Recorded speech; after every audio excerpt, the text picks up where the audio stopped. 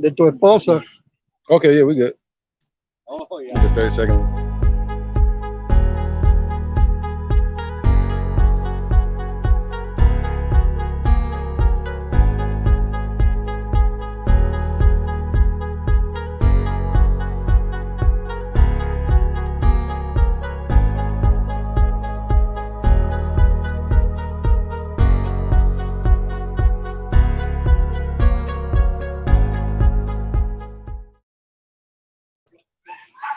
All right, Shalom. We are the Hebrew Israelites. We come out here every week to prophesy the downfall of this wicked kingdom that's called America, but it's known as the daughter of Babylon in the scriptures. But first, before we do so, we want to give praises to the Most High in His true name and His Son in the true name, whom they ignorantly call Jesus in the churches. All right, so we're going to say, Call, Allah, La, Yahweh, Yahweh, Bahashem, Bahashem, Yahweh Yahweh Shai, Bahashem, Bahashem, Ha, Wakah, Kodash, Ma. All Mama. right, double honor to the elder apostles of GMS and their elders, and shalom to you, Akim and Akwatim, the children that still believe in sincerity and truth around the four corners of the earth. Let's start off with that Deuteronomy 17 and 15. So we got this Edomite walking around asking our people to vote, right? We're not supposed to be voting, first of all, and on top of that, we do vote. We're supposed to vote somebody that's of our people. But first, we got to know who our people are. The Negroes, Latinos, and Native Americans that are scattered around the four corners of the earth, we're the true Israelites of the Bible, God's chosen people. See that? When they got Obama in office, that put our people to sleep because he looked like us. But he's not our people. He's an African. All right? He's an African, man. And our people were always at war with those Canaanites, those Africans, man. If you look back during the times of Solomon, Saul, King David, and Solomon, all right? And when Obama was in office, he set up something called the NDAA. And through the NDAA Act, that's how he's going to throw a lot of people in the concentration camp. That's how he's going to throw a lot of people in the jail, calling the parents terrorists for not getting that from their children. Real soon, all right? So let's get this real quick. When the Lord says you vote, go ahead, brother. This is Deuteronomy chapter 17, verse 15. Thou shalt in any wise set him king over thee, whom the Lord Yahweh thy power shall choose. One from among thy brethren shalt thou set king over thee. Right. So you're supposed to wait for the Lord to set a king over you. And who is that? He said his king over his holy hill Zion. Anybody know what that is? I have set my king over my holy hill Zion. All right, but we have a king, and his name is Yahweh Shai. You see that? King of kings, Lord of lords. All right, so in these times that we're in, we're not supposed to be voting in these systems, man. All right, it's all a trap. Well, let me know if somebody get that. Yeah, you got it. You got to get it. Take your time, bro. This is the book of Psalms, chapter 2, verse 6. It reads, Yet have I set my king upon my holy hill of Zion. Right, and today Zion represents the foundation. What's the foundation? It's not all of Israel, because just because you come from this bloodline doesn't make you special. You're special when it comes to the other nations. But the Lord says there's no respect to persons. All right, so he's going to destroy 2/3 of our people in the coming destruction. They're going to get caught up in the so-called white man's trap, Esau's trap. All right, they're going to get caught up in Biden's trap, man. The Illuminati, Klaus Schwab, and all of them that deal with the World Health Organization. All right. So the Lord said, if you're of the elect of Israel, you'll be delivered from the coming destruction. Somebody got a precept that I was looking for? Yeah. Let me get that. Yeah. Read it again. Psalms 2 and 6. Yet have I set my king upon my holy hill of Zion. That's right, man. Get 2nd Ezra chapter 2. Let's go there real quick. Chapter 1. I want to go through this whole chapter. All right, because we got to bring our people into remembrance. If you're a man in these times, you set up to be one of the Lord's elect. Let's get that real quick. Let's get some milk. Revelation 7. All right, and 2nd Ezra chapter 9. Yeah, Revelation 7, and then 2nd Ezra chapter 9, and then we go from these two to 2nd Ezra 1. In the 2nd Ezra chapter 9, you want that first? Yeah. The 2nd Ezra chapter 9 and verse 1. He answered me then and said, measure thou the time diligently in itself, and when thou seest part of the signs past, which I have told thee before, then shalt thou understand that is the very same time wherein the highest will begin to visit the world which he made. Right, so you got to measure the time. You see all this stuff going on. You see the dollar crashing. You see China just the other day, they started sending 150 something bombers and jets into Taiwan, just shooting off duds into the air, explosions. Why? Because they're preparing for war against Taiwan. Who backs up Taiwan? America. You see that? So World War III is breaking out as we speak around the world. And what else? Martial law. The Lord prophesied and told us that they're going to throw some people into prisons. They shall cast some of you into jails, into prisons to be tested. You know what I mean? So the only way you're going to make it out is the same way people like Jeremiah made it out. The same way people like Moses made it out. The same way people like Daniel, who they call Shadrach, Meshach, and Abednego made it out. You know, these are all our people. And they made it out of the destruction. They were delivered from it because they turned to Yahweh, the God of Abraham, Isaac, and Jacob. No other God. And you got to know his name. You can't say Jesus. Yep, real quick. Let me let this foundation real quick. You can't say Jesus. You can't say Allah, because Jesus goes back to the Greek name Zeus. And going from that, from Zeus, you go back to Baal. And y'all know about the name of Baal from the Old Testament. That was the name of their idols during the Assyrian Empire and the Babylonian Empire. They got us worshiping these same idols today, going to church, dealing with these people here, the false prophet John, dealing with all these false prophets. All of these false prophets were set up to deceive you. There's only one way, the straight path to Yahweh Bashim Yahushua. The straight path back to the Father, which is through his son, Yahushua. Go ahead, precept. Anybody calls him out? This Revelation chapter 2, verse 10. Right. Fear none of those things which thou shalt suffer. Behold, the devil shall cast some of you into prison, that ye may be tried, and ye shall have tribulation 10 days. Right. Go ahead. Be thou faithful unto death, and I will give thee a crown of life. Right. But the Lord said, be faithful to who?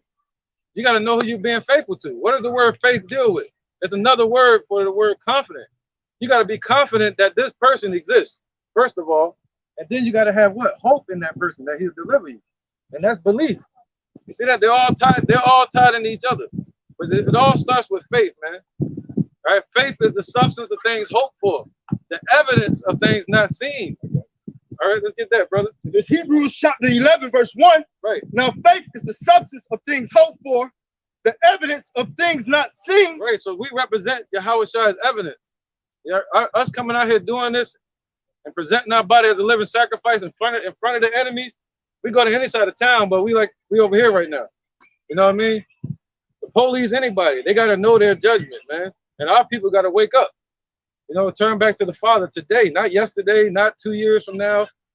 Now, you know, choose ye today who you will serve. Or the Lord said, what? What's that? What's that? Where he said, if I wet my sword, what's that? Proverbs, I think. Where he said, kiss the son. Yeah, kiss the son. Go ahead, bro. That's Psalms 2. Psalms 2. I'm about to say Proverbs 2. All right, this is the book of Sirach, chapter 5, verse 7. Let's get it, bro. Make no tarrying to turn to the Lord. Right, so don't tarry to turn to the Lord. Same way you get up and go to work, or you go to your college. Go ahead, or go to that refrigerator. Go ahead. And put not off from day to day, for suddenly shall the wrath of the Lord come forth, and in thy security thou shalt be destroyed and perish in the day of vengeance. Right, and everybody's in security in this society because they got jobs. Yeah, all right, the one they call Big Brother watching over you, the government. But now look what the government doing. It used to be the public ruled over the government through the Constitution, but now the government is taking over the public and calling them terrorists, calling them the servant. All right, go ahead. Oh, that was it? Okay, go ahead. This is book of Psalms 2, verse 12. It says, kiss the son, lest he be angry. Right, to kiss the son, you got to honor Yahushua. That's his name, Yahushua in the Hebrew. A 10-foot tall black man from the tribe of Judah. Right. This is the book of Isaiah, chapter 52, and verse 5. Now, therefore, what have I here, saith the Lord, Yahweh Bashim Yahushua, that my people is taken away for naught, that they that rule over them make them to howl, saith the Lord. Right. And my name continually every day is blasphemed. Right, man. Those that rule over them. Who is that? People like them. And these people, they the ones that called our people to howl and blaspheme the name of the Lord. They calling on all these false names. Our people have been perverted in the mind. You got people in the Islam. Islam was started in 500 AD. You got people in the Christianity, 325 AD. You got people in the Buddhism. That goes back to Moab. What else you got? You got pagans. You know, that goes back to the Greeks and the Romans. Go ahead. Verse 6. Therefore, my people shall know my name. Therefore, they shall know in that day that I am he that doth speak. That's right. So you're gonna know the Lord's name in these times. You're not gonna be calling on many names. You ask somebody his name, they'll say Jesus. They'll be like, that ain't his name. He's like, I know. But his name Yahweh. No, that's not his name. He's like, well, what's his name? See that? You gotta know the Father's name. But he said, those that call on my name shall be saved. Go ahead, brother. We're gonna bring them all out. Let's get it. It's the book of Acts, chapter 4, verse 12. Yep. Neither is there salvation in any other, for there is none other name under heaven given among men whereby we must be saved. That's right. There's no other name given under heaven. See that the name Joshua has been given many times. But to this spirit that's up in the heavens, the spirit, the first spirit ever created, that's the Son of the Father. See that? He called him Yahushua. Yahushua means he delivers. So that spirit is the one that's set up to deliver the children of Israel out of bondage, out of captivity, into the kingdom. Just like a doctor would deliver a baby from the womb to the present. The Lord is set up to deliver us from our situations. You know what I mean? From our troubles. Go ahead. This is Romans 10 and 13. For whosoever shall call upon the name of the Lord shall be saved. Keep going. This is verse 14. How then shall they call on him in whom they have not believed? How you gonna call on him if you don't even believe in him? Go ahead. And how shall they believe in him of whom they have not heard? See that first you got to hear about him. The first step to learning anything is what? Exposure. You got to be exposed to it first, to his name. Go ahead. So it's a blessing. This is the best thing you can hear in your life. It's better than money, because money, what? Money is fake. You get all the cash in the world, but it's nothing but fiat currency. You know what I mean? If it says $20 on it, it's really only like $1. You know, the number on it don't change, but the value does. You can get all the gold and silver, but where are you going to spend it? You know, you got to get all the gold. You get all the gold on the earth, but the Lord got all types of gold out in the heavens streaking through called gold dust or star dust. You see that? But the Lord got it veined through the earth. So where's the real currency? Where's the real money? The real currency is wisdom. All right? The Father used wisdom to create everything. You know what I mean? And the Lord blessed us to have a piece of that pie. Go ahead. Just like the Jefferson. Remember that? Finally got a piece of the pie. It's Hebrews 11 and 6. But without faith, it is impossible to please him. For he that cometh to Yahweh must believe that he is. Yeah, spirit and truth. The worship, spirit and truth. Go ahead, brother. And that he is a rewarder of them that diligently seek him. Right, man. So you got to believe that he is, that he exists. The same God that came down and dealt with Moses, that delivered us from Egypt in 1445 BC. That's the exact date when we got delivered from Egypt. All right, we got delivered from Egypt in 1445 BC. So that same God exists today. He just hid himself to create this moment of opportunity to turn back to him for repentance. Go ahead. That was it. He said you got to believe that he is, and you got to believe that he's a rewarder of those that diligently seek him. So that's the next step. You can't just believe, because that's hiding your candle in the bushel. Well, I got more. Come on, brother, let's get it. It's verse 7. By faith, Noah being warned of God of things not seen as yet, moved with fear, prepared an ark for the saving of his house. Right. And the Lord is upset because our people don't have that fear in them. Why? Because they don't remember. They don't remember the God of Israel. So they don't have that fear anymore. Yeah, through fear, you're gonna fear who you love. You know what I mean? You're gonna do what they say. And through fear, we come out here and do this work because we want to be delivered. All right, go ahead. Real quick. This is Ecclesiastes 12 and 1. Remember now thy creator in the days of thy youth, while the evil days come not, nor the years draw nigh, but thou shalt say, I have no pleasure in them. All right. So now is the time, man. Don't wait till all hell breaking loose. Don't wait till they knocking on your door, giving you that choice for the mandate or not. Don't wait till they ready to kick you off your job, you know, or take away your health benefits. That's what's next, man. They coming for it. This is a total takeover. It's called, you're right. It's called globalization 4.0, if you don't believe me. And it's literally called the fourth industrial revolution. All right. They're moving to a whole new system. And when people get that in their body, they become part of that system. That's it. Like, that's what's happening right now. All right. And it's an electronic, computerized system that has a parasite in it. And you can look up that parasite that they're putting in people right now, and it's called Hydra. If you remember the movie The Matrix, it's kind of like the thing that was pulled out of the stomach of the individual. It's exactly like that. Right, man. It's a parasite, man. But you seen the movie Venom. That's all I'm gonna say. I watched this video the other day. Dude had spikes coming out of his hand after he got it. And yeah, she's not, huh? Like protein? No, but yeah, it probably was. But it was like little fibers coming out of his body. And his wife took him out from the, getting that. She took him out with tweezers, and they was trying to get back in his body. That was the other day. And she put his arm under a black light, and you can see his veins glowing. That's what they're getting in him right now. Hey, thanks to Bill Gates. He copyrighted the 060606 ID 2020. It gets no more clearer, man. They're trying to kill our people. Esau's trying to kill Jacob. All right. Any precept, let's get it, because I've been talking a lot. Let's run it from here first. Anyone I called, I go right after that. Okay. Yeah, look at these. This is the book of Isaiah, chapter 55 and verse 2. Wherefore do ye spend money for that which is not bread, and your labor for that which satisfies not? Hearken diligently unto me, and eat ye that which is good, and let your soul delight in self and fatness. All right. So what happens? What? No. What do? They go to these churches, and they pay tithes to these pastors. Yeah, y'all know the collection fee. Everybody tired of that. We tired of them taking our money. You got the IRS taking money. You got the pastors at the church taking money. I got tired of walking down to that pulpit and they say, come to the back. And you go back, there's a bunch of tables and secretaries taking information. Feel like you walk into an accounting building. They're back there tallying up money. Feel like I was at a strip club or something. Right, sister?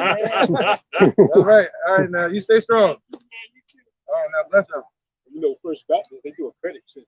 They do a credit check? First Baptist, yeah, they get their money. They got the whole downtown locked down. You have to make a certain salary to even be a member of that church. All right, bless you, man. See ya. All right, man, Robert Kai, he got the flyers, right? I got some. I got some. Hey, brother. Excuse me. Hey, bro. 1 second. We don't want to hold up too long, but 1 second. Yeah, we're going to get a flyer to take with you, all right? That's right. That way you can check it out on YouTube. Yeah, get them on there so you can see this. Yeah, y'all will be on there too. All right. All right, so where was it? Look at these precepts. Go ahead, brother. It's Proverbs chapter 9, verse 10. The fear of the Lord is the beginning of wisdom, right, and knowledge of the holy is understanding. That's right, man. That's the best choice you can make in your life. That's the beginning of you stop not being a fool no more. You begin to be a wise individual. And you begin to fear the God of Abraham, Isaac, and Jacob. All right? Go ahead, brother. This is Ecclesiastes chapter 9 and verse 13. This wisdom have I seen also under the sun, and it seemed great unto me. There was a little city and few men within it, and there came a great king against it, and besieged it, and built great bulwarks against it. Now there was found in it a poor wise man, and he by his wisdom delivered the city, yet no man remembered that same poor man. Then said I, wisdom is better than strength. Nevertheless, the poor man's wisdom is despised, and his words are not heard. I just brought that out because, hey, we out here week in and week out, man. Right.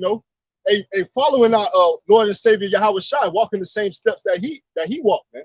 Yep. Giving our people that sufficient food that they're gonna need for that day, man. All right, that day they're gonna be in one. All right, in the spirit, man. Yeah. All right, but they despise this truth, or they'll think that it's you know, they push it off to the side, man. But hey, says remember thy creator and thy youth, man. Right. And they hang on to people like Biggie and Tupac and them because they were rich. Well, they hang on to Alexander the Creek, his words and stuff like that. But they won't hang on to Yahweh Shai because he showed up here in the low state. Meek, you know. He showed up in meekness. Go ahead, bro. We're going to get back to the lesson in a second. This book of Philippians 3:20 and 21. For a conversation is in heaven, from whence all we look for the Savior, the Lord Yahweh Shai, who should change our vile body, that it might be fashioned like unto his glory body, according to the working whereby he is able even to subdue all things unto himself. That's right, man. You got to believe that. All right. That's the first thing. That's why he said you got to believe that he's a rewarder of them that believe in him, that trust him. All right. He promised to give us new bodies, man. What is Esau offering right now? With a new form bodies. Yeah. First you had the trans, you know, those people. Now you got transhuman. Yeah. And anybody that goes and get that, they lose their rights as a human being here in America.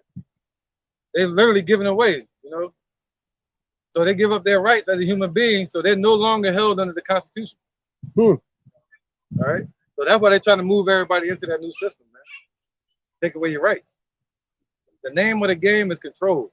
But you got to believe that Yahweh, the same one that raised Yahweh Shai up 2,000 years ago, is going to fashion our bodies to be just glorified, just like his, man. All right. And through that, he's able to do everything unto himself. How? Through the Spirit. Through the Spirit of truth. And going back to what you said about the fourth industrial revolution, back to what your lesson said, making everything automated. That's Amazon's new thing now. If you're an Amazon dealer, they try to promote you to automate your warehouse as much as you can. Why? So because you don't want room for human error. They say humans are full of mistakes and error, and this is their way of trying to make humanity perfect. And they got this whole thing they're gonna push real soon. I kept saying it's global warming. Yes. That's what it's really about. They want to deplete the human race and revive the world that they destroyed. They destroyed it through the second and third industrial revolution. So now they want to do away with factories and carbon and all that. So they want to keep everybody on lockdown or dead. You know. I think let's get a couple of these real quick. Then we'll get back to the concrete lesson. Go ahead, brother. This is the book of Romans 12 and 2. And be not conformed to this world, but be yet transformed by the renewing of your mind, that ye might prove what is that good and acceptable and perfect will of Yahweh Shai. Right, man, because he said what? Faith is the substance of things hoped for, the evidence of things not seen. See that? But us being out here doing the work, we're proving the Lord's power, man. So you want to take part in that, to be part of his proof instead of being part of his reproof. You know, you want to be part of the proof that Yahweh exists, that Yahweh Shai exists. All right, and that his presence is still here. We're the only resource for that. The only sign of that right now. You can't go to the churches. You can't go anywhere and find that. You're only gonna find it through the men of the Lord. These people can read the book. They can read the book all they want, according to Romans 11 and 7. But if the Spirit not dealing with them, they're not gonna understand it. All right, go ahead, brother. Precept. This is Acts chapter 10, verse 39. Yeah. This is, and we are witnesses of all things which he did both in the land of the Jews and in Jerusalem and or Jerusalem, whom they slew and hang on a tree. Right, go ahead. So we are witnesses of what the Lord has set up, what he has commissioned. We are witnesses of his works. We are witnesses of his promises. The prophecy. And the prophecies, Khan. Yep. Israel represents the two witnesses. Yep. Verse 41, it says, not to all the people, but unto witnesses chosen before Yahweh, even to us who did eat and drink with him after he rose from the dead. Oh, my goodness, man. Right. That's predestination right there. Go ahead. Go ahead.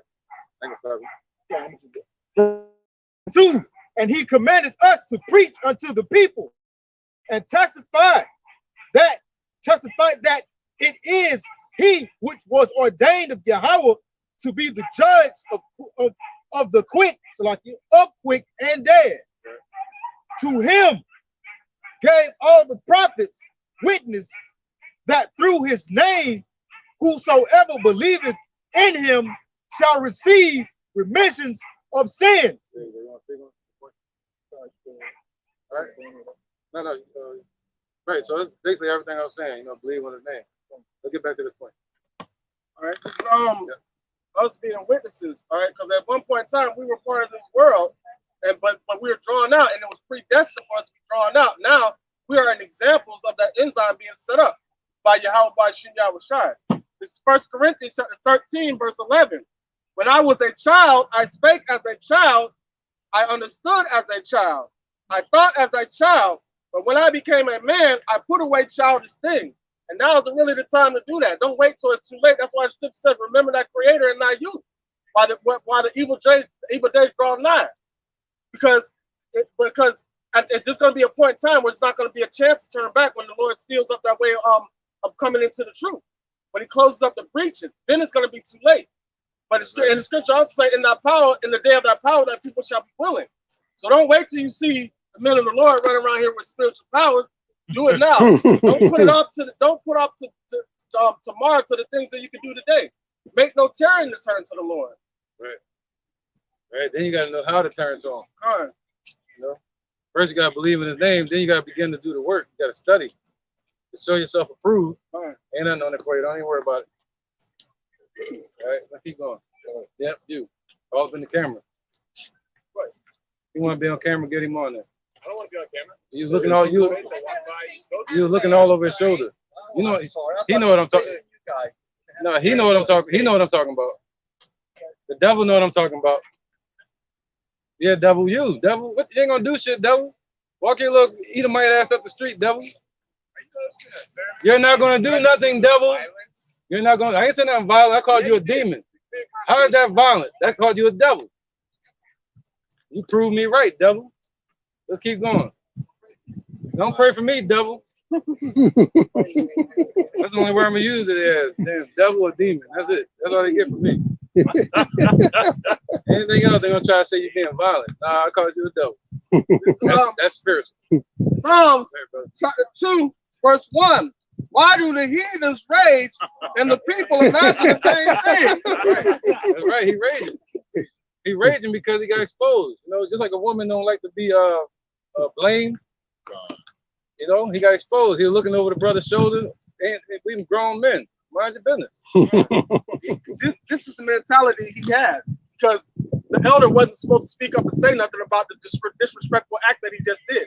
We're supposed to cower whenever, like, you know what I'm saying? When you speak up for yourself as a man, they don't like that shit. That's why he was pissed off. Right. That's violence. Us speaking up and standing up for our rights, to them, that's violent. In their minds, we're not supposed to be doing that. Yeah. That's what they're afraid of. I don't believe in that trick, man. Out of that trick, man. Shit. Do something besides pulling the rabbit out the hat. All right, hands. Yeah, slide of hands shit. All right, it's Matthew 24:20. But pray ye that your flight be not in the winter, neither on the Sabbath day. For then shall be great tribulation. And Yahushua was talking about 70 AD at that time. But what is he saying now? Touch not my anointing and do my prophets no harm. All right, but you're going to have some martyrs that die, but guess what? They're going to get glorified in that instant. All right, so now, these thought the same dangers and calamities that came in 70 AD, they're coming again today. Time of Jacob's trouble, we in it. All right? So be prepared. This is the only way to prepare yourself is standing firm in the truth of Yahweh by Shai. Right.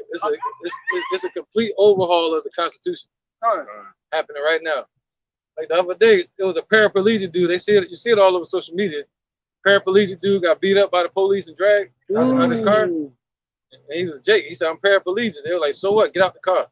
He's like, yo, I can't. He's like, oh, you can't? You telling me no? He's like, oh shit, I'm done. Like, who the fuck can I cry to? Like, who you gonna call out to? He's like, yo, somebody get down here, send somebody down here to record them. Like, that's all they can do, record. And there's another incident in Texas, all right, where they had a kid that's supposed to be did a school shooting. That's how they were labeling it. a school shooting in Texas, but he got out on bond the next day because he was actually being bullied. And then they got this new law that they just put in play just last month in September, where all you have to do is not have a felony in the state of Texas, and you can lawfully carry a firearm. 21, so you don't have to have a license to carry a gun in Texas. So you can open carry, long as you didn't have a felony. So if you have a misdemeanor, you can open carry now. Just a month later, they having something as if it's a school shooting, but the Jake really kind of got into a fight, got beat up in school, and defended himself.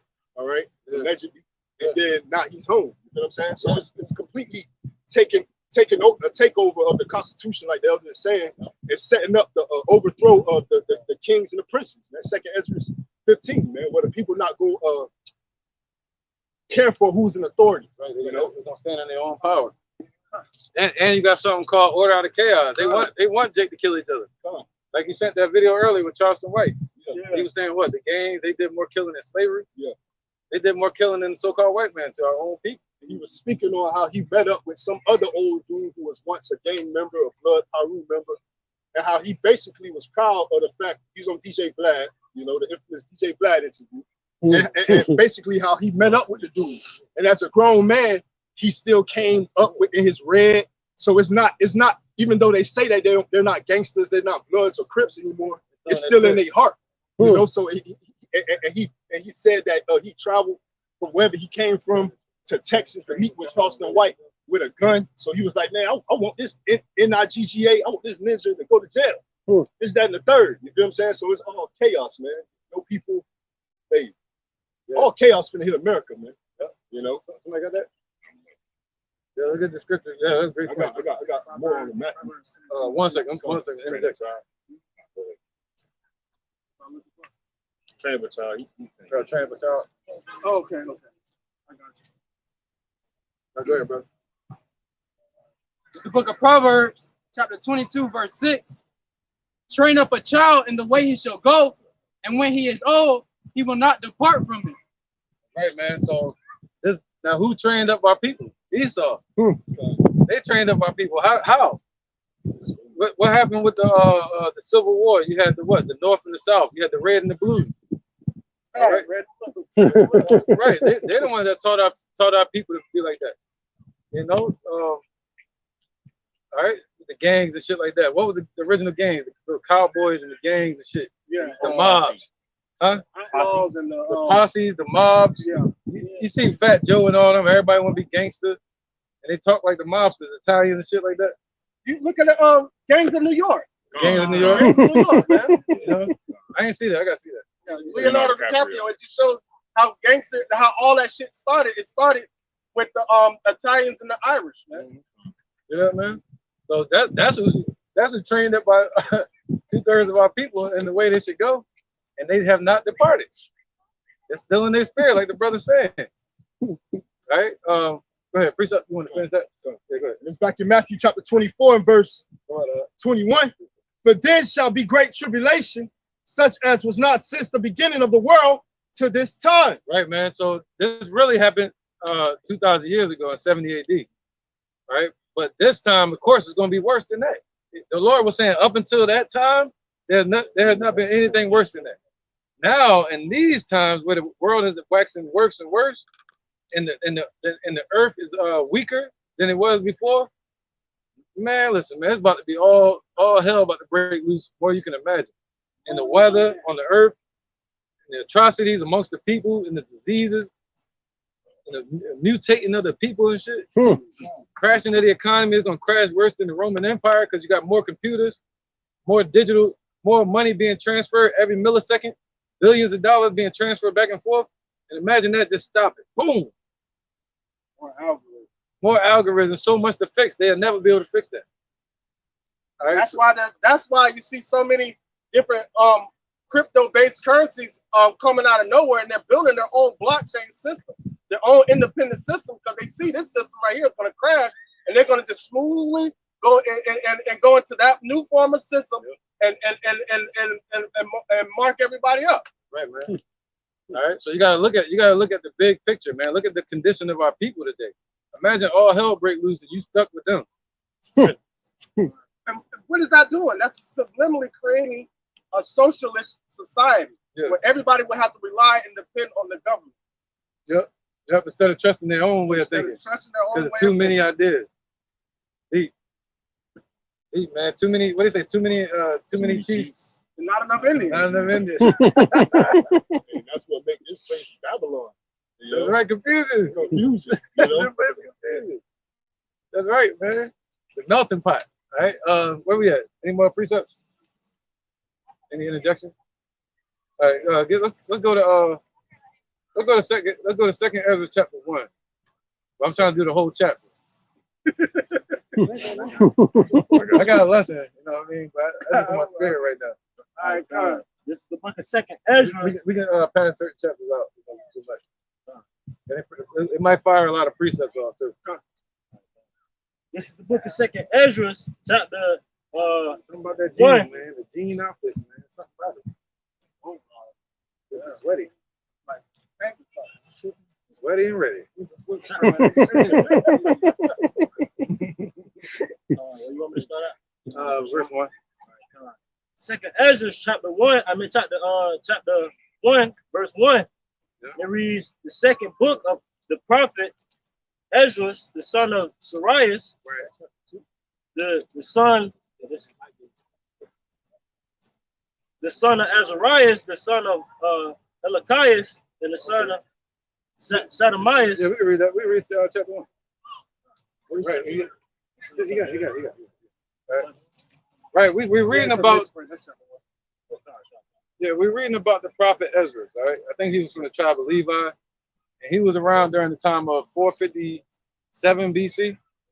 All right.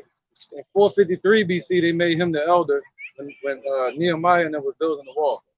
All right, the second temple. So it was around 457, 452, 3 BC. Okay. This is around the time of Artaxerxes. The son of Sadoc, the son of Akhtar, right? The son of Achias, the son of Phinehas, the son of Hiliah, the son of Amarias, the son of Aziah, the son of Marah, the son of Arnah, try your best. You good? Come on. The son of Ozias, the son of Barah, the son of Abbasai, the son of Phineas, the son of Eleazar. Good job, brother. I tell people, man, if you can read this, you can read anything. Verse 3, the son of Aaron of the tribe of Levi. There you go. So Ezra was from the tribe of Levi. I get that mixed up sometimes. I think Jeremiah was from the tribe of Benjamin. Go ahead, bro. Which was captive in the land of the Medes. Right, the land of the Medes. All right, go ahead. In the reign of Artaxerxes, king of the Persians. There you go. So he was called Artaxerxes, all right, at that time. And you can hear about Artaxerxes in the movie 300. Ooh. All right, go ahead. And the word of the Lord came unto me, saying, go thy way and show my people their sinful deeds. Right, I'm going to stop you a lot. So now we're sent in the same spirit to show our people their sinful deeds, man, so they can repent. All right? And the ones that already believe, we're sent to be the example for them, for their next step of what they got to do. All right, go ahead. And their children, the wickedness which they have done against me. Right, because they forgotten. Our people have forgotten the Lord and everything we did against him, man. When we sin, we trespass against the Lord. Shalom, bro. Oh, you good. Perfect. Go ahead. Yeah, I know he's going to be firing them off. Let's get it. Jeremiah chapter 2, verse 32. Can a maid forget her ornaments, or a bride her attire? Yet my people have forgotten me days without number. Why trimmest thou thy ways to seek love? Therefore thou shalt also taught the wicked ones thy ways. Right, can you read that part again? I'm going to stop you. All right, come. This is Jeremiah 2 and 32. Well, I'll start at 31. I'll start at 30. It says, in vain I have smitten your children, they receive no corruption. Your own sword hath devoured. There's no correction, right? That's right. So in vain, the Lord saying, yo, even today, he has smitten our people with slavery. He put us in slavery. You know, and the Lord said the fire is off sent out. So the Lord sent judgments upon our people every day. And in vain has the Lord corrected our people. Because why? That wickedness still stayed there. That seed of wickedness was still within our people. All right? Go ahead, bro. Nobody else making injection. Yeah, definitely. This is the book of Jeremiah, chapter 6 and verse 27.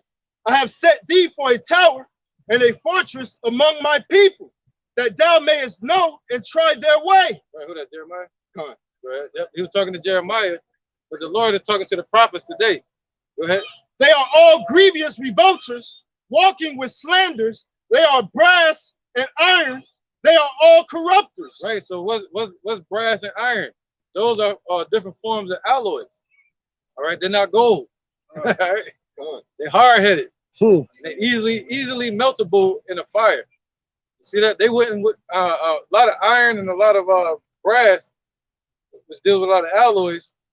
They will not stand the pressure in the furnace of adversity. But like if gold is tried, gold shines in them. So the righteous of our people that go through all this and go through affliction now are going to turn to the Lord, not turn to the system. Right, man. That's right. There you go. All right. They're going to be purified. All right, like gold. Go ahead, brother. Go ahead. The bellows are burnt. The lead is consumed of the fire. The founder melted in vain. See that? But the wicked are not plucked away. There you go. So the Lord had us go through Egypt. He had us go through the Roman Empire, 70 AD. And he said, what? The wicked are still not plucked away because they still among our damn people. That's why we like, yo, destroy the 2/3, man. We pray the Lord destroy the 2/3. They're like the afterbirth. You got to get rid of it. You know, keep the baby, get rid of the damn bathwater. I'm trying to throw the baby out with the bathwater. I'm going to get back to where you was at, too. Okay, I'm holding it. All right, go ahead, bro. This is the book of Isaiah, chapter 1 and verse 5. Why should you be stricken anymore? You will revolt more and more. The whole head is sick and the whole heart faint. Right, man. Because if you're born on this earth and you have no wisdom and the Lord is not dealing with you, you're going to revolt and be wicked more and more to the Lord, man. That's it. All the way until your death. All right? When you be born, we start to what? We start to rear towards our death. And if we die, we just died in vain. Everything was just vanity.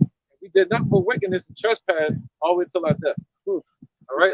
So the Lord is giving us a chance not to trespass anymore.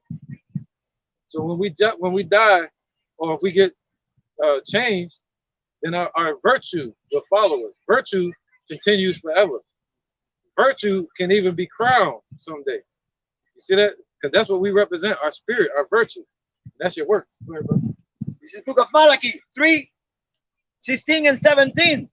Then they that fear the Lord speak often one to another, and the Lord hearkeneth and heareth and heareth. Right. So right now, we're speaking often one to another. Why? Because the Lord opened our eyes to be able to speak. All right. Before that, we were dead. We were spiritually dead, walking around like everybody else. What's that? Revelations 11. And he said, what? We're going our bodies lied in the street of a great city that was spiritually called Sodom and Egypt. Let's get it real quick. You done? No.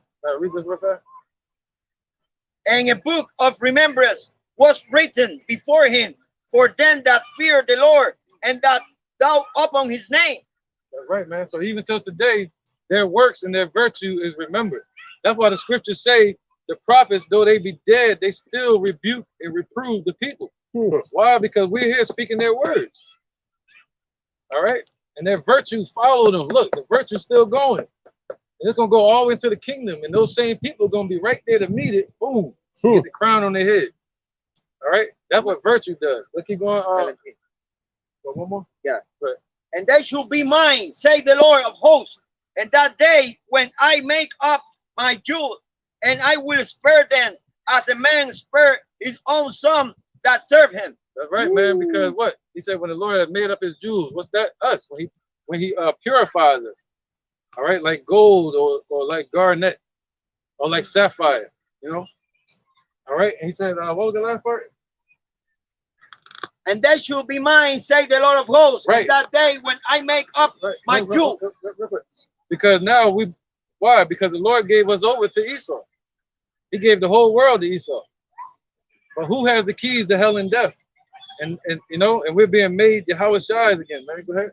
And I will spare them as a man spare his own son that serve him. Right. So he's gonna spare us the same way he spared Yahweh Shai, man. All right, but check it out. What did he do with Yahushua? He afflicted him. All right. Let's keep going. You want to know? Yeah, we bring it up. This is Revelation chapter 11, verse 8. Right. Let's read about this place that's spiritually called Sodom and Egypt, that people call America, this bitter land. And their dead bodies shall lie in the street of the great city, which spiritually is called Sodom and Egypt, where also our Lord Yahushua was crucified. Right. So America, that word crucified means to X out. All right. So here's where they try to what? Do away with the scriptures. Even in the schools, they're trying to do away with that now. Right here in Florida. All right. They're trying to do away with the spirit of the Lord in this place, the spirit of truth. That's why this place is what? A place of lies, man. All right. And they persecute the Lord's people, crucifying him afresh. Go ahead. It's Hosea chapter 4, verse 1. Hear the word of the Lord, ye children of Israel, for the Lord have a controversy with the inhabitants of the land, because there is no truth, no mercy, no knowledge of Yahweh by Hashem Yahushua in the land. There you go, man. Man, that's fire. What land is this? Talking about Babylon right here, man. Idumea. There's no truth. There's not, the spirit of the Lord is not in this place. But when you go to their courts, what's the main one they got? The Bible. When you go to inaugurate, which is a witchcraft term, you do that with warlocks. You inaugurate them. When they do an inauguration, they got the Bible. When people get married, they got the Bible. But they don't uphold anything in that Bible. They call themselves a God-fearing country because they didn't want to be looked at as atheists. They wanted the financial backing of the Roman Catholic Church. See that? To separate them from the Russians. All right. So that's why they call themselves a God-fearing country after President Eisenhower. See that? Right, where was that? That was it. Any precept? Precept for what you're speaking of. Yeah, let's get it. And I'm gonna get back to that one you. Basically, how the elder was going in, how men basically left their works behind them. All right, this is Sirach, Ecclesiasticus, chapter 41. And I'll start at verse 4. It says, leaders of thy people, by their counsels and by their knowledge of learning, meet for the people wise and eloquent in their instructions, such as found out musical tunes and rejected verses and writings. Rich men furnished with ability, living peaceably in their habitations. All these were honored in their generations and were the glory of their times. So, you know, just like Scripture says, hey, times, hey, look at the generations of old, you know. The Lord hasn't rejected anybody that has called upon him throughout history, man. So those that have been doing the will of the Lord, Yahweh before time, we're doing it to this day because the spirit of the prophets is subject unto the prophets, man. So we look back into ourselves for that confirmation of what we do today, man. Right. Hey, slide down some girl about he's getting hit with the sun in the back. About 5 steps back. Go to the side. Let's just slide everything down. Let's keep rocking though. Hey, go ahead, knock with the precept. It's the book of Sirach, chapter 2 and verse 10. Look at the generations of old and see, did any trust in the Lord and was confounded? Or did any abide in his fear and was forsaken? Or whom did he ever despise that called upon him? Hey, so hey, that's why it's imperative to return, repent, and kiss the son, lest he be angry, man. As we brought out earlier in Psalms chapter 2, man. All right, or honor the Father, man, and return to him in the days of your youth. All right, before the evil day come not. All right, because the evil day is approaching us, man. All right, the famine of the word. All right, famine, pestilence. That's right. You know. Go ahead. This is Jeremiah chapter 35, verse 15. Just to back up the brother Athaniah about the evil day. It says, I have sent also unto you all my servants, the prophets, rising up early. Right. So the Lord calling you an angel. All right, that's what we're called. We're called angels, man. The word angel means messenger. So if you're standing in the spirit of the Lord, you're an angel, man. You're angelic. Go ahead, brother. It says, I have sent also unto you all my servants, the prophets, rising up early and sending them, saying, return ye now every man from his evil way, and amend your doings. Oh, he's talking what? He said what? Remember your creator in the days of thy youth. So before the prophecies show up, the Lord rose up early and sent his prophets out there to warn the people. All right, go ahead. Before the prophecies show up. Says, return ye now every man from his evil way, and amend your doings. Right, go ahead. And go not after other gods to serve them. And ye shall dwell in the land which I have given to you and to your fathers, but ye have not inclined your ear nor hearkened unto me. All right, man. So that's 2/3 till this day. They don't want to turn to the Father. All right, they deafen their ear, they close their ear. You know, and you got people of the circumcision that claim to be in the truth that's closing their ear. Look at Cesariak. He moving in haste of ISUPK. He went and got that in his arm. You know, look at Brandon T. Jackson calling himself King David now. You know what I mean? Trying to serve God and Mammon. All right. So we pray to the Lord to send forth workers into the harvest, man. Because the quicker we reach one and each one teach one, we get the hell out of here.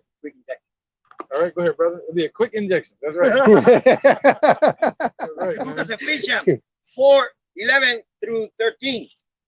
And he gives some apostle and some prophet and some evangelists and some pastors and teachers for the perfecting of the saint, for the work of the minister, for the edifying of the body of Yahweh Shai, till we all come in the unity of the faith, language, and of the knowledge of the Son of God, Yahweh, unto a perfect man, unto a measure of the stature of the fullness of Yahweh Shai. Right, man. Woo. Where is that at? Let me find it. I think it's Wisdom of Solomon 4, where it talks about Enoch. Yeah, if anybody got a precept school, you want me to go back to the Jeremiah? Yeah, here you go. Oh yeah, I'm gonna go there too. But Wisdom of Solomon 3, and let's start from 8. All right. Wisdom of Solomon chapter 3. Right. He said they gotta be perfected, right? What is that perfection? Enoch was a perfect example of that perfection. The 7th person from Adam. All right, from the birth of Adam. Go ahead. Wisdom of Solomon chapter 3, verse 8. They shall judge the nations and have dominion over the people, and their Lord shall reign forever. No, Wisdom of Solomon 3 and 8. Go on. It says for the honorable age. Wisdom of Solomon 3 and 8. 3 and 8. 4 and 8. 4 and 8. Oh, 4 and 8, my bad. Oh, okay. They always do that shit. Wisdom of Solomon chapter 4, verse 8. Yeah. For honorable age is not that which standeth in length of time, nor that is measured by number of years. Right, so it's not about the gray hairs and all that gives you respect anymore. And we know that just growing up in the hood. You get older, you see these old hairs full of shit. It's like, damn, you was a nigga, man. You see somebody that was a pastor, they was molesting people, all kind of shit. You're like, damn, man. And they was just doing drugs and crack and partying. And now look at them, you know? So how do you respect that? You know what I'm saying? So that's why we have elders in these camps. You know, it's about the you know, what the Lord says. You know, you still got to be humble within that. Go ahead, brother. Let's keep going. Verse 9. But wisdom is the gray hair unto men, and an unspotted life is old age. Right. So the wisdom is what makes you an elder in this truth. You know what I mean? Or the time you put in. Go ahead, brother. He pleased Yahweh and was beloved of him, so that living amongst sinners, he was translated. Woo! So what did the brother just say? He said we're going to be perfected until the fullness of the perfection of the saints. See, that's what we're hoping for. Once we get our faith perfected, that's when we out of here, man. Check this out. Read that again, that last part. Verse 10. He pleased Yahweh. See, we got to please the Most High. How do we please the Lord? Spiritual sacrifice. What's that? Peter, I think it is. God was spiritual sacrifice. Yeah. I think that might be it.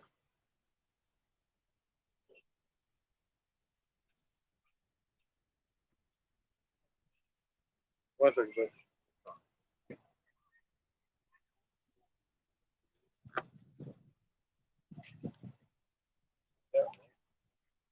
Anybody else?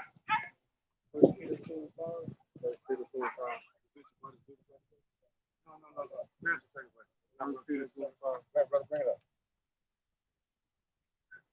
All right, this is the book of First Peter, chapter 2, verse 5. Ye also, as lively stones, are built up a spiritual house and holy priesthood to offer up spiritual sacrifices. Sacrifice, like acceptable to Yahweh. Acceptable. So this is acceptable. See that? Not going and killing the lamb. Go ahead. Acceptable to Yahweh by Yahweh Shah Mashiach. There you go, man. So that's what's pleasing to him. All right. This is how we please the Lord now doing this work. That's what's acceptable to him. Go ahead. Wisdom of Solomon 4:11. Yea, speedily he was taken away, lest that wickedness should alter his understanding, or deceit beguile his soul. Right. So the Lord said what? The Lord said because of the elect, the Lord shortened the time. Because if it were possible, Esau would deceive the very elect. So the Lord gonna take us out of here before that can happen, man. You know, he's gonna send his angels. And every eye gonna see him. It's gonna be, you know.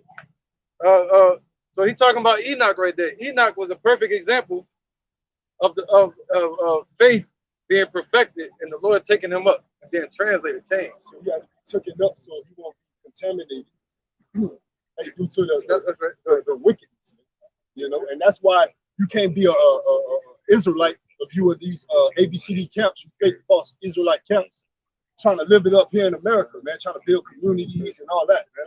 That's a philosophy, man. You know, that shows that you want to stay here in America, man, in bondage, in the second Egypt. You know, because this place ultimately is going to defile you. You can't keep the laws to 100%. You know, that's why we stand on keeping it to the best of your ability. Because Esau has created a whole society that deprive you of pleasing the Lord. Ooh, yeah, read that. Verse. They're talking about Enoch once again. Go ahead, brother. Verse 12. For the bewitching of naughtiness doth obscure things that are honest, and the wandering of concubines doth undermine the simple mind. Go ahead. Verse 13. He being made perfect in a short time. Right, we're being made perfect in a short time. All right, go ahead. Fulfilled a long time. So that, see that? So he fulfilled a long period of time in a short period of time. What could have taken years and centuries, it was fulfilled in a short period of time. And that's why the Lord said what? Hasten the day, do the work. And if we fulfill that work, what's the work? What are we looking for? 2nd Ezra 13, the number of them. Yep. Shoot. The number of my children is 2 and like 36. It is? All right, yeah, I always do that, right? Yeah, that one. 41. The number of our children who died longest for. Let's get that, man. See that? And that's the hastening of the day. All right? The bride being full. All right, go ahead, brother. 2nd Ezra chapter 2, verse 41. The number of thy children whom thou longest for is fulfilled. Beseech the power of the Lord, Yahweh Bashem Yahweh Shai. Right, turn back to your father, Yahweh, his son named Yahweh Shai, a so-called Negro from the tribe of Judah. Go ahead, brother. That thy people which have been called from the beginning may be hallowed. Right, so we always been called from the beginning, but he's really talking about the hopeful elect, the church that King Solomon spoke about. All right, the elect have been called from the beginning. Okay, but it's really talking about Israel, that they may be what?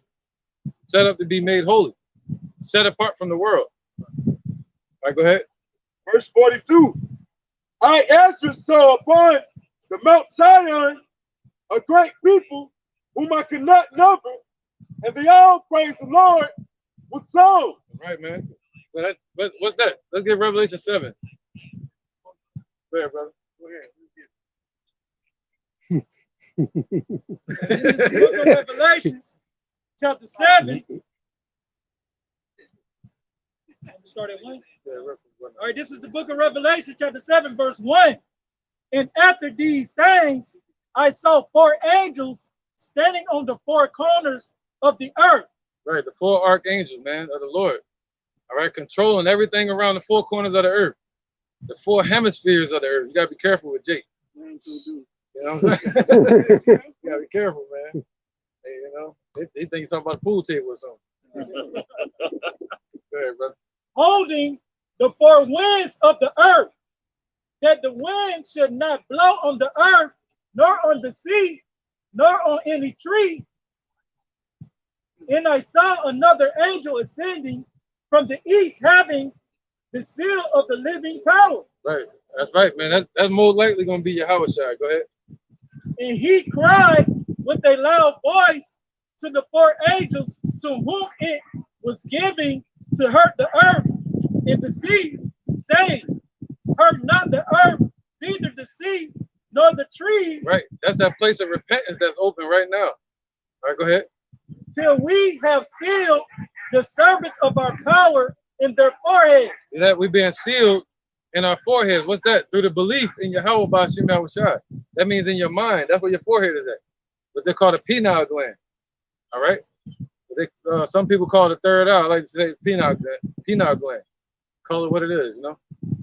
Go ahead. And I heard the number of them which were sealed, and there were sealed 144,000 of all the tribes of the children of Israel. There you go, man. So we got to have our faith sealed, all right, being perfected. I mean, it closed up, no holes in it, no chinks in your armor. All right, that's right, man. Let's get both of them. Go ahead, brother. This is the book of Psalm 103 and 20. Bless the Lord, yeah, his angel that excel in strength, that do his commandment. Hearken unto the voice of his word. Right, you want to speak on it? Come. You know, the reason I bring this is because that's what we're doing here. You know, the other was saying before, you know, we are the disciple, we are the angels. Right. You know, we are the messenger. You know, to the so-called Negros, Latinos, and Native America, you know, so they can hear the voice, you know. Right, brother. They got that warning, man. They left without excuse. And this is Ezekiel chapter 9 and 4.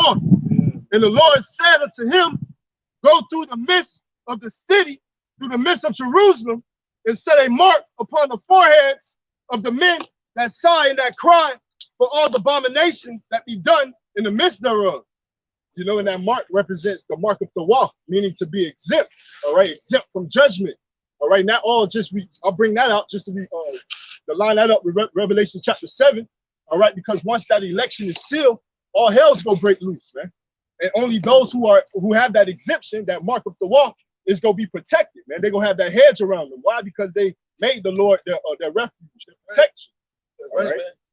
There's something to think about, man. You gotta think about when the Lord had us in the wilderness and our people were murmuring against the Lord.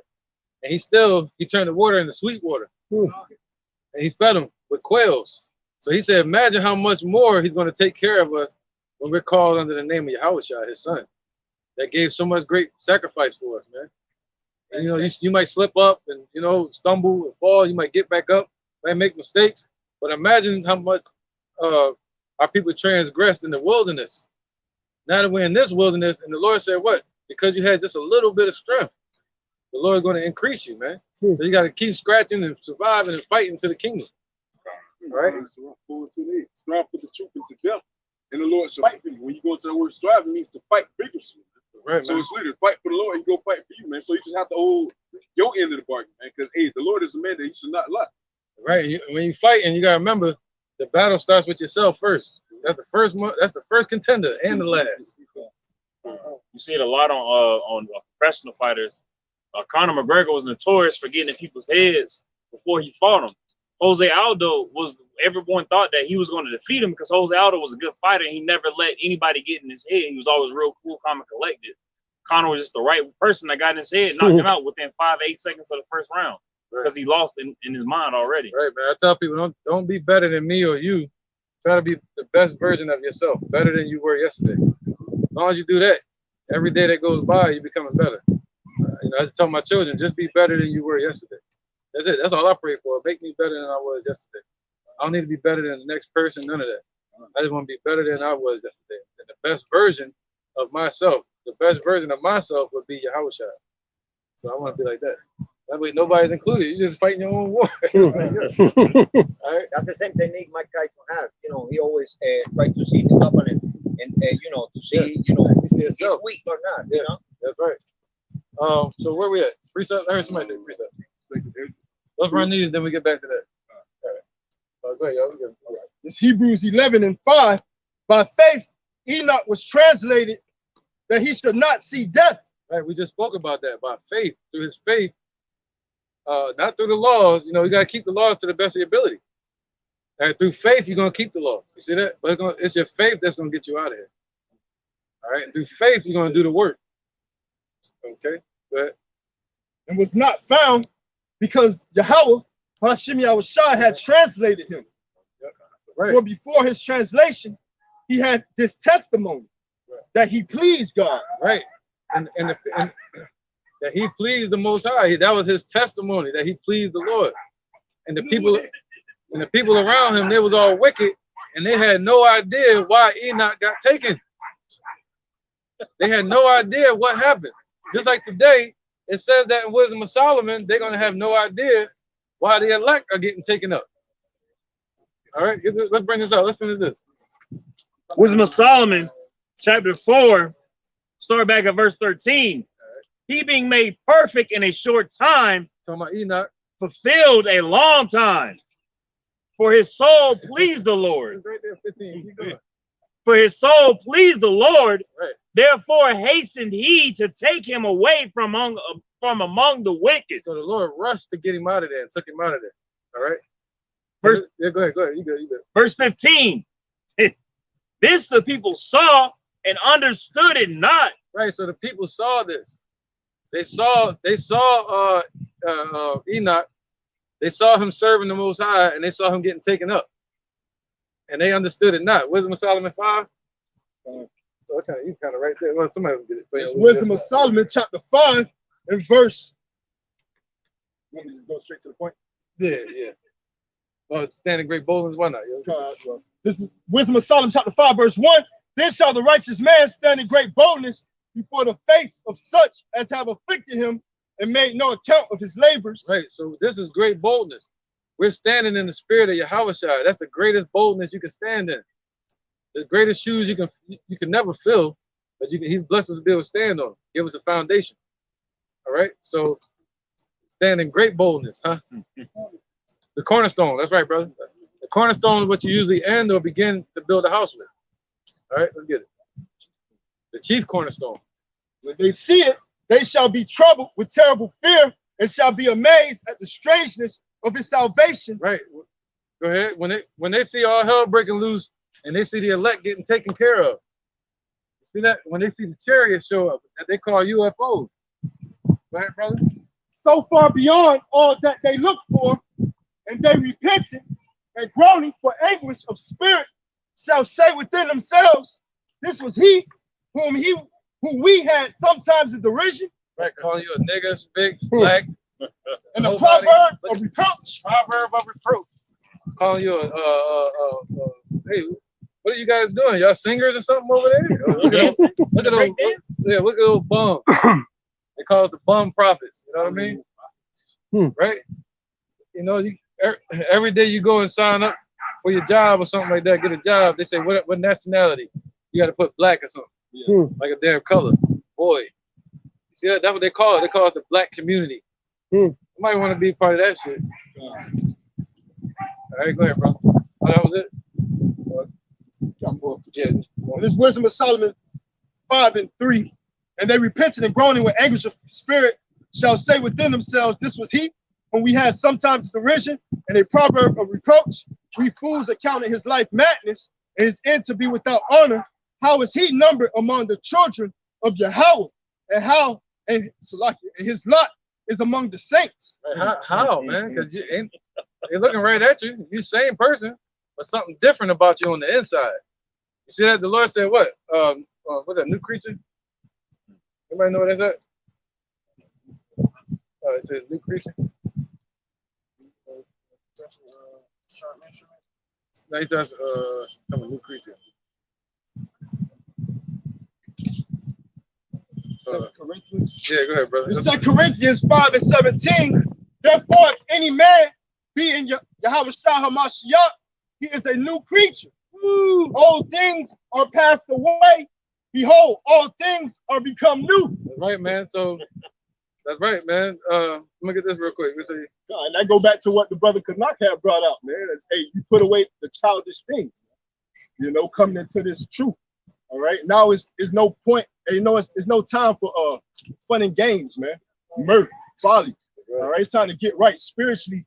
All right, before hey, all hell break loose, because we're in a dreadful day. We're in the end times, man. All right. And that's funny you said that, because I was talking to my children the other day, well, this morning, and we were talking about sorcery. So I went into the depth of it. I said, look at TikTok, look at Facebook, look at Instagram. I said, how is your streaming service brought to your television? My son said broadcasting. I'm like, all right, they're casting a spell, telling you a vision to program your mind. They broadcast a spell abroad the whole world, right? So they thinking like some hookah mumbo jumbo and all that kind of stuff. That's what sorcery and witchcraft is. They're talking about black magic. I'm like, dark magic is the deception of the mind. I said Esau is the number one. Then you have the Levites, Haitians that are into that kind of stuff. But Esau is the number one warlock when it comes to that type of thing, because they got it down pat. They got us ready to kill each other. The people ready to kill each other off of mandates. Right. Because you know our people still stuck in that old dead state of mind. Right. But the Lord said we're gonna be a new creature, and we gotta be wise. You know, from all that filth, man. Like just like you have on jewelry. Once again, we gotta be washed and made clean from that filth, man. If I may add on, so we become a new creature in the spirit. Now you get somebody get Psalm. Good, you good. No, a lot of scientists they want to call themselves wizards, but at the same time they don't, because they say science is so close to magic. Right. And truly it is. You here in Jacksonville, Florida, you talking to somebody over in Japan. That is magical, but they use it for they use their powers for wickedness. It's basically spiritual. Spiritual. Esau has spiritual power on the left hand side. You know, magic needs trickery. You know what I mean? So they have trickery too. That's why he's more cunning than any beast of the field. Somebody get that Psalm 51:5 real quick. So we basically focusing on the fact that we're made new creatures from the inside. You know? So somebody will be looking at Enoch and they don't know that something changed about him on the inside. All right, just like these people that's getting that in their arms, something changing about them on the inside. Their lights going out. Go ahead, brother. Psalm 51:5. Somebody. We're gonna read 3 verses. It's the book of Psalms, chapter 51, verse 5. Right. Somebody be looking right at you, don't even know you're different, and when they look at you, they're not gonna realize it or believe it when they see you get taken up into the chariots, man. They're gonna see this. All right. Go ahead, brother. My bad. Psalms 51:5. Behold, I was shapen in iniquity. Right. We were shapen. We were born in iniquity. We were born thinking we was American, black, African, all this bullshit. Baptist. Go ahead. No, my bad. And in sin did my mother conceive me. Right. So every person that's born on this earth had to come through a womb. But you got Esau coming up with these new forms of it because he think he God. Saying they can bring people in and out of this world how they choose. Everybody, even when they little demonic asses came out the womb, lying to us, saying they babies when they weren't. They demons. Right, brother? Behold, thou desirest truth in the inward parts, and in the hidden part thou shalt make me to know wisdom. Right, man. So in the hidden part, inside of your spirit, the Lord's gonna make us to know wisdom. All right, go ahead. Purge me with hyssop. So we've been purged from the inner man. In the inner man, we have to be purged. Okay, go ahead. That's why we become new creatures. Go ahead, brother.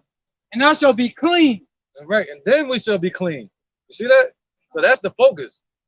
So Enoch, they didn't realize that Enoch was being clean right in the front of the sight of the enemies and right in front of the sight of his own people. That were and at that time, you still had the wicked amongst our people. So the Lord is making a big separation. Who's going to turn to the Father and who's going to be stuck in their ways? All the way to destruction. All right? A little bit more? Go ahead, brother. Wash me, and I shall be whiter than snow. Right. So that's the only way we'll be clean. All right. Now, they used to take hyssop. It used to be a cleaning agent. They'd take that and cleanse people, or soda water. But now the Lord said through his, we get washed with his word, then we're gonna be clean from anything, man. All right. Other than that, we'll never be clean. Go ahead, brother. Then we'll get back to this. This is Zechariah 13:1. In that day there shall be a fountain open to the house of David and to the inhabitants of Jerusalem. Right. So people bring out John 3:16. They'll say the whole world gonna be saved. But the scripture right here say the fountain, which is wisdom, was gonna be left open to the house of Israel.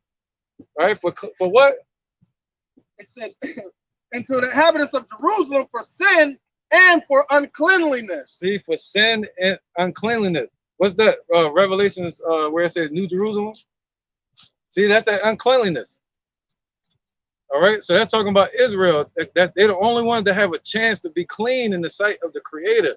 Think about that. He created all these nations, but to be clean in His sight, for us to be able to stand in front of Yahweh, we have to go through Yahweh. Yahweh set it up. He's so powerful. He made it so he can. So we'll be able to stand in front of Him. It sounds like nothing, but that's a powerful statement. We can't stand in front of Yahweh, from the front of the Most High. So He created us. He's going to build us up to be able to stand in front of Him, man. And He's going to love us like His children. All right, go ahead, brother. What I asked was Revelation, New Jerusalem. Yeah, real quick. Yeah. No, you got an interjection. Yeah, interjection, real quick. 2 interjections. Then that. It's Jeremiah 4:4. Circumcise yourselves to the Lord, Yahweh, Bashim Yahushua. Right, circumcise means to cut off, right? Go ahead. And take away the foreskins of your heart. Right, so people call themselves Jews, Israelites today. They, think you got to just circumcise your rod, but it ain't about that. You should get it done if you can, but it ain't about that. That's not gonna get you delivered. You got to circumcise your heart, cut your mind off from this world to become a new creature. Go ahead. Ye men of Judah. Ye men of Judah. And inhabitants of Jerusalem. Right, so all the children of Israel, basically, Yerushalayim, the city of peace.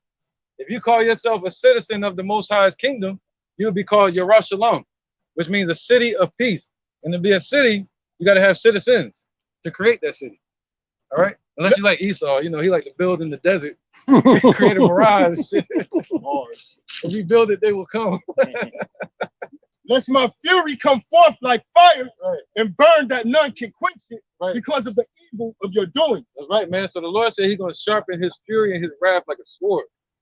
All right, what's that? If you turn away His sword, we ain't never get that either. Psalms, I think it was. Yeah, we talked about it. I don't think you ever got it either. Yeah, this is a perfect time to bring that up. All right. So the Lord said He's gonna catch everybody off guard. It's like a lion. When you see a lion pouncing and waiting, that's how Yahweh is waiting out there in the heavens. He's gonna catch everybody off guard. Revelation 1:7. He's gonna catch everybody off guard. He's gonna come to the astonishment of the people. This is the book of Revelation. A so-called black man from the tribe of Judah that died in 37 AD. They killed him on the cross, and he's expecting the Father to give him His people. He's expecting us to wake up. He's expecting for the Father to have sent the Spirit of truth to be able to wake us up. He's expecting someday to make this earth and His enemies His footstool. Yep. So he, we gotta meet His expectations. Let's get it, brother. This is the book of Revelations, chapter 1 and verse 7.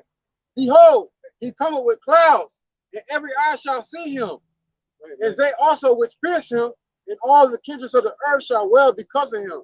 Even so, amen. That's right, man. So the Lord is coming, man. Yahweh is on His way. All right? Yahweh is on His way. He said, every eye shall see Him. He's going to catch everybody off guard. But not us. We waiting on Him. He's still going to catch us off guard, though. We're waiting on Him. All right? He said in the time when you least expect it, that's when the Lord going to show up like a thief in the night. Where was that? Precept? All right, go ahead. Somebody was reading something I was trying to get. Revelation. Yeah, I need that one. Real quick. Oh, yeah. Oh, right over there. Right over there. All right, this is Revelation chapter 21, verse 1. And I saw a new heaven. Ooh, what do you say? We going somewhere. What do you say? We being renewed, a new creature. And, you know, just like Enoch was being renewed right in front of everybody, and nobody could see it. See, this thing is spiritual. All right. All right. So the Lord is changing the individuals from the inside and bringing them together in the spirit, creating a city, man. New Jerusalem, renewed meaning refreshed. That's what the word new means, right? And I saw a new heaven and a new earth, for the first heaven and the first earth were passed away, and there was no more sea. Right, because this is the heaven and earth right now. Esau is living in the heavenly state, the so-called white man, the devil. All right, they're living in the heavenly state. They're gonna rape, robbed, and murdered everybody on the earth. They still doing it to this day. The go along, get along gang. That's what they call it. But they don't do nothing about it. They used to hang us. Oh, don't hang no black people. They were right with them. Right? So he said a new heaven and a new earth. What's that? That's when we're not on the bottom and we're on the top. And Esau is on the bottom, back where they should be at. The Lord said he raised them up. They were children of base men. They're the Lord's vilest person on the earth. And the Lord raised them up over us. But now, a new heaven and a new earth, wherein dwelleth righteousness. Because in this heaven and this earth, this current earth right now is nothing but hell and wickedness on this earth. And lies. But in our kingdom, it's going to be righteousness on the earth. The earth going to be healed. Our people going to be healed. We're going to be able to see all of our people righteous. We don't know what that feels like. We can't even fully imagine that. Everybody righteous. Everybody praising the Lord. All the nations looking at us saying, that's a child of Israel right there. That's a child of God. And they have fear of us. Man, and the animals safe. They're all out of the zoos. You have a horse and you give it to your daughter and she let it loose anywhere on the earth and that still belongs to her. Be able to sleep with your windows open at night. Precept, let's get it. Exodus 69. For Esau is the end of the world and Jacob is the beginning that followed it. Right, so Esau is the end of the world. All right, what world? This kingdom. This oikumene, this kingdom. All right, so Esau is the end of the world, the end of their rulership, starting with Alexander the Great. You know, Alexander, the devil, back in what's that, 334 BC. All right, he was born in 352 in Pella, Greece. And then you had the Roman Empire, all the way until today, man. And they still ruling this damn earth. The scripture said that we are yet this day still in our bondage, in our captivity. That's right. Still to this day, we're in captivity, man. Still got to go to work. Still got 501c3 chart. Birth certificate, Social Security card, man. That damn straw man. See what they're trying to do is they're trying to take the straw man, right? That created the debt in America. Because if everybody know how to pay with their straw man, that would deplete the debt. All the debt that's charged up like a weapon would be discharged like a weapon. You know, $20 trillion in debt. It all can be discharged through to everybody's birth certificate. Everybody got $1 billion to their name. But they're trying to get rid of that and move to this. So anybody that gets that in their arm, get it right now, they're complying, they're submitting to this new system that the big pharma is setting up. All right? They're submitting to that. And if you go with Moderna, if you go with Lizer, I can't say the names on the YouTube, but they shut our page down, man. You know what I'm saying? So if you go with any of those, you're now owned by those companies. They become something new called transhuman. But the Lord said He can make us new. All right, go ahead, brother. Who read? This is the book of Baruch. Verse 8. Behold, we are yet this day in our captivity, right, where thou hast scattered us for a reproach and a curse. Right, so it's us, man. We can't, that's why I said the battle starts with us. We can blame Esau all we want. We can blame the women. You can blame anybody. But you should go look in the mirror and blame yourself. Start there. Because if each of us do that, we get out of here quicker. Start there so the Lord can work with you, man. If you begin to beat yourself up, don't beat yourself up too long, man. Because you be getting rolled on. The devil trying to beat you up too. Right? So let me get these precepts. Oh, go ahead. And to be subject to payments. Right, we subject not to payments. You got to pay taxes. You know, you got to pay for everything in this society. You got to pay rent. One brother brought out the other day. He said you got to pay for water. That shit was getting to him. Like, damn, this shit worse than this shit worse than Egypt, man. Esau worse than Egypt, man. They worse than them. Yeah. When they add on, it's a law to collect rainwater. So if you collect the rainwater, they're gonna come find you. Ooh, that's how Esau played, man. That's why they taking the seeds out of everything. They don't want you to grow shit, collect shit, nothing. What's that, Monsanto? Monsanto, right? Bill Gates actually bought all the seeds. Therefore, make you go to Monsanto's, which is all genetically modified seeds and shit. You know, you got seedless watermelon, how's that grown manufactured? Yeah. You know, all that good stuff. Now you got genetically modified humans. Not seedless humans. Hey, shit.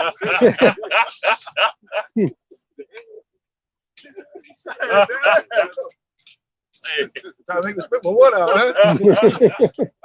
All right, let's get it, man. I guess go back to where you was at. All right. Okay, go ahead. Let's go ahead and start this lesson now. All right. All right, this is Jeremiah, chapter 2, verse 30. In vain have I smitten your children, they receive no correction. Your own sword have devoured your prophets like a destroying lion. Right. Hold up. Let's get this. Okay. Enoch. All right, let's finish up with Enoch, man. How they saw this man every day, and they just couldn't tell that he was being changed from the inside. That's what we're dealing with. This is spiritual. All right. Go ahead, brother. So they looked at Yahushua the same way. They said, "Isn't that the carpenter's son?" But he was the son of God, man. Go ahead, brother. You know the good thing come out of Nazareth? Yeah, that's how they look at you. They're gonna look at you just like a regular Jake. You got a Bible. They're gonna say, "Oh, just like slave master." The master used to look at us. They be like, "Yeah, give them their Bibles. Let them do their praise and stuff, because God don't exist anyway. Let them do what they do." You know. Go ahead, bro. Wisdom of Solomon, chapter 3, verse 14. For his soul pleased the Lord, therefore hastened he to take him away from among the wicked. Right. So this is the Lord when he took Enoch away. Just like the Lord is going to take. Just like the Lord is going to take. He took Lot away from the wicked. Just like the Lord delivered David, Daniel, Jeremiah. You know, you got to think about concentration camps when you think about Jeremiah, because Jeremiah by Zedekiah, they put him into a dungeon. They put him into a dungeon full of mud. But guess what? When Jeremiah got pulled out of the dungeon, he came out like, "Yo, listen, I'm glad y'all pulled me out of there. I got a message for you." Right. He's like, "Yo, there's an angel in here. Angel came and talked to me. He told me the Lord said, if you don't listen to him, I'm gonna send a nation against you, and they're gonna look you right in the eyes. They're gonna be standing right there, and they're gonna look you in the eyes, and they're gonna cut your eyes out and your children." And that happened. The Lord brought Nebuchadnezzar against Zedekiah. Cut his eyes out and his children. Hey, God, that's like that John Wick scene when he got captured for a moment. I'm telling you right now, you're gonna get a call, shot, and I'm about to walk out of your feet. That's right, man. That's right. The Lord got a sense of humor when it comes to his prophets, and so it comes to his men. Right. That actually care about him and to show the love towards him. That's right, man. People like Paul, man. Paul and Barnabas, when they got thrown in the jail, they started singing praises to Yahweh Bashim El Shai, and the damn jails had an earthquake, and the gate opened up, and then the Romans had to come get him. They're like, "Come on, you free, go ahead and leave." He was like, "Nah, tell them to come get us." Hey, no, he was about to kill himself. Yeah, the guard. Don't hurt thyself not. We all here. We still here. Yeah, but then they said they wanted him to come out. Good. He said, "No, tell them they gotta come get us. Tell those Sadducees and all them to come down here." That's right, brother. All right, where was we at? Verse 15. Verse 15. This the people saw and understood it not, neither laid they up this in their minds. That's right, man. So people saw it just like they see us today, right? They probably like, "Hey, nice garments and all that," right? You know, everybody likes some flavor. I'm about to say chocolate, but I'm talking about. All right, but everybody see it. God. Neither lay they up this in their minds that his grace and mercy is with his saints, and that he hath respect unto his chosen. Right, man. So people can't imagine that the Most High has respect unto his chosen, and that his mercy is unto his saints. What's mercy? Mercy is giving you a gift for something that you don't deserve. We don't deserve any of this. You know, we don't deserve it, man. The only one that truly deserves it is Yahushua. He deserves the kingdom. That's why it's his kingdom. Apostle Gabar said that. He said, I don't like saying the kingdom of Israel. I like saying Yahushua's kingdom. Because he's the one that deserves it. All right. He goes by no other name. Not Jesus, not Christos, not Yahweh, not Yeshua, none of those. His name is Yahushua. You got to know that name to be delivered. That's the key. All right. Let me go back to where you was at. Yeah. This is Jeremiah chapter 2, verse 30. Yep. In vain have I smitten your children. They receive no correction. Right, so we went through all of this slavery and shit. And look at the condition of our people. So in the Bible, in Deuteronomy 28, he said this was going to happen to us. But then look at our people. They like wax worse and worse. And instead of taking that judgment and then turning against those Edomites, they took that judgment and then became wild grapes, and then soaked up the culture of these Gentiles. You see that? So the Lord, like, yo, damn, man, I tried to conflict you to fix you. Instead, it made it worse. All right, go ahead, brother. My bad. Go ahead. It says, your own sword hath devoured your prophets like a destroying lion. Right, man. So our own people who killed our people, man. Not the Africans. Those aren't our people. But our own people did it, man. So who you think want to slay us today? Who's killing our people today? Besides Esau, besides the devil. You got people like TD Fakes killing our people. You got these fake church pastors killing our people. How? They feed them false doctrines, leading them to error. And then they go out into the streets and they become worse than the child of the devil. All right? They go out in the streets and push that sodomy. That confusion, man. And what does that do? Like, what does Christianity do? It makes our people feel comfortable with their sin. Right. Verse 31. Oh, generation, see ye the word of the Lord, Yahweh Shem Yahushai. Have I been a wilderness unto Israel, a land of darkness? Wherefore say my people, where are the lords? We will come no more unto thee. Can a maid forget her ornaments, or a bride her attire? Right, because we represent that bride that we're about to read about, New Jerusalem. So a bride not supposed to forget her attire when you're going to a wedding, or if she's walking around in the world, she's supposed to cover her head, you know, have the certain garments for a woman. See, yeah, imagine the bride showing up to a wedding naked. Right. That's right, man. Or they having the wrong attire. You know, or we butt ass naked, like you're saying. They'd be ashamed. You know, but they say take on the covering, but not of me. Isaiah 30. That's right, man. That's right. Look at this real quick. Isaiah, what's it? 31. 31. Let's go. Isaiah 31 real fast, huh? Well, whoever get it first, just launch it off. Isaiah chapter 30, verse 1. It says, woe to the rebellious children, saith the Lord, that take counsel, but not of me, and that cover with a covering, but not of my spirit. See that? So that's our covering. All right, us being the woman, what's that? You know, that's our brother, liking the daughter of Zion, commonly a delicate woman. That's right, man. So he said we got to take on that covering. All right, the same way a woman is adorned, we have to be adorned with the covering of Yahushua, our husbandman. Why did he call us a woman? The word woman just means servant. He said that to a lot of women today, you're gonna have a problem. But the word woman means servant. So we're supposed to serve our king, Yahushua. All right, we get in order, and our women get in order.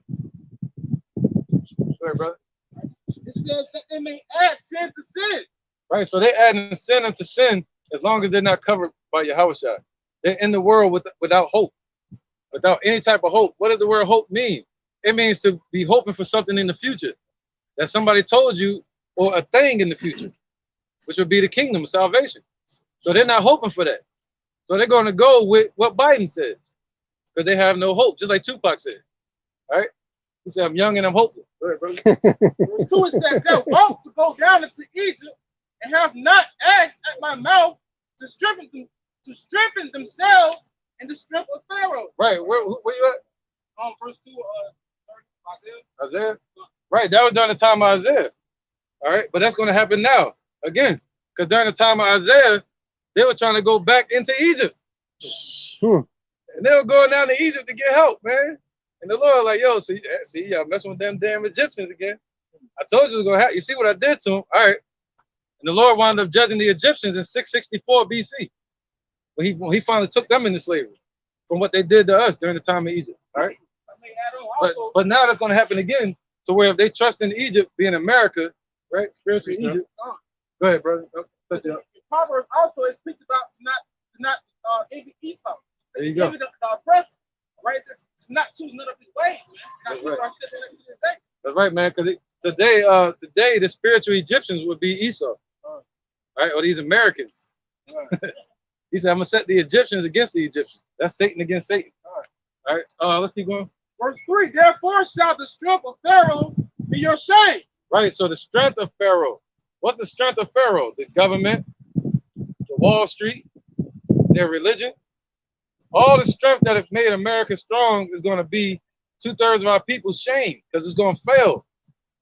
If you holding on to the Titanic, you're going to sink with it. That's it. You know, their mind is going to fail.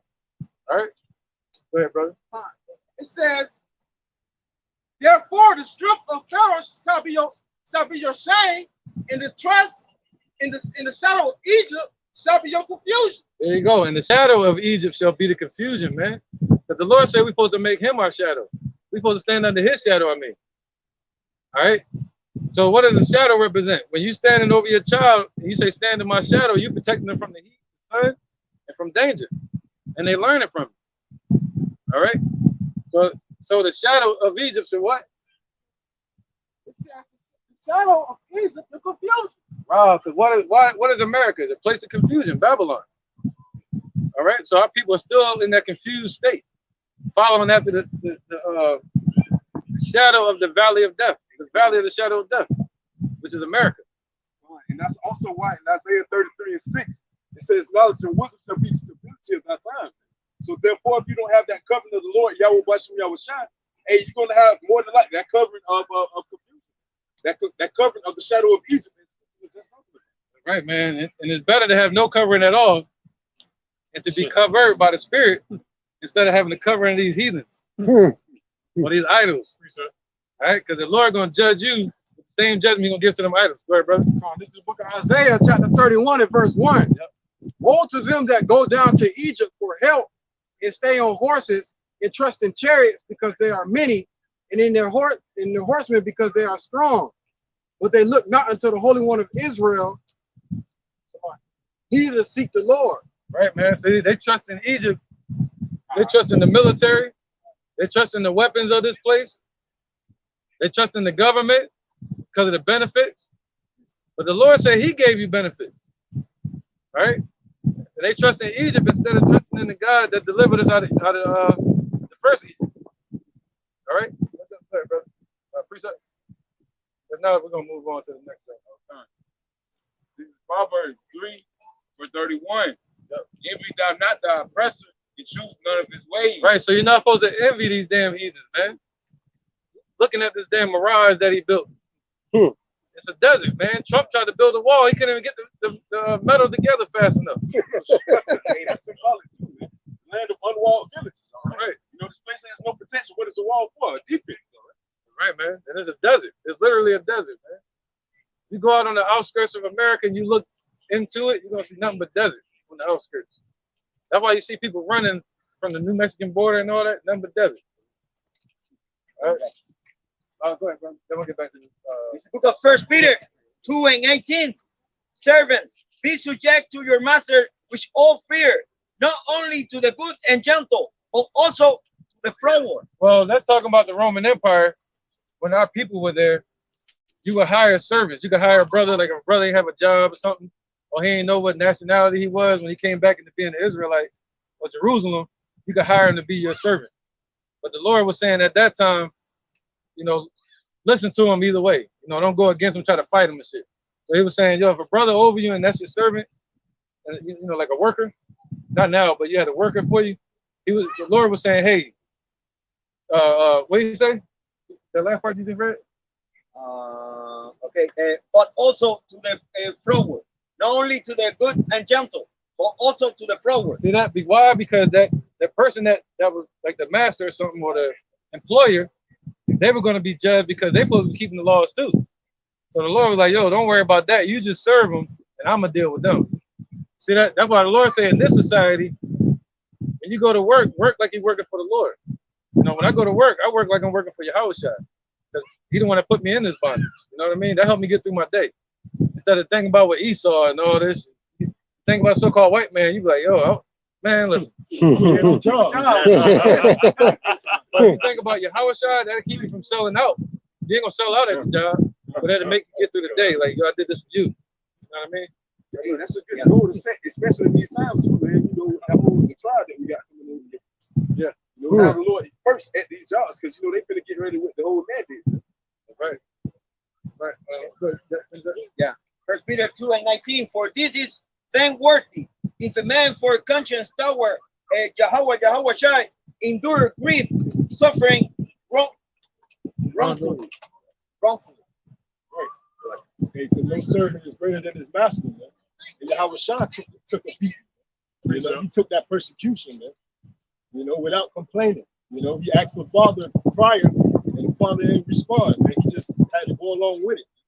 You know, and that's what we have to do, man. Be stoic and follow up, man. Endure hardness as a good soldier. You know? Right. Somebody called that pretty up. Go ahead. This is the book of Baruch, chapter 4, and verse 25. Bring that policy here. My children, suffer patiently the wrath that has come upon you from Yahweh, for thine enemy has persecuted thee, but shortly thou shalt see his destruction, you shall tread upon his neck. Hey, so though it tarry, wait for it, man. You know, the words of the Lord ain't gonna come back for it, man. You know. This is the book of Habakkuk, chapter 2 and verse 3. For the vision is yet for an appointed time, but at the end it shall speak and not lie. Though it tarry, wait for it. Because prophecy, man. As we say, it's not lying, man. You see the prophecies coming to pass, man. Week in, week out, day in and day out, man. All right, America is on the verge of being destroyed, man. All right, because it will surely come, it will not tarry. Verse 4, behold, his soul which is lifted up is not upright in him, and the just shall live by his faith. God, and that's speaking on the devil, man. The physical counterpart of the spiritual demon Satan, man, which is Esau evil. All right, the so-called Caucasian race, man, biblically known as Esau evil. All right, and they're going into slavery, man, due to those acts. All right, those vile acts. But us being the saints, we have to act out patience, man, for the Lord to bring that judgment, man. We got work to do as far as giving our testimony until the Lord return, man. Right. You know. Look at that second Ezra now. That leads right to that point again. Right, man, because you gotta do this work. You gotta do the work, man. I was telling the brother last night, like, yo, you gotta do the work. You know, the scriptures do say wait on your ministry, but the work starts with you studying. You know, you say study to show yourself approved. You watch videos, you watch all the breakdowns. You start putting all the breakdowns in your notes in your Bible to make this your companion. You know what I mean? This is your Sophia. This is your comforter. You got an issue, don't sit around and just ponder on it all the time. Turn to this. See that? Build that relationship with the Lord. Show him that you don't trust yourself. You know, show him that you trust him more. You get that urge to pray, drop down and pray, man. When you're in the house. Wake up in the morning, first thing you do, try to say your prayers. You know, because the prayer matters. You got to pray to Yahweh, man. And the angels hear your prayers and they carry them before the Lord. The angel Raphael is the specific angel that does it. Go ahead, brother. This is the book of Sirach, chapter 11, verse 21. It It says, marvel not at the works of sinners, but trust in the Lord. Right, so don't marvel at it, but trust in Yahweh B'Shem Yahushua.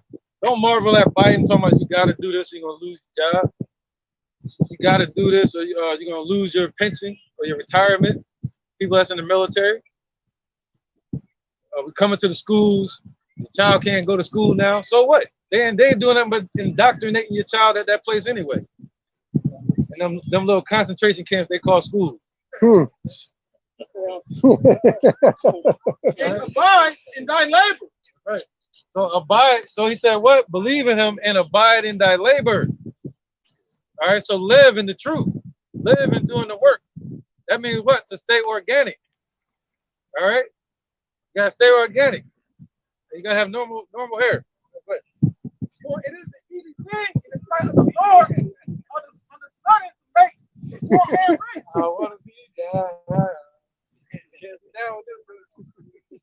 He's always trying to find a way in, man. Everything ain't for everybody. This wasn't for us. This wasn't for us. We was on the losing end of the stick, losing end of the battle with this one. We couldn't stand with y'all and say, hey, Esau. Yeah. But they can't stand with us in our time. We couldn't take place. We couldn't take place in Esau's blessing, but they can't take a part in our blessing. Jacob's blessing. They have no part in that. They want to hang. They want to hang. They want to hang. You want to hang with us now? They want to hang. All right. All right, brother. Good seeing you too, man. Come on. Hello. Where was that? Somebody read it? No, that was okay. Verse 1. You go to verse 1. Why not? Second Ezra chapter 9, verse 1. He answered me then and said, measure thou the time diligently in itself. Right. How do you measure the time? With the prophecies. You got to read the scriptures and you got to watch. The Lord said he set us up to watch. All right, and warn the people. So that's measuring the time diligently. You see something happening, you try to filter it through the scriptures. You're like, oh man, this just happened. Yeah, that's prophecy right there. You're watching it. Go ahead. And when thou seest part of the signs past, which I have told thee before, then shalt thou understand that it is the very same time wherein the highest will begin to visit the world which he made. Right. So look, all the prophecies, what's that? We're starting to see it happen. You're seeing earthquakes. You're seeing uproars of the people. You're seeing the elect waking up. That's one of the main prophecies. You're seeing them pushing the mark of the beast. You know what I mean? All the prophecies are happening. You're seeing the mystery of iniquity being revealed. They're showing you their horns. The mystery of that's right. The mystery of iniquity. That's right. That's the devil, the deceiver. That's right. Good point, brother. All right. So now everything's being revealed. The prophecies. So he said, when you see part of them, pass, you know that we at the end. Yeah, we about to get out of here, man. We about to get the kingdom, man. We should be hype about that. I don't give a damn what they bring. I want the kingdom. Hurry up, man. Other than that, we basically dead anyway. You know what I'm saying? We could die from a paper cut. We're so damn fragile. You know what I mean? Every night we go to sleep, there's a chance you might not wake up. This shit real. This is every second your heart beating, it can stop at any moment. You gotta think about that shit. Or not. You keep your mind on the kingdom. But it still should be respected. It still should be respected, and it should make you speed up. It should make you want to work quick. It should make you want to work quicker within your day. Your day, because you don't know if tomorrow might come. Right? Second Ezra 9 and 3. Therefore, when there shall be seen earthquakes and uproars of the people in the world, then shalt thou well understand that the Most High spake of those things from the days that were before thee. Right. So the Lord spoke. He prophesied of these things, man, by the prophets. And they come into pass. All these prophets in his books. All these different books in the Bible. There's 64 books. Something like that. It's like 60 or something like that. Yeah. Something like around there. Ain't gotta be perfect. But all the books in here, these are prophets, man. These are people that were witnesses to the power of Yahweh B'Shem Yahushua and his mercy. Because none of them deserve it, just like we don't deserve it. All right, go ahead, brother. Verse 5. Yep. For like as all that is made in the world have a beginning and an end, and the end is manifest. Right, Esau's kingdom has a beginning and an end as well. All the kingdoms of the earth fell, have risen and fallen. The Babylonian kingdom, the Persians and the Medes, the Assyrians, the Egyptians. Look at the Egyptians. The Roman Empire fell and rose back up in 1266 AD. And now they're going to fall again. Keep getting up, won't stay down. Like Rocky, right? Keep going. Even so, the times also of the highest have plain beginnings and wonders and powerful works and endings and effects and signs. Right, man. When he set something up before he toppled it down, man. That's what he's showing you right there. All right, go ahead. And everyone that shall be saved and shall be able to escape by his works. See that? In faith. See that? We can't miss that part. Whereby ye believe. Go back again, because every man has a respect of the word why. Why are you doing this? Why are you going to work? Why are you doing it? It's usually the family or whatever important reason. But what's our why in this truth? You gotta have a why. If not, you're gonna slip. You know what I mean? You gotta have your why. You'll never lose focus of it. All right. The why is because one, can you imagine the whole world turning against the Father? You know, him being kind of hurt in a sense, and nobody turning to him. Listen, I'll do it. I'm with you. You know what I mean? That's one. Two, I fear the Lord. What do you want me to do? I can't. Ain't nothing I can do to please him. But you gave me a way to just speak on your behalf because Yahushua gave his life, and you're on the right hand of the Father, and you can't be here right now. So you need men to stand up for you and speak your word. You put words on paper, they just on paper. But what happens when somebody pick them up and they speak and they become the voice? You see that? All right, the poem becomes a song again. We begin to speak or sing in harmony. Go ahead, brother. First Peter chapter 3, verse 14. But if ye suffer for righteousness' sake, happy are ye, and be not afraid of the terror, neither be troubled. But sanctify the Lord Yahweh in your hearts, and be ready always to give an answer to every man that asketh you a reason of the hope that is in you with meekness and fear. That's basically to sum up your main point. That's the why. That's the why. Everybody turning against Yahweh, you become these words become action when they're in the mouth of the prophets.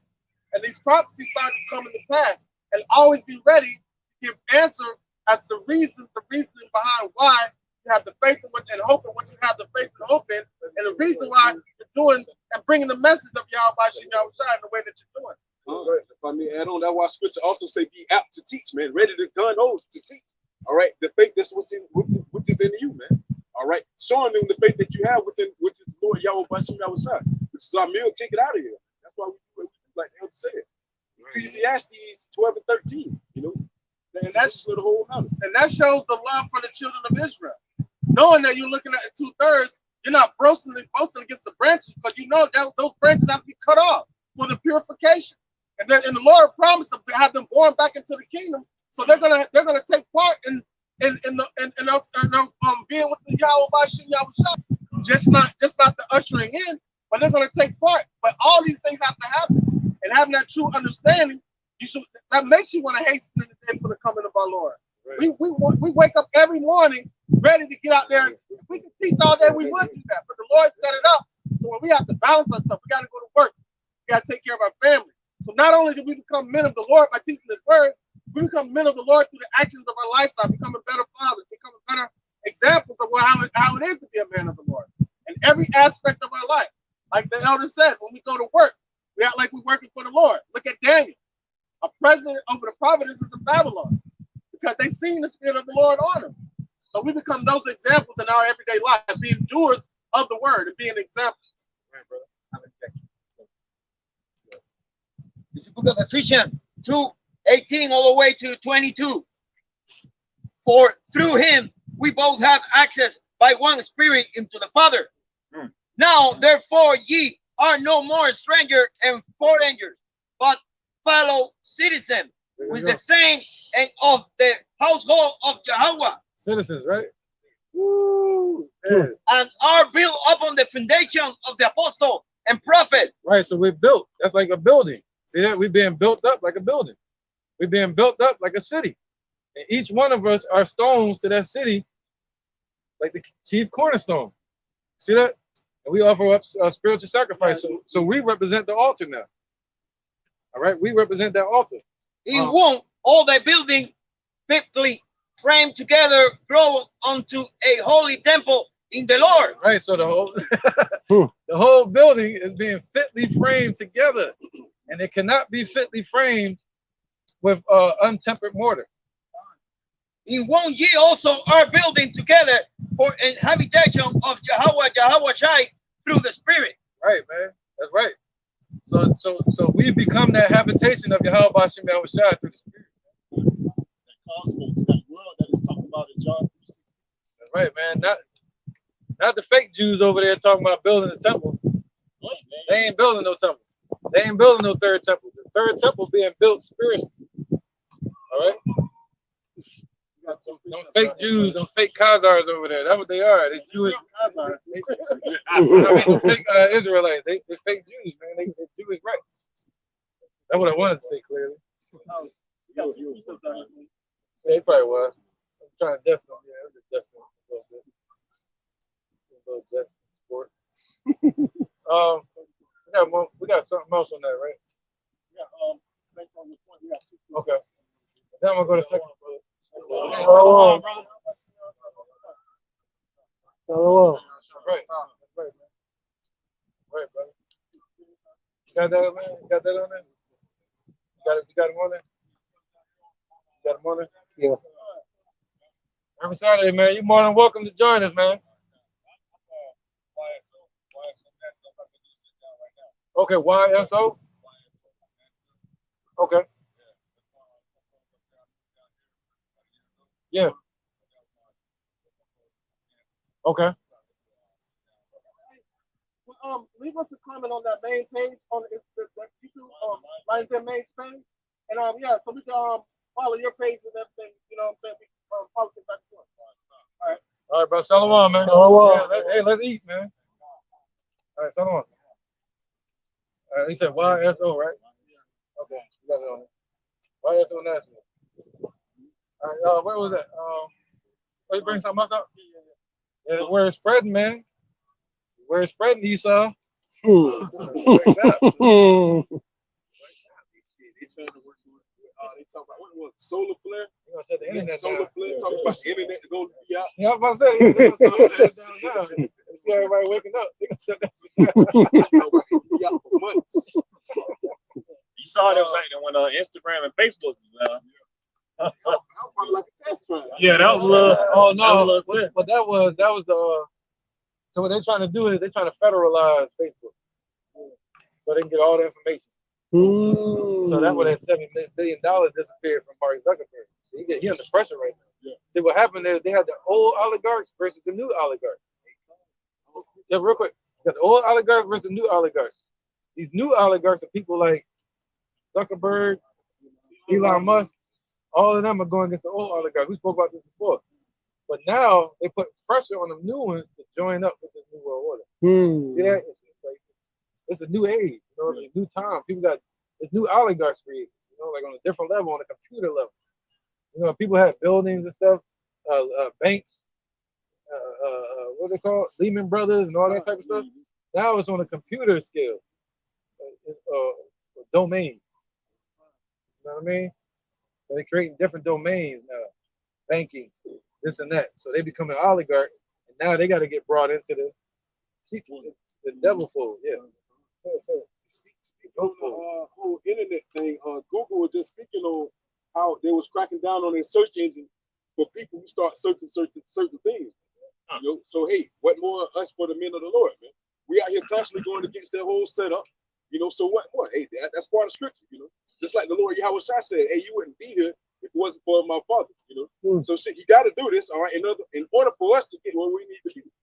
All right, man. This Bible is the only force that goes against everything Esau stands for. Can't pick up the Quran or anything. That's the only one that's a sword, actual weapon. Go ahead, brother. It's Isaiah chapter 13 and verse 2.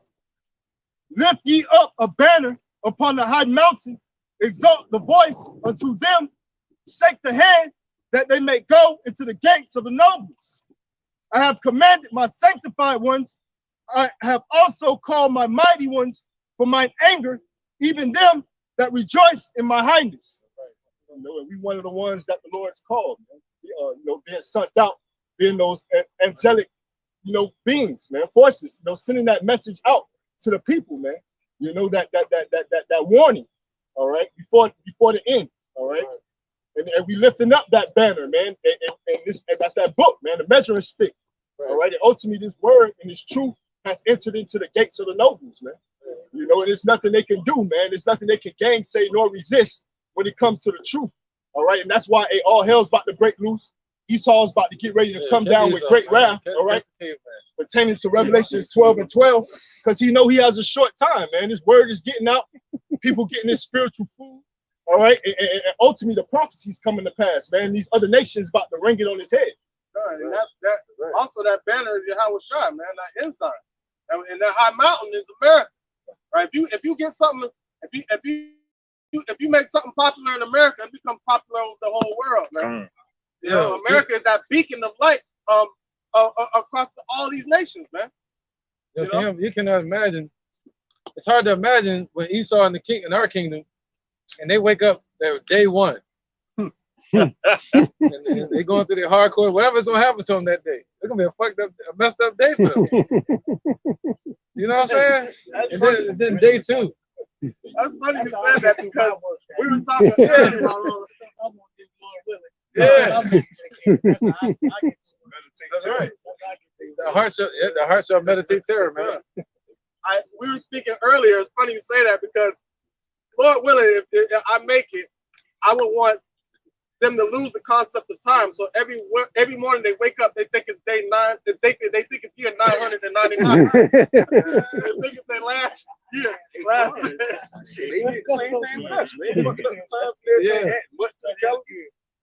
Yeah. So they gonna wake up thinking every morning like, this is it. We about to get eradicated. We about to get over there 119. I mean, because what I'm saying too is this: every day they wake up, they're gonna have that prideful spirit on them, and they're gonna still think they got a chance. And over time, over 1,000 years, the Lord gonna have us work them.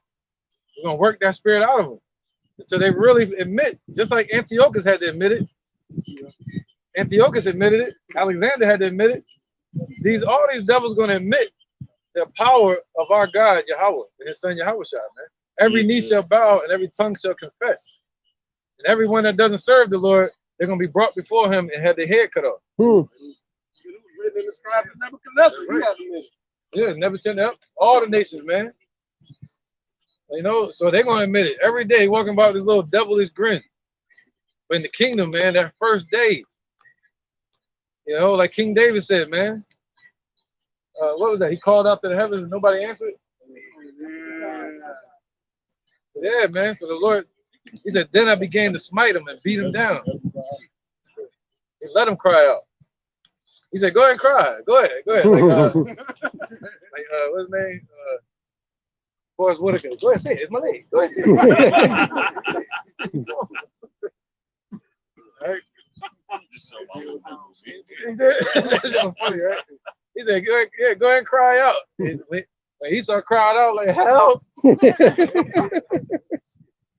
be dry, he ain't gonna have nothing to drink. That's when we're gonna begin to pound like Busta Rhymes on that movie. Oh, that shit called, we're gonna pound these motherfuckers. What was that? Higher learning. Higher learning. Yeah, when they had that race war. That's right, man. Let's keep going though. We'll get back to the business.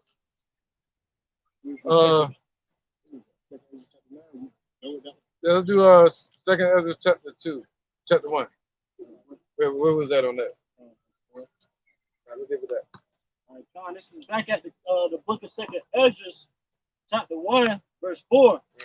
And the word of the Lord came unto me, saying, go thy way and show my people their self of deed, and their children the wickedness which they have done against me, that they may tell their children. Right, because they have no idea about the Lord. You know, our people were born being taught by this system. They have no idea what that's the definition of the word sleep. They're going to miss the opportunity of being presented to them. They're sleeping. Right? Isaiah chapter 58, verse 1. Cry aloud, spare not, lift up thy voice like a trumpet, and show my people their transgressions, and the house of Jacob their sins. So God, just like the precept just said, man, hey, we're supposed to get out here and show our people, all right, the wrong that they're doing, transgressing against the Lord, man. You know, getting out here week in and week out, day in and day out, all right, showing that the abomination that our people are committing. Hey, man, you got to stop people for it. Hey, you know, this is not the way that you're supposed to be doing this, man. You know, you're supposed to be doing that. You know, you can't say the words, you know, but hey, you're supposed to take that in your arm, man. You know, Halloween. Halloween. That's the next thing. I can't take my child. I took my little boy out yesterday. And everywhere we went, he like, that's bad. I'm like, what? What you looking at? He's looking at a pumpkin way in the corner. The face, you know, all crazy. Now they not just orange. Now they making them different colors. Yeah, all the demon faces on them and shit. So I'm like, man, you can't take them nowhere. Wait till they see the King of Terror. Right? They're gonna see all them type of jack-o'-lantern faces like the Egyptians did, man.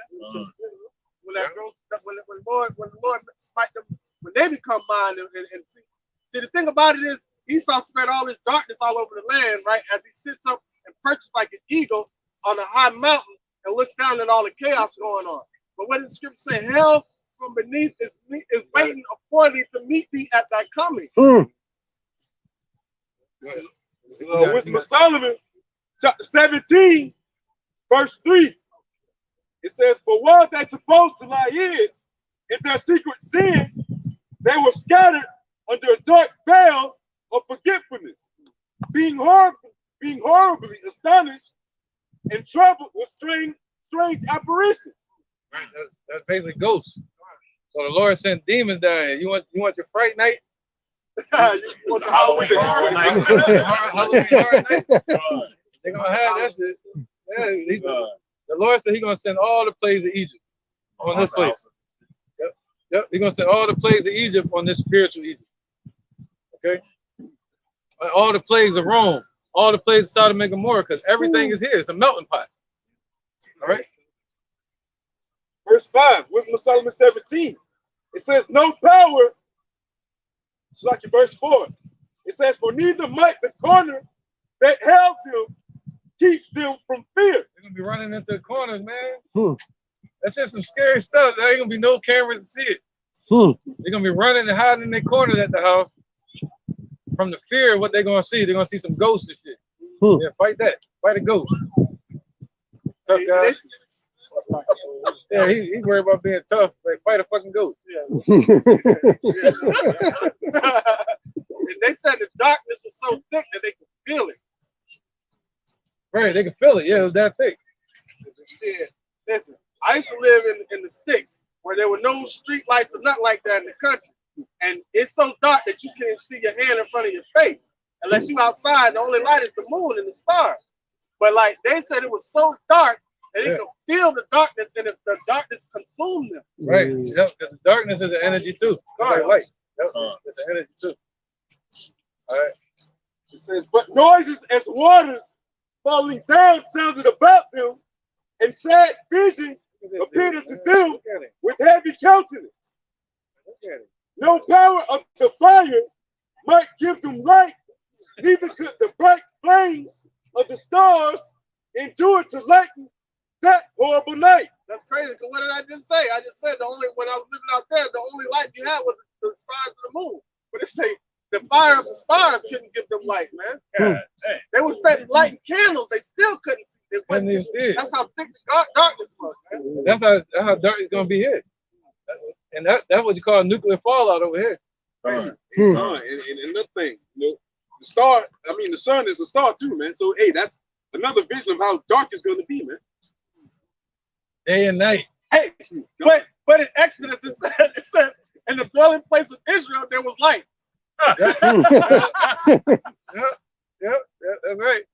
They keep talking about a lights out event. All right. And they keep talking about a cold winter. All right.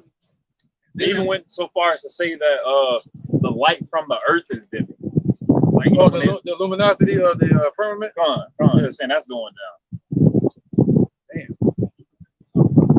He's so goddamn wicked, bro. Yeah, it's just he in the way, man. It's like a dam, something dammed in the way. It stopped the river from flowing. So he got to be moved out of the way. That's it. Everything else, the earth waiting to grow, man. Concrete, wait, look at the concrete cracking right there. Wait. You know, we don't walk on this pavement for a couple of days, nobody walking through here. After a while, them leaves start coming through. That's how much more beautiful this place would be. Just yeah, imagine how it's going to be in the kingdom. Instead of running through the forest, running from Esau, we're going to be running through the forest, finding a wife. Walking around barefoot, using your chariot, walking through a forest, tropical ocean, like a tropical forest, waterfalls and shit like that. Wherever you land your feet, that's you. You get to own it. That's right, brother. And this is the book of Luke 24 and 49 all the way to 53. And behold, I send the promise of my Father upon you, but tarry yet in the city of Jerusalem, unto yet be endued with power from on high. And he led them out as far as to Bethany, and he lifted up his hand and blessed them. And I came to pass, while he blessed them, he was part from them and carried up into heaven.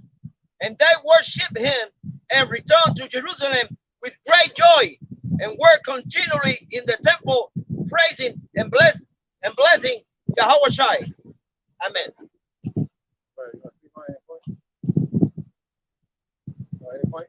Huh? No, you got the mic. Okay. Anybody cut the point? That's all good. That's not a good precept. That's talking about worship and prayer. All right. Let's get back to this. Where was we at? Hey, what's it? Deuteronomy 17, 15 again. Hey, man, we got your scripture for your vote. Don't you look like the boy from Pee Wee Herman? Remember the fat boy that was like, yo, give me the bike. Give me the bike, Pee Wee.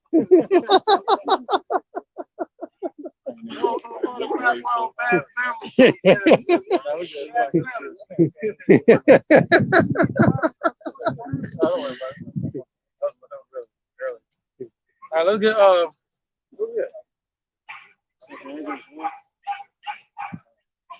get that fire, brother. This is the all right, the book of 2nd Ezra, chapter 1, verse 6.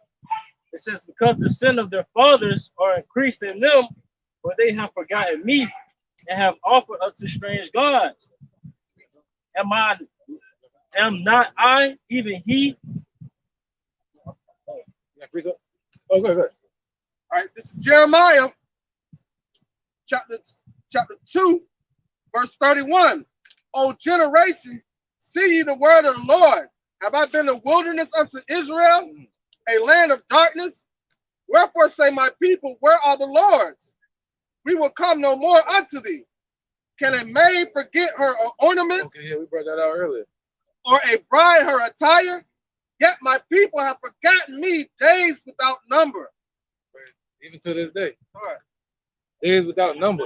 You can't even count how many times our people forget the Lord, man. All right, let's get to the point. Go ahead, bro. Come on, man. You got to bring that power up. Strong reading. Yeah. All right, God. This is the book of 2nd Ezra, chapter 1, back at verse 6.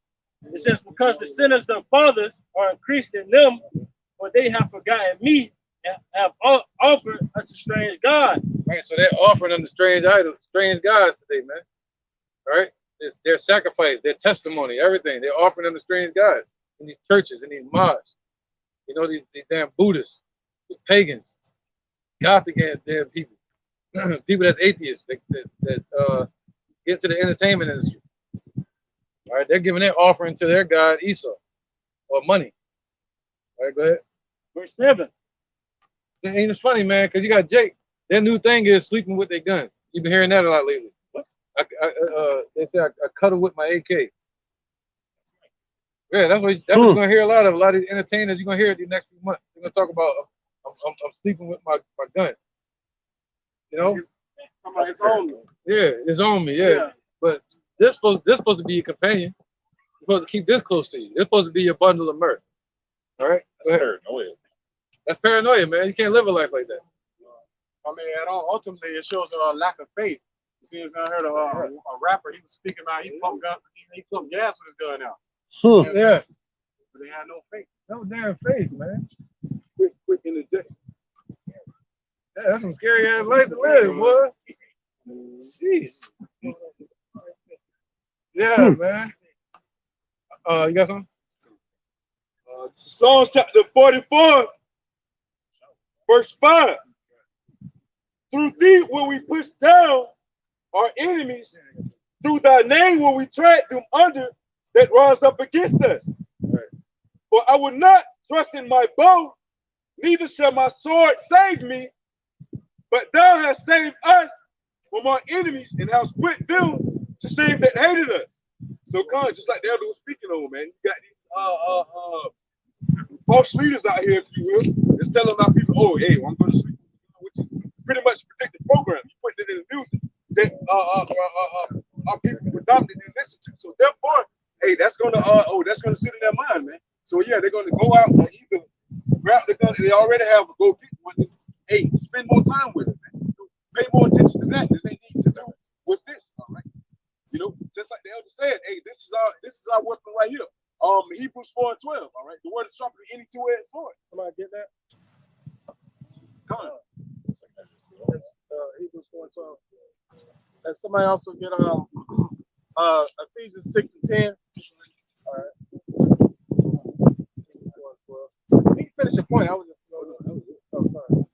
This is Hebrews chapter 4, verse 12.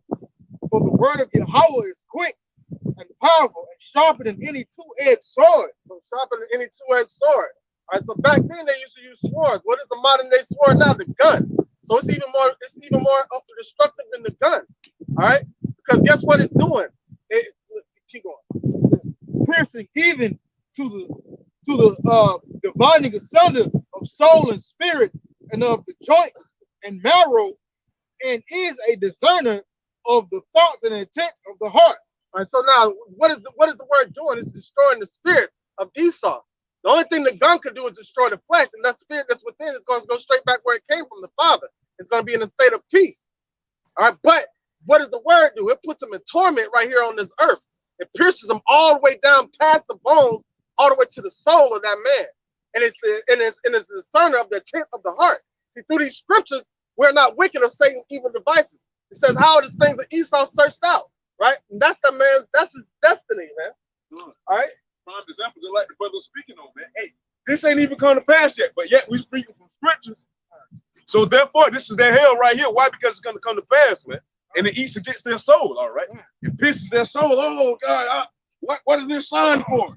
Man, what about that? You know, this actually happened, you know? This is not here yet. It's coming, though. And what is this word? This word puts them in a state of denial because they don't believe that's going to happen. Even though it says, thus saith the Lord. It's written in the Bible that they inaugurate their presidents on and make them swear on. What do they make you swear on in the courts? Right? Yeah, man, I don't say none of that shit. I'm like, yeah, all right. But that's the thing. That's how powerful the word is. So this is our only weapon that we need. All right. That was it. Ephesians. All right. The book of Ephesians, chapter 6, verse 10. Finally, my brethren, be strong in the Lord and in the power of his might. So we create strength through the word, man. Ultimately, that's where our strength comes from. You can't get no strength from a gun. All right. If we were standing all up here with guns, they wouldn't fear that. They would promote that because what? Eventually, we ain't gonna do nothing but shoot ourselves, each other. You get what I'm saying? So now that we up here holding Bibles, now they want to label us as terrorists. Then, but you got Jake. They put guns in the hood, but they ain't label them as terrorists.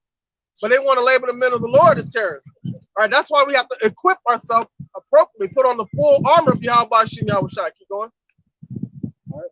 Put on the whole armor of Yahweh Shem Yahushua, that you may be able to stand against the wiles of the devil. So all the trickery that he does, man, all the deception that are set up by all these agencies, the judicial system, the government, the working system. What did they have? They created the rat race. So every day you wake up, it's all about chasing the dollar. You go to school, you graduate to what? To make more money. They put that, they instill that in the mind of our children. Hey, especially like from third grade on up. Hey man, shit, you want to be wealthy when you grow up. You don't want to be working a 9 to 5 in the restaurant, flipping fries and flipping burgers. All right, why they set that as a bare minimum? You know, they want you to be lawyers, doctors, contributing to their system. You know, and what are all like lawyers, doctors, all these things? What it takes a whole lot of schooling, and it takes up a whole lot of your time. The word doctor literally goes back to the word liar. So with that being said, you want to be a physician. Yeah, so does lawyer. Goes back to being a liar, man. So we got to be built up within, and you're witnessing the building up of the children of Israel, the elect, that strong army that's standing on the feet in the great boldness in the face of their oppression, man. All right, keep going. But it's not done carnally. You got everybody like, yeah, I got to get in this gym, man. I got to get my body right. True enough. But guess what? If you get the body fit, but the mind ain't right, the mind will cause the brain to send out different chemicals in your body to cause stress can kill you. You know what I'm saying? Say bodily exercise profiteth none, man. So what you want to do, knowledge and wisdom, should be the stability of our time, man. So what you want to do, is get in here and lift these spiritual weights, man. Ain't nothing wrong with getting out there getting your body right. All right, so go back to the movie Doctor Strange when he went up on that bald head woman and she slapped the spirit out of his ass. But listen though, look how frail her body was, right? But she was able to do it's all a mindset, and that's how the men of the Lord is. That's what the word does. All right, it slaps the soul out of their body, man. When they hear this, they don't even want you to speak it anymore. They automatically go into denial and they shoo you away.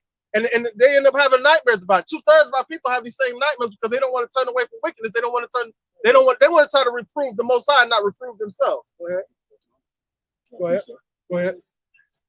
This is Jeremiah chapter 5, verse 14. It says, "Wherefore saith the Lord Yahweh of hosts, because ye speak this word, behold, I will make my words in thy mouth fire, and this people wood, and it shall devour them." And you seeing that happening today? They're getting devoured by this word, man. They're afraid of this word, man. They wish we was out there in the hood selling drugs and carrying guns. Because the fact that we're not carnal minded, that's what makes them afraid, man. Go ahead. This is Jeremiah 51:19. The portion of Jacob is not like them. And we're not like these other nations, man. And 2/3 of our people have put on the covering of these other nations. But the Most High gave us our own original covering, man. And that's his word, man, his spirit. You still got that no, Isaiah 34:16. Go, keep going. For he is the former of all things. The former of all things from the beginning, man. Go ahead. And Israel is the rod of his inheritance. Israel's the rod of his inheritance. He's gonna claim his inheritance through the elect, man. When Yahushua comes down here tearing shit up, he's doing it for the elect, man. The one that stood stiffly for the name of Yahweh Shem Yahushua. The Lord of hosts is his name. Yahweh Shem Yahushua are their names. You got to know those names. Once you know those names and you pray calling upon those names, I like to say this all the time, you're gonna see furniture moving, man. Like you have faith of a mustard seed, you shall be able to say, mountain, move out of my way, man. And what is that mountain? There you go, bro. These individuals right here is that mountain, that government, the beast, the dragon, NATO, the European Union, America, these other nations, they're in the way, man. And Esau set them all up. It's not a coincidence in Psalms 83 that Edom was the first name, Edom, Ishmael, and Moab. Right. Chinese, the so-called white man, the Arabs, and China. All right, those are the three dominant forces on the earth right now. You got the Arabs controlling the oil, well, America controlling the oil through them. All right, America and China controlling the trade route. Everything made in motherfucking China. And Esau set up this whole worldly system, and they're trying to implement the new world order. All right, they're trying to control the population that's on the earth. They're saying the earth, man, there's places on this earth they ain't even been yet, but they're talking about the earth is getting too populated. Wait, you said be cast into the sea, right? Huh. This is Revelations 17 and 15. And he saith unto me, the waters which thou sawest where the horse sitteth are peoples and multitudes and nations and tongues. So he cast back down to the ground. Cast back down to the ground. Yep, because a bunch of people came together and created this place. A bunch of nations and Edomites. Now the Lord said he's going to destroy that. They're going to be cast back amongst the rest of the other nations. He's Man, they're gonna get off that high pedestal and then ultimately be cast into the lake of fire, turned into the lake of fire, be destroyed in this place, man. Right, man. All right, go ahead. And it's back in Jeremiah 51 and verse 20, last verse. Thou art my battle axe and weapons of war, for with thee will I break in pieces the nations, and with thee will I destroy kingdoms. All right, so now imagine this. All right, in Psalms 83, when all the nations formed a confederacy against the children of Israel, when they were devising their plan, they had to say, you know, we got to bound up those two prophets that keep tormenting us, right? In order for us to put these plans into place, because if we don't, they're gonna ride the people. Just like how when during the time of when they were rebuilding the temple. No, during the time of Maccabees when they were rededicating the temple, right? And they say, hey, if you let them make it to that temple, I guarantee once that temple gets built and they have an altar to sacrifice on to their God, I guarantee they're gonna rebel. So you're gonna call out according. We're gonna pray towards that temple according to the words of Solomon. So they knew if you let that altar be built, right? That's the end of it. So they try to stop us from building or stop us from rededicating the temple. Just like right now, that altar is being built, but that altar is gonna be America, and the Lord's gonna sacrifice on that altar. But the third temple is being built right in the midst of the people, and they're saying that now. Them Negroes and them Spics and them, all them, they start building that temple. They start worshiping their God again. Oh, you can kiss this NWO goodbye. So we got to demonize them, and that's exactly what they're doing right now. But Lord is going to put the spirit of war in His elect, and that warfare. Somebody get 2 Corinthians chapter 10 verse 3. And that warfare is not a physical war. We don't. Of course, we know how to fight physically. Jake always been strong, man. Jake know how to fight. Well, you don't have to teach Jake how to fight. Jake, that instinct will come out of Jake. But this is a spiritual fight right here, man. Because think about it. Esau has the power of the gun. That was his blessing. But is he really using the gun? He's using the spirit on the left-hand side to deceive Jake, man. All right, go ahead. 2 Samuel, chapter 22, verse 18. He delivered me from my strong enemy and from them that hated me. But they were too strong for me. They prevented me in the day of my calamity. And that's it. They too strong for us right now, man. They got this shit set up. The Lord set it up like that. Lord said, you want to get out of this, you got to call on me. That's it. he put it for us to have. The only thing we have is hope. The elder said it once, and it'll never leave my heart. He said, listen, Israel is the strongest army because they fight on their knees. We fight on our knees, man.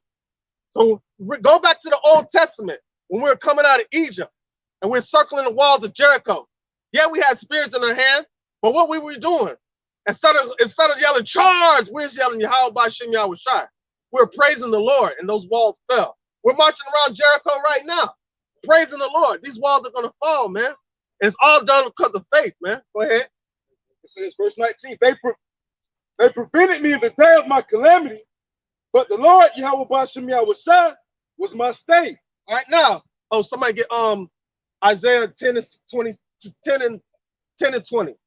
All right. They prevented us in the day of our calamity. They did all this shit. But the Lord was our stay. The curses were we're going to have to go to our enemy for the one of all things. Or we'll have to stay in our enemy. But now we're going to stay in the Lord. Go ahead. It's Isaiah chapter 10, verse 20.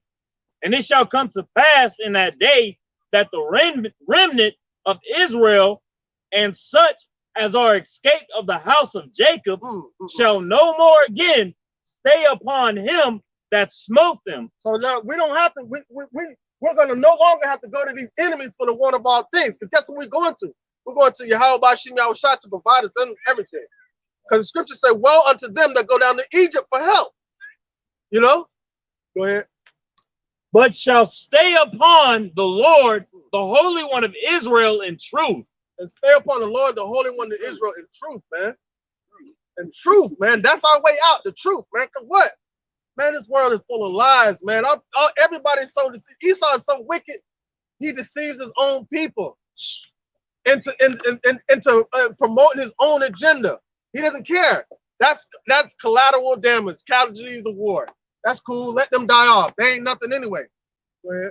I was gonna skip over. And also, like the brother was saying too, man. Hey, when they come in, hey, the Lord Yahweh B'Shem Yahweh Shai is not going to happen where he's just going to run, where Esau is just going to run over the men of the Lord, man. You know, just like the brother said, hey, Jake, as a nation, we know how to fight. But even if we don't, the Lord Yahweh Bashem Yahweh Shai, if you cover with his spirit, he's going to protect you in that time, man. All right, this is 2 Samuel chapter 22, and I'm going to start at verse 30. It says, for by thee I have run through a troop. By my God have I leaped over a wall. And that's King David talking right there, right? Go on. All right, that's King David. Like he said, he making my feet like hinds feet that I may leap over a wall, man. That's the physical strength that we're going to have right now in those times. But guess what? We have that strength spiritually right now. All right, go ahead. Interjection. All right, go ahead. Hold on real quick. 2 Corinthians chapter 10, verse 3. For though we walk in the flesh, we do not war after the flesh. For the weapons of our warfare are not carnal, but mighty through Yahweh Bashem Yahweh Shai to the pulling down of strongholds. All right, so now, guess what? Man, listen, man, if anybody knows war tactics, the God of war knows that, Yahweh Bashem Yahweh Shai. He's sending us in first to destroy the spirit of these devils, man. And guess what's going to happen when those race wars break out? Jake going to start winning. You're going to see Jake start, 2/3 going to beat them. Man, listen, bro. Listen, bro. When you see Jake get up to that fed up point, man, you're going to see Jake beat the hell out of these out of these devils, man. I couldn't say what I really wanted to say. But, man, yeah, keep going. 2 Corinthians 10 and 5, casting down imaginations and every high thing that exalted itself against the knowledge of Yahweh, and bring it into captivity every thought to the obedience of Yahweh Shai. So we're bringing this whole system into captivity through the spirit of Yahweh Bashem Yahweh Shai. Casting down imagination, man. It's imagination. It was a thought. That building was an imagination before it became an actual building. But it's all this is imagination to the Lord because he's going to destroy all of it like it never even existed, man. So now you're seeing the setup by the Yahweh Bashem Yahweh Shai. The more you see the men of the Lord growing, the more in denial that these devils are going to be, man. All the way to the end. Even in the kingdom, when they're in bondage, they still going, like the elder said, every day they wake up, they're going to have that Rocky spirit. They're going to feel like, it's another day for us to try to take over the world again. It's the book of Zephaniah, chapter 3 and verse 8. They're going to feel like they're peaky in the brain every single day until they eradicate it off this earth. That's why they got to be taken away. Because they still going to have that spirit within them, man. Go ahead. Zephaniah 3 and 8. Therefore wait ye upon me, saith the Lord, until the day that I rise up to the prey. That's IUIC's favorite scriptures right here. All right. For my determination is to gather the nations, that I may assemble the kingdoms to power upon them, to pour upon them my indignation, even all my fierce anger, for all the earth shall be devoured with the fire of my jealousy. So that's what's to come to this place, man. You got to keep going all the way to 12. Verse 9, for then will I turn to the people of pure language, that they may all call upon the name of the Lord. Because everybody's not calling upon the name of the Lord right now, right? To serve him. But the elect are going to call upon his holy name. But the elect shall praise his holy name. And to serve him with one consent. One consent. So Israel is split. All right? Israel is split from between, it's no longer the northern kingdom and the southern kingdom, and we're being brought together for the spirit of Yahweh Bashem Yahweh Shai. But 2/3 of our people are not calling upon the name of the Lord. All right? But the ones of the elect are going to have the Lord's name in these times to call upon for salvation. Keep going. Okay. Go ahead. In Surah 17 and 9, he gave them to glory in his marvelous acts forever, that they might declare his works with understanding. That's forever, even to this day. That's what the spirit of the prophet is subject unto the prophet. And your virtue is going to follow you forever, all the way to the kingdom, all the way up into that crown. And the elect shall praise his holy name. There it is, man. The elect shall praise his holy name. All the way from the beginning, all the way to the end. They were going to stay in that righteous lot. Even from the time when we were falling away in 70 AD. Now we're being brought back from that fallen state, man. Now we're being brought back. Why? Through the name of Yahweh Bashem Yahweh Shai and the Spirit. Go ahead. It's back in Zephaniah chapter 3 and 10. From beyond the rivers of Ethiopia, my suppliants,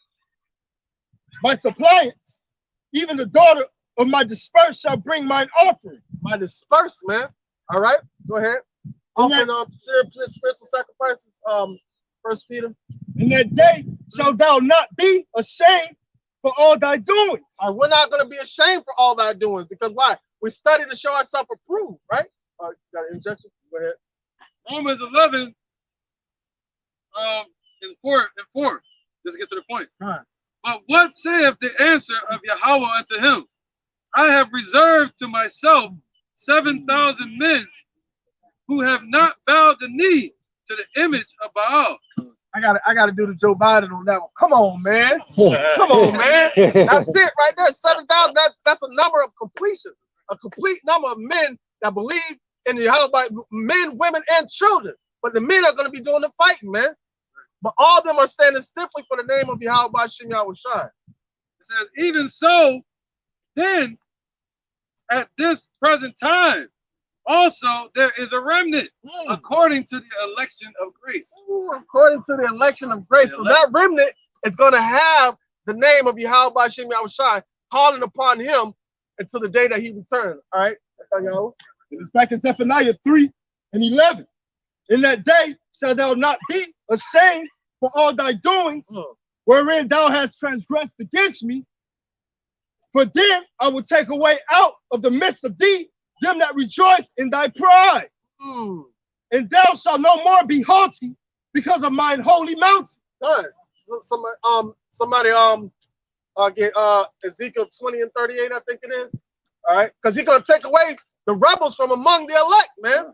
The ones that are not following the name of Yahweh Shem Yahweh Shai. But going back up to verse 8, all right.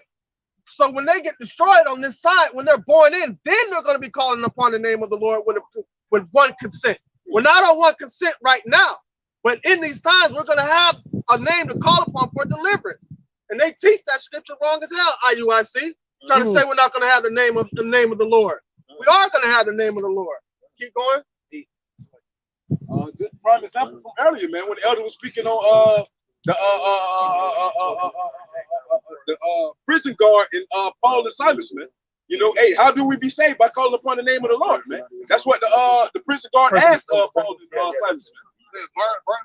I think it was Silas when I was talking about. Okay, well, it might have been, we were talking about two different people. Okay, it's like, but Khan, man, you know, hey, because yeah, Khan, that's when the guard was trying about to kill himself. But Paul told him to stop, man. He said, we're still here, man. He said, how do I be saved? By calling upon the name of the Lord, man. You know, going back to Romans 10 and 13. It all reverts back to the Lord. Yahweh Bashem Yahweh Shai. Good. So how can you call upon him if you don't got no name, man? Keep going on that. It's back in Zephaniah 3. And wait, hold on. Bring this out real quick. This is the book of Ezekiel, chapter 20 and verse 38. Because he has to separate, he has to hollow the Israel of Yahweh Bashem Yahweh Shai. Because what did Paul say? They are not all Israel that are of Israel. Hey, that was Silas. That was the brother of Martin. Oh yeah, cut. And I will purge out from among you the rebels and them that transgress against me. So you got 2/3 of our people that are still living in transgression. Yeah, we all sin, but the transgressors that keep partaking in the same sins over or still living a simple lifestyle. And I will bring them forth out of the country where they sojourn, and they shall not enter into the land of Israel, and ye shall know that I am the Lord, Yahweh Bashem. So they're not going to be able to enter into salvation. They got to be destroyed. You know? But what's going to happen before that destruction comes? Because they're already destroyed in their mind. Go ahead. And in Zephaniah 3 and 11. In that day shall not be ashamed for all thy doings when thou hast transgressed against me. But then I will take away out of the midst of thee them that rejoice in thy pride. They're not going to be ashamed of their sins. They don't hide the sins. They declare the sins as Sodom. They hide it not. Good. And so we're going to see the separation. We're going to see us being hollow from the rest of 2/3 of our people, man. And we're going to know that it's the Lord, the Spirit of the Lord, that's doing this. So we're going to rejoice. We're going to rejoice in what? The name of Yahweh Bashem Yahweh Shai. Imagine that. Us being in the wilderness coming out of Egypt. You think we made it, then you find out there's still some wicked people upon it. You feel me? He's not going to do it like that again, man. That's what happened. You had individuals coming out when Moses was speaking, all right, acting like they serving the Lord, for going back into their tent and serving idols that they brought from Egypt. Right, now we ain't gonna worry about that. You're gonna have to destroy it on this side. And you're gonna have to be taught all over again, man. Well, no, they won't have to teach. They're gonna be born. Yeah, Born knowing everything. No, they're gonna have school. Oh, good. I told you it's gonna be like Professor Xavier. Good. They have babies walking around just destroying shit. You got to teach them to harness their power. Good. Good. You done killed too many Edomites today, son. You don't want to destroy 10,000. I'm an overachiever, Pop. Don't even worry about it. And that's the glory of Yahweh Shai, man. Right. Hey, and also, hey, that's also what, like the brother was saying, the same must know it after death by pain, man. So if you don't learn it on this side, you go learn it in the kingdom. This is Ezekiel chapter 33. I'm gonna start at verse 31. Death by pain. They're gonna learn after death by pain, meaning that death is gonna be a painful death. That's what they're gonna learn from that pain. We learning from the furnace of affliction. Yeah, they're gonna learn through the fire. Yeah. Lord said you better learn through this fire. Yes. That's that fire. That's death by pain.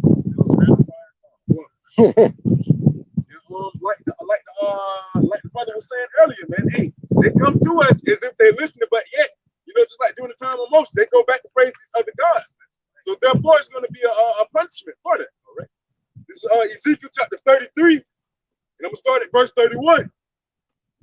And they come to thee as the people come, and they sit before thee as my people, and they hear thy words, but they will do them not. For with their mouth they show much love, but their heart goeth after their conventions. So they still stuck in their worldly ways. Now you got that in the fold. You got individuals that claim to be in the truth, calling on Yahweh Shai, but still got the spirit of the world and moving in fear. Captain Cesariat.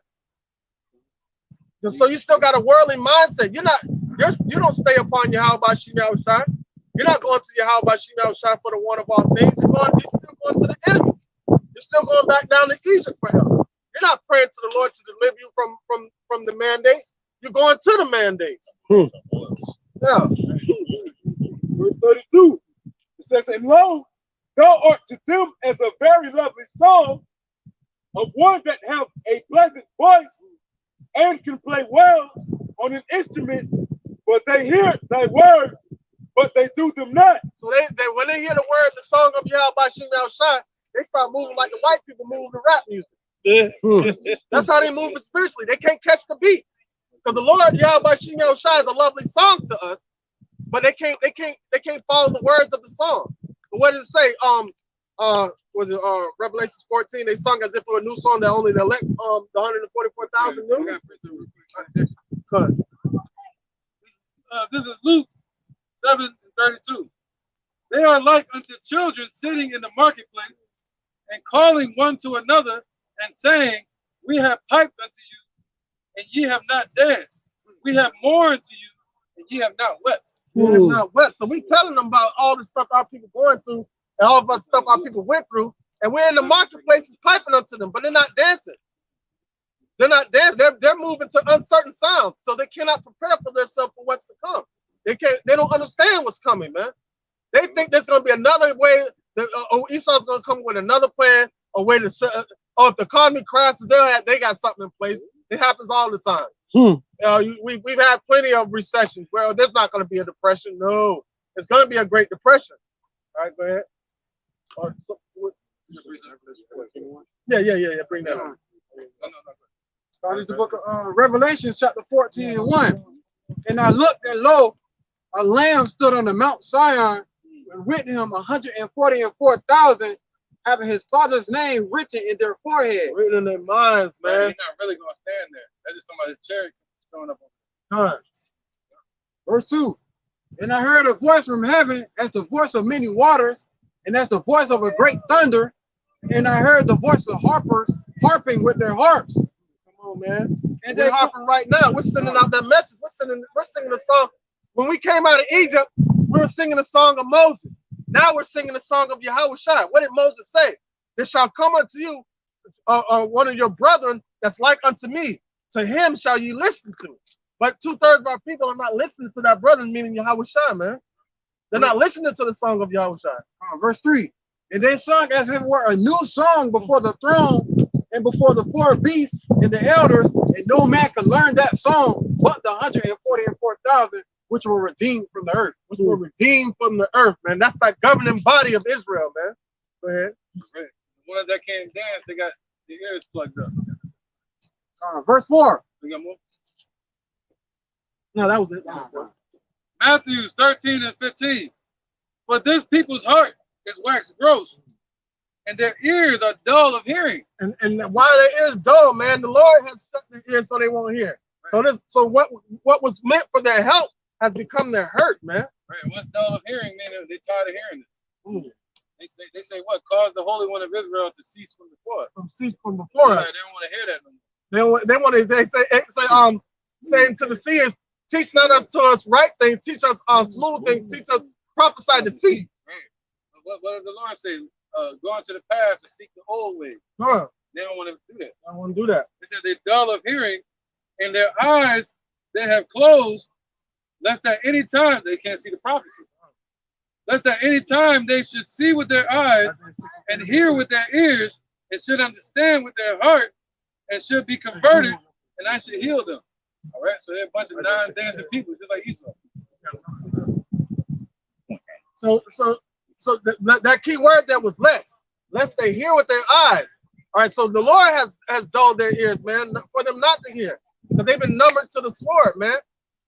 They're rebellious people. And what did the scripture read earlier? He shall purge from among us the rebels, man, that continue to transgress his way. All right, somebody get that Isaiah 6:10 real quick. You got it? It's Isaiah chapter 6, verse 10. Make the heart of his people fat and make their ears heavy. Shut their eyes, lest they see with their eyes and hear with their ears and understand with their heart and convert and be healed. That's why the scripture says in Romans 11 that they shall bend their backs down always, man. The Lord's going to hold them that spirit of division all the way to the end. He said the deceived and the deceivers are his. All right, so he done shut your ears up, close your eyes, and number you to the sword. Because the Negroes, Latinos, and Native Americans need to come out of their state of sleep. The night is far spent. We are the children of the light. Yahweh Bashim Yahweh Shai's chosen people. Turn back and repent, because America's about to be destroyed. Oh, I'm one. Go ahead. All right, this is the book of 2 Thessalonians, chapter 2, verse 11. It says, and for this cause, Yahweh shall send them strong delusion that they should believe a lie. Come on, man. That they all might be damned who believe not the truth. Man, he sent a strong delusion that they shall believe a lie. Who the king of lies? Father of lies. Let me get this right here. Let me get a close-up on this. Zoom in. The father of lies, man. And we could go astray from as soon as they be born speaking lies. Them ain't no babies, them little demons. You see that movie, Little Nicky, with Adam Sandler? They ain't have angel neither. Go ahead. It says that they all might be damned who believe not the truth. So anybody who don't believe the truth, they all damned, man. Anyone that has pleasure in unrighteousness, meaning they don't want to repent. They don't want to reprove themselves. They don't want to correct themselves. So they'll create their own image of God to let them live in the way they want to live their lives. And that's what makes them think they have free will. No, the Lord put that in your mind so he can destroy you. Go ahead. It says, but have pleasure in unrighteousness. Pleasure in unrighteousness, meaning you don't have pleasure in the Lord. You have pleasure in wickedness and unrighteousness. The Lord is not pleasurable to you. Go ahead. Oh, that was it? All right, come on. All right, bring that out again. You had a precept? Okay. Go ahead, bring it. This is the book of Jude. There's only one book, verse 10. But these speak evil of those things which they know not, but what they know naturally. Man, our people got the audacity to speak evil of things they know not. They got the audacity to come up here and give the sacrifice of fools when they hear the man of the Lord speaking. They got the audacity to leave wicked ass comments on the comment board on something they know nothing about. Go ahead. In those things they corrupt themselves. Woe unto them, for they have gone in the way of Cain and ran greedily after the era of Balaam. So they got the spirit of killing. They want to kill his brother, just like Cain did, just like how Esau wants to do. To this day, they're in that same spirit. They come from the Christian church. Come on. That's the spirit of Balaam. Come on. Through the spirit of Balaam, they do this. They turn to all those false prophets. See, Balaam was about to be paid off by Moab to curse our people. See, these people, they get paid to curse our people. People like Creflo Dollar, Kanye West. What's his name? Molester, Chester. Oh, the light. Right? TD Jakes, all of them, man. They all get paid. They taking the payoff to 501c3. You know what I mean? To curse our people. To add on that sin and that destruction that Esau doing to our people. Yeah, crucifying our Lord afresh every day. Check out the shirt. End of days. With satanic. To the point. Hey, catch that. You know Satan going into slavery, right? Hardcore bondage. Hardcore slavery. Isn't that cool? I think that's cool. Tell slavery. This verse 14. And Enoch also the seventh from Adam. Real, man. This thing real, bro. Because you really got people out here that you got it's a war, man, of righteousness and wickedness. Yeah, man. And that was a proof of it, man. You got people that really walk around and don't believe, man. But then our people get mad at us for telling them don't subscribe to their way of living, their way of life, their philosophies, man, their jobs and stuff like that, man. These are the people that you answer to. Right. You know? Them damn devil worshippers, they need to be put in the jail, man. Because you got to think about their practices. What do? They drink blood. They be hurting babies and shit. Killing people. It's just like the games and shit. They got to get jumped in or something. They got to kill somebody. You know, vampires. It should be an affiliation with them, and it should be tagged of being so. They're not, though. You know, in this society, they love wickedness in this. They covet the wicked. They covet the they bless the covetous. Yeah, you get to walk around, throw that shit up. For real, man, he got all that pride. He a real low-level demon. It don't make it for him to walk around with all that pride like he can move something, bro. Man, listen, go ahead. You got precept the bar. Go ahead. It's the book of Deuteronomy, chapter 30, verse 19. I call heaven and earth to record this day against you, that I have set before you life and death. So every time the men of the Lord come out here on the highways and byways, we're recording and giving a testimony of what's happening on the earth. And that's being sent back to Yahweh by Shem Yahushai. So everybody's going to be destroyed for the amount of wickedness that they're doing, man. Go ahead. Blessings and cursings. Therefore choose life, that both thou and thy seed may live. Come on, man. Choose life, man. Choose the tree of life, Yahushai, man. Go ahead, Amawan. This is the book of Romans, chapter 8, verse 6. It says, for to be carnally minded is death, but to be spiritually minded is life and peace. To be spiritually minded is life and peace. So that these individuals, the reason why they're so corrupt and wicked, because they don't have any peace in their mind. Their mind constantly meditates on wickedness and unrighteousness. All right? Go ahead. Because the carnal mind is enmity against Yahweh. So they're enemies of Yahweh by Shem Yahushai, because their mindset. All right? For it is not subject to the law of Yahweh, neither indeed can be. And neither indeed can, because the Lord won't allow it to happen. And 2/3 of our people fall under that category. Go ahead. So then they that are in the flesh cannot please Yahweh. So if you're living according to the flesh, you can't please the Most High, man. You got to live according to the Spirit and have faith. All right? It says, but ye are not in the flesh, but in the Spirit. So we're not trying to fight this battle physically, man. We're in the Spirit. All right? We're in the Spirit. We're letting the Spirit take us to the kingdom. We're letting somebody still got Isaiah 34:16 real quick. Because we're not going to be drawn to Yahweh according to the flesh. Flesh and blood cannot enter and inherit the kingdom of heaven. That's why he's trying to build us up spiritually, man. Go ahead. Isaiah chapter 34, verse 16. Seek ye out of the book of the Lord, Yahweh Bashem Yahushai, and read. And read, man. Seek out of these scriptures and read. All right? No one of these shall fail, None shall want her mate. None shall want her mate. Now, not one of these prophecies are gonna fail in this book, man. Seek ye out of the book, get an understanding of what the Lord's trying to do to this place. Go ahead. For my mouth, it has commanded. The Lord spoke it, right? And his spirit, it has gathered them. And so the spirit of the Lord gathered his elect. So that's why we're being drawn together spiritually, and that's why we move and operate according to the spirit of Yahweh by Shema Shai. According to 1 Corinthians chapter 2. All right, the spiritual man versus the natural man, the carnal man. There's a separation between the two. So he's using the spirit.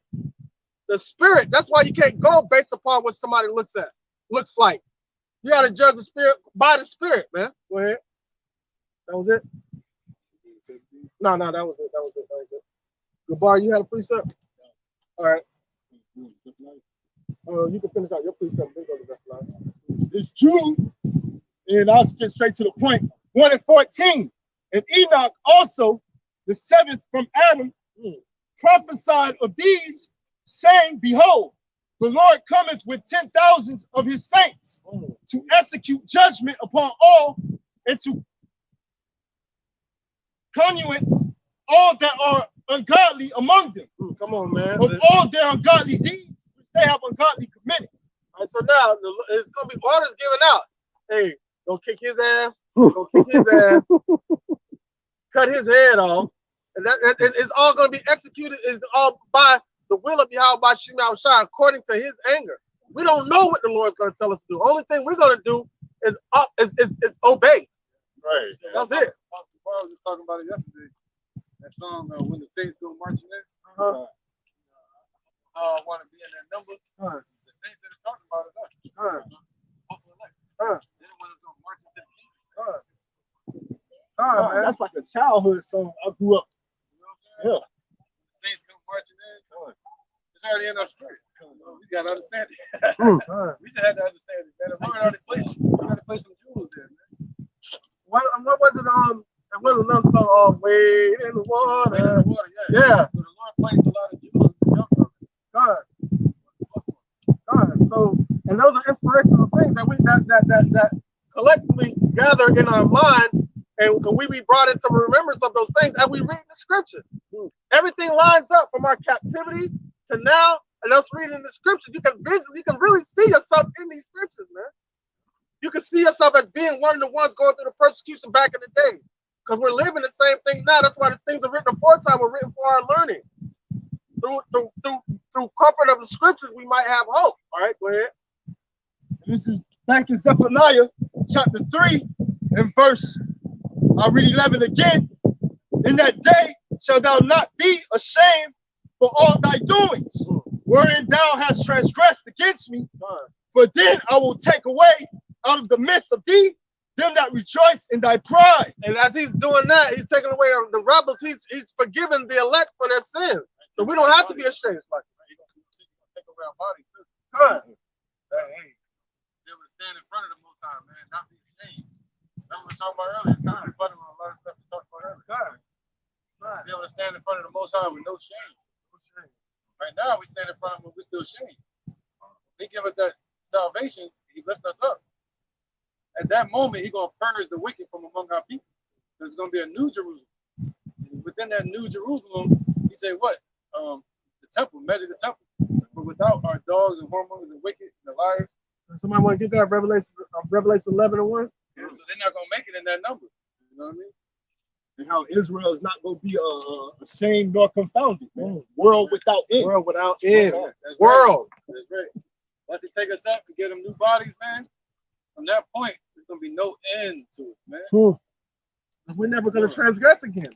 Right. It was an end to us being, the Psalms 83 was because of our transgressions, man. That would have never happened if we would have never transgressed against the Lord. Man, listen, yo. Yo, stand in front of the Most High and feel no shame. Go out into the universe, into the heavens, and no shame. You go into the spirit realm and back into this realm with no shame. Just traveling freely in his creation and being a creation as well. And being not shamed at all. We don't know what that. I don't know. I can't wrap my mind around it. Like, yo, you really gonna do that? Like, make us perfect in your sight? Well, to be perfect in Esau's sight, we'll still be imperfect. To be perfect in our own sight, perfect in your woman's sight. He's still imperfect. Perfect in the Creator's sight. He said, "Trust me, I'm gonna create you perfect." Now we made perfect. We won't be ashamed, man. That's a great hope to look forward to. Right. That's why we go through our afflictions, man, to be made perfect, man. Filling our spirits up to, and he's gonna have a body. We're gonna have a body to match those spirits, man. It's no longer gonna be that fight against yourself, because you your worst enemy, man. Being in this realm. All right. 12. Oh yeah. Revelation 11. Book of Revelations, chapter 11, starting verse 1. And there was given me. You see how close they flying? Like they ain't supposed to be really flying that low.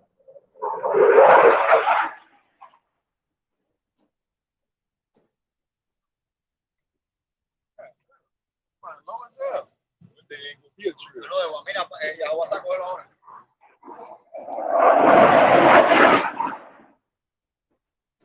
Hey, you hear the sound of that? Wait till you have a shot cherry. Hey, when he busts the sound barrier, you're gonna see it.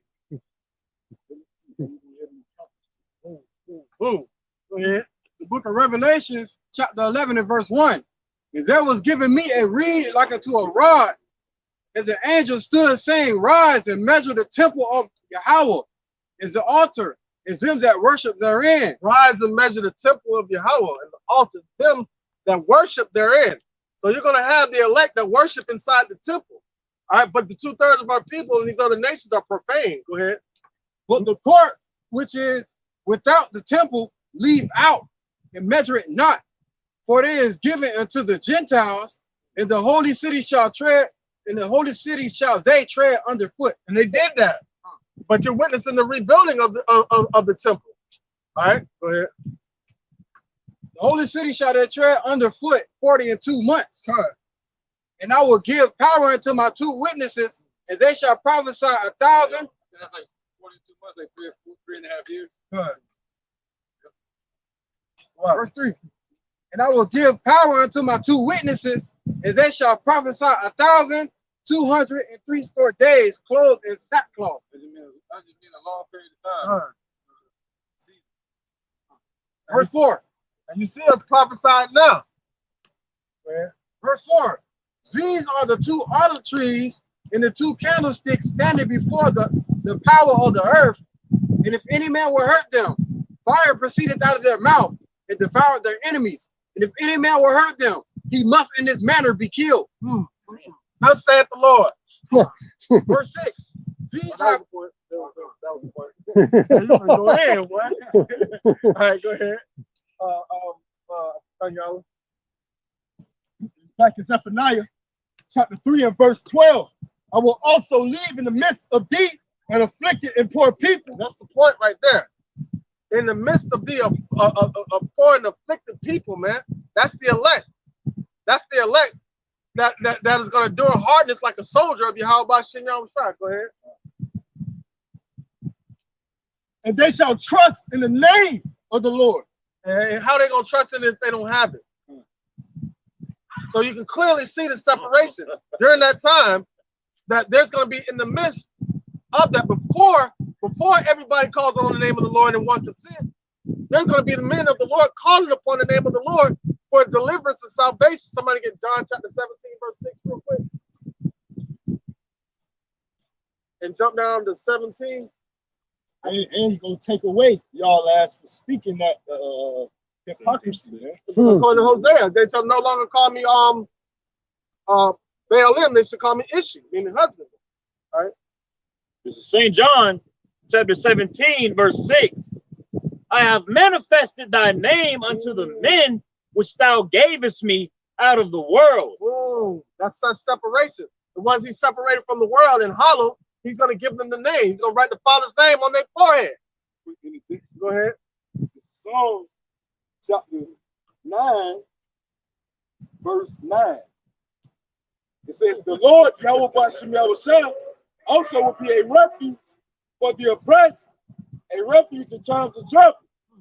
And they that know thy name will put their trust in thee, but the Lord has not forsaken them that seek me. Oh. And he says, seek him early while he may be found. So if you're seeking him, he's going to give you his name. He's going to give you his name. Go ahead. And we had his name in Egypt. What did he say? I've heard the affliction of my people Israel by their taskmaster. All right.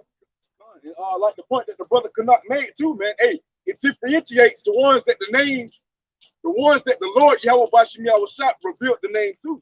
All right. It's just how Psalms 99. It differentiates the ones that know and the ones that don't know the name of the Lord Yahweh Bashim Yahweh Shah. Right. That's why it clearly states, and they that know thy name will put their trust in thee. Why? Because 2/3 not going to do it. Why? Because they're going to be calling them Jesus, Buddha, Allah, whatever the case may be, man. You know, or you got people, you got 2/3, you got some of our people that don't even believe in God. Zechariah 14:9. And Yahweh Ba'Shem Yahweh Shai shall be king over all the earth.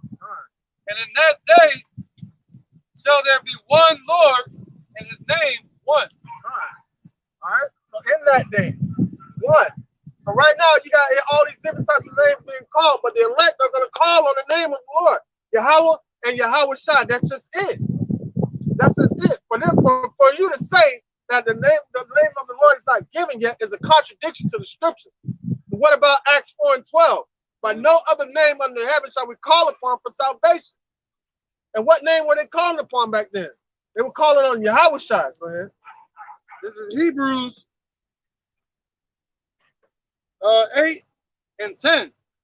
For this is the covenant, you can stop me whenever, that I will make with the house of Israel after those days, saith the Lord. So after those days, right? He said we're going to call his name, but check this out. The whole house of Israel. But right now, he's just dealing with the elect. All right?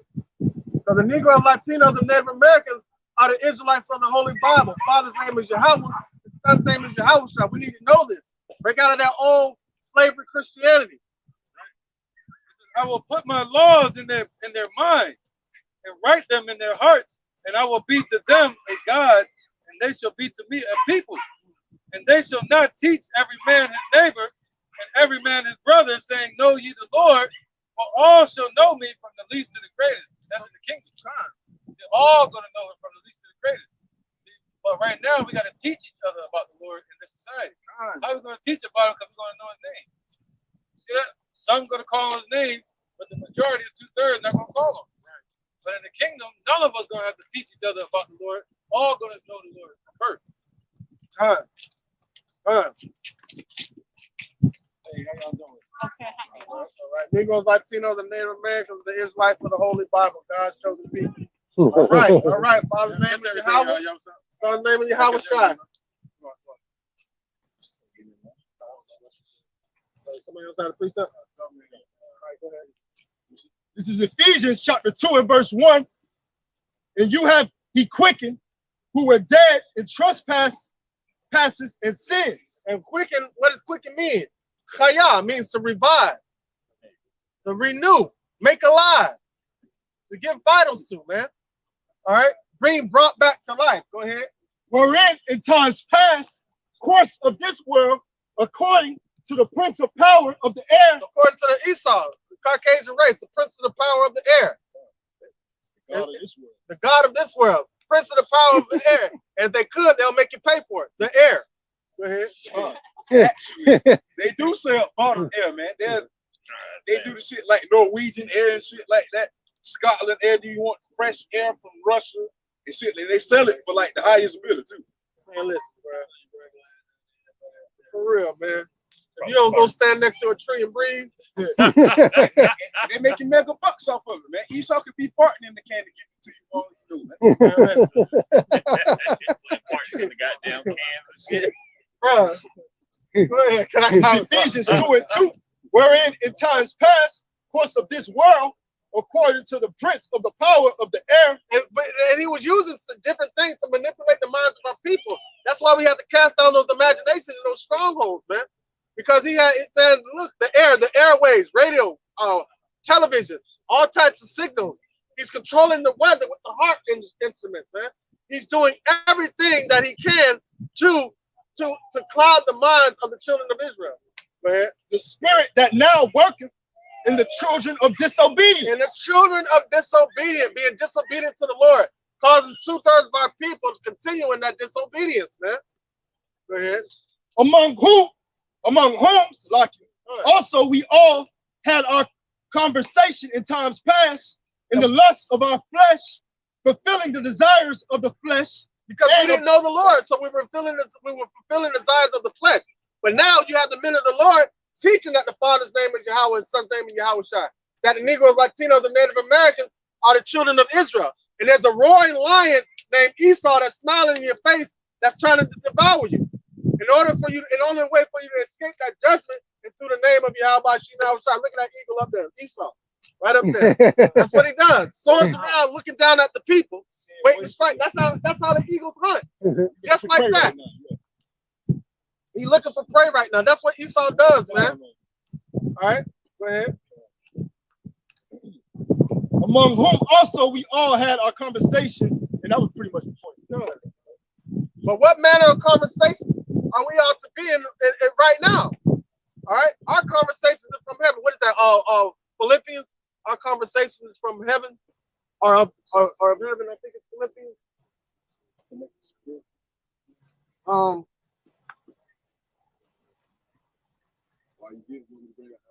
Yeah, go ahead. This is 2 Peter chapter 3. Straight to the point. Yeah. This is 2 Peter chapter 3, verse 11.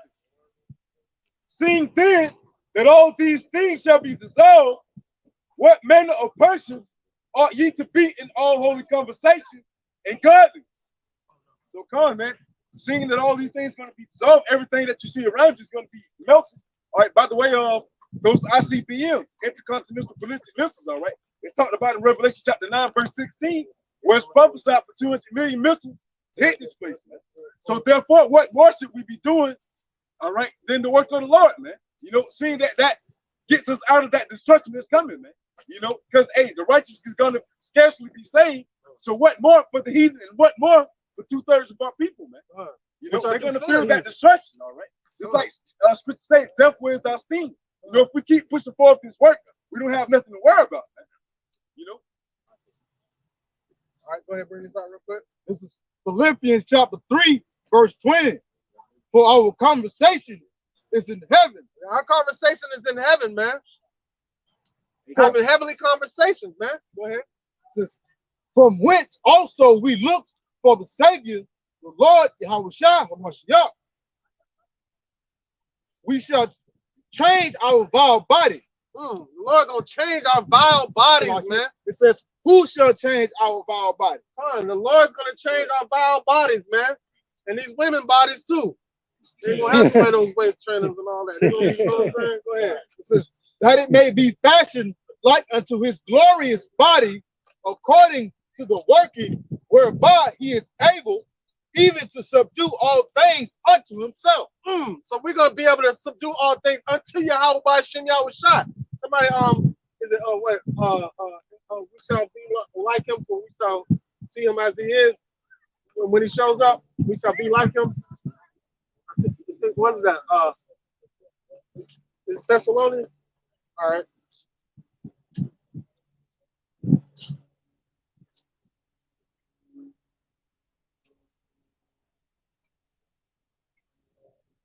Somebody want to whoever find it first.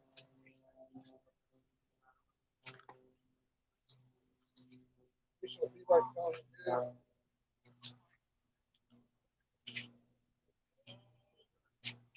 First John 3 and 2. All right. Yeah, 1 John 3 and 2. I thought I knew it.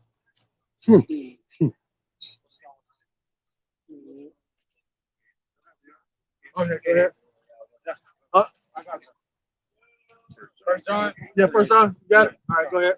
Whoever get it first. Book of 1 John, chapter 3, verse 2. So he's going to change our vile bodies, man. But what is he doing first? He's changing us spiritually. All right, go ahead. Beloved, now are we the sons of God, and it doeth not yet appear what we shall be. We don't know what we shall be. But now we the sons of Yahweh by Shem Yahweh Shai. Go ahead. But we know that when he shall appear, we shall be like him. Oh, when he shall appear, we shall be like him. Come on, man. We shall be spiritual like him. We shall be built like him. We shall be like. Somebody gets 1 Corinthians chapter 2, verse 16. Start at 14, though. All right, go ahead. This is 1 Corinthians chapter 2 and verse 14. But the natural man receiveth not the things of the spirit of Yahweh by Shem Yahushai. And what did the brother just bring out earlier? The carnal mind is enmity to Yahweh by Shem Yahushai. So the natural man that thinks carnally is not going to be accepted. All right, they're not going to be able to receive the things of Yahweh by Shem Yahushai. So they're not going to be like he is. So they got to be destroyed. Go ahead. For they are foolishness unto him. So these things are foolishness unto the natural man, unto the carnal man, unto 2/3 of our people in these other nations. Go ahead. Neither can he know them because they are spiritually discerned. Ooh, you can't know the things of the spirit because you have to discern them spiritually. You can't discern the word carnally, man. Flesh and blood cannot inherit the kingdom of heaven. So there's nothing you can do carnally that's going to get you to the kingdom. Even us sitting out, even though we're physically standing out here teaching, it's not a carnal thing that we're doing. It's all done according to the spirit. The spirit has us out here, man. It's the spirit of the Lord pushing us to do this. You can't just grab this book and think you go read and be a teacher. You know, you have to have that spirit on you. Right. You know, you have to be called ultimately to do the work. Man, you got to have that spirit on you to go out and listen, go out and read the scriptures, man. Rightly divide the word of truth. But he that is spiritual, judge of all things, this back in 1 Corinthians 2:15. But he that is spiritual, judge of all things, that he himself is judge of no man. All right, he that is spiritual, judge of all things, but he himself is judge of no man. You can't say nothing to the man that's trying to tell you that you're transgressing against the Lord. And the spirit of the Lord is on that man, and you want to try to judge him. Come on, man. But he judges all things. Go ahead. For who have known the mind of the Lord? Who have known the mind of the Lord? That he may instruct him. If you know the mind of the Lord, then you can be instructed of the Lord, man. And to righteousness, go ahead. But we have the mind of Yahweh Shai Mashiach. Ooh, we have the mind of Yahweh Shai Mashiach. So therefore, go back to that 1 John, we shall be like he is. So now, with us having the mind of Yahweh by Shem Yahweh Shai, because guess what? It started with Yahweh, then it went down to Yahweh Shai. Somebody get Revelation 22 real quick. No, yeah, 22. I saw a pure river. 22 and what? 1. This is Revelation chapter 22, verse 1. And this is how we get and be like Yahweh by Shem Yahweh Shai. All right, go ahead. And he showed me a pure river of water of life, clear as crystal, proceeding out of the throne of Yahweh. Out of the throne of Yahweh. And of the Lamb. And of the Lamb. That is wisdom, pure wisdom from the Heavenly Father that came out of the throne of Yahweh, all right, and came unto the Lamb, all right, and the spirit of the Lamb, which was from the Father, that's how they became one. That's why he said, I am one and me and the Father are one. And we become one. Somebody get John 17 and 17 real quick. And hold that and hold the other one. You hold that. You hold yours, let somebody else get it. John 17 and 17. Yeah. It's John 17 and 17. Sanctify them through thy truth. Thy word is truth. So now that sanctify them through thy truth, thy word is truth. All right. So now that's what came out of the mouth of the throne of Yahweh unto the Lamb. Keep going on that.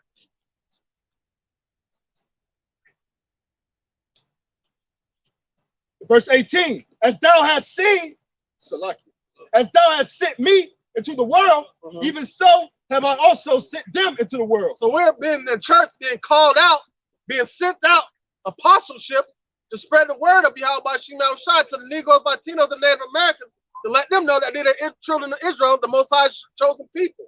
Go ahead. If for their sakes I sanctify myself, that they also might be sanctified through the truth. Boom. Sanctified through the truth. That's separation. All right. Go ahead.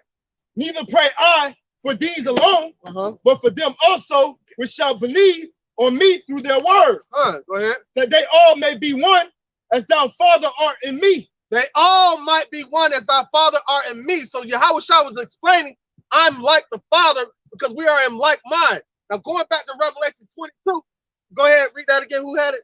Revelation 22. I got it. Revelation chapter 22. We'll start back at verse 1.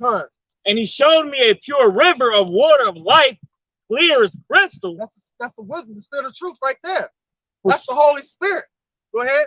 This is how we become connected to the Father through Yahweh Shai. Go ahead. Proceeding out of the throne of Yahweh and of the Lamb, in the midst of the street of it, and of either side of the river was there the tree of life, which bare 12 manner of fruits, and yielded her fruit every month. 12 manner of fruits that yielded her fruit every month in due season. So these only the 12 tribes of Israel were commissioned to teach the word and to receive that spirit of Yahweh by Shem Yahweh Shai. 12 manner of fruits represents the 12 tribes. Right? The 2 olive trees because of the separation with Jeroboam and Rehoboam. But now those 2 sticks are 2 trees are becoming 1 stick, 1 tree. Right here being brought back together. Somebody want to get Sirach 36 and 11 real quick? All right, go ahead, bring it up. This is Wisdom of Solomon chapter 9, verse 4. That was it. It says, give me wisdom that sitteth by the throne, and reject me not from among thy children. Meaning, let me be as like mind with you. Yahweh Bashim Yahushua, send unto me your spirit. What did King David, man, what did he say about King David? He found a man like unto his heart.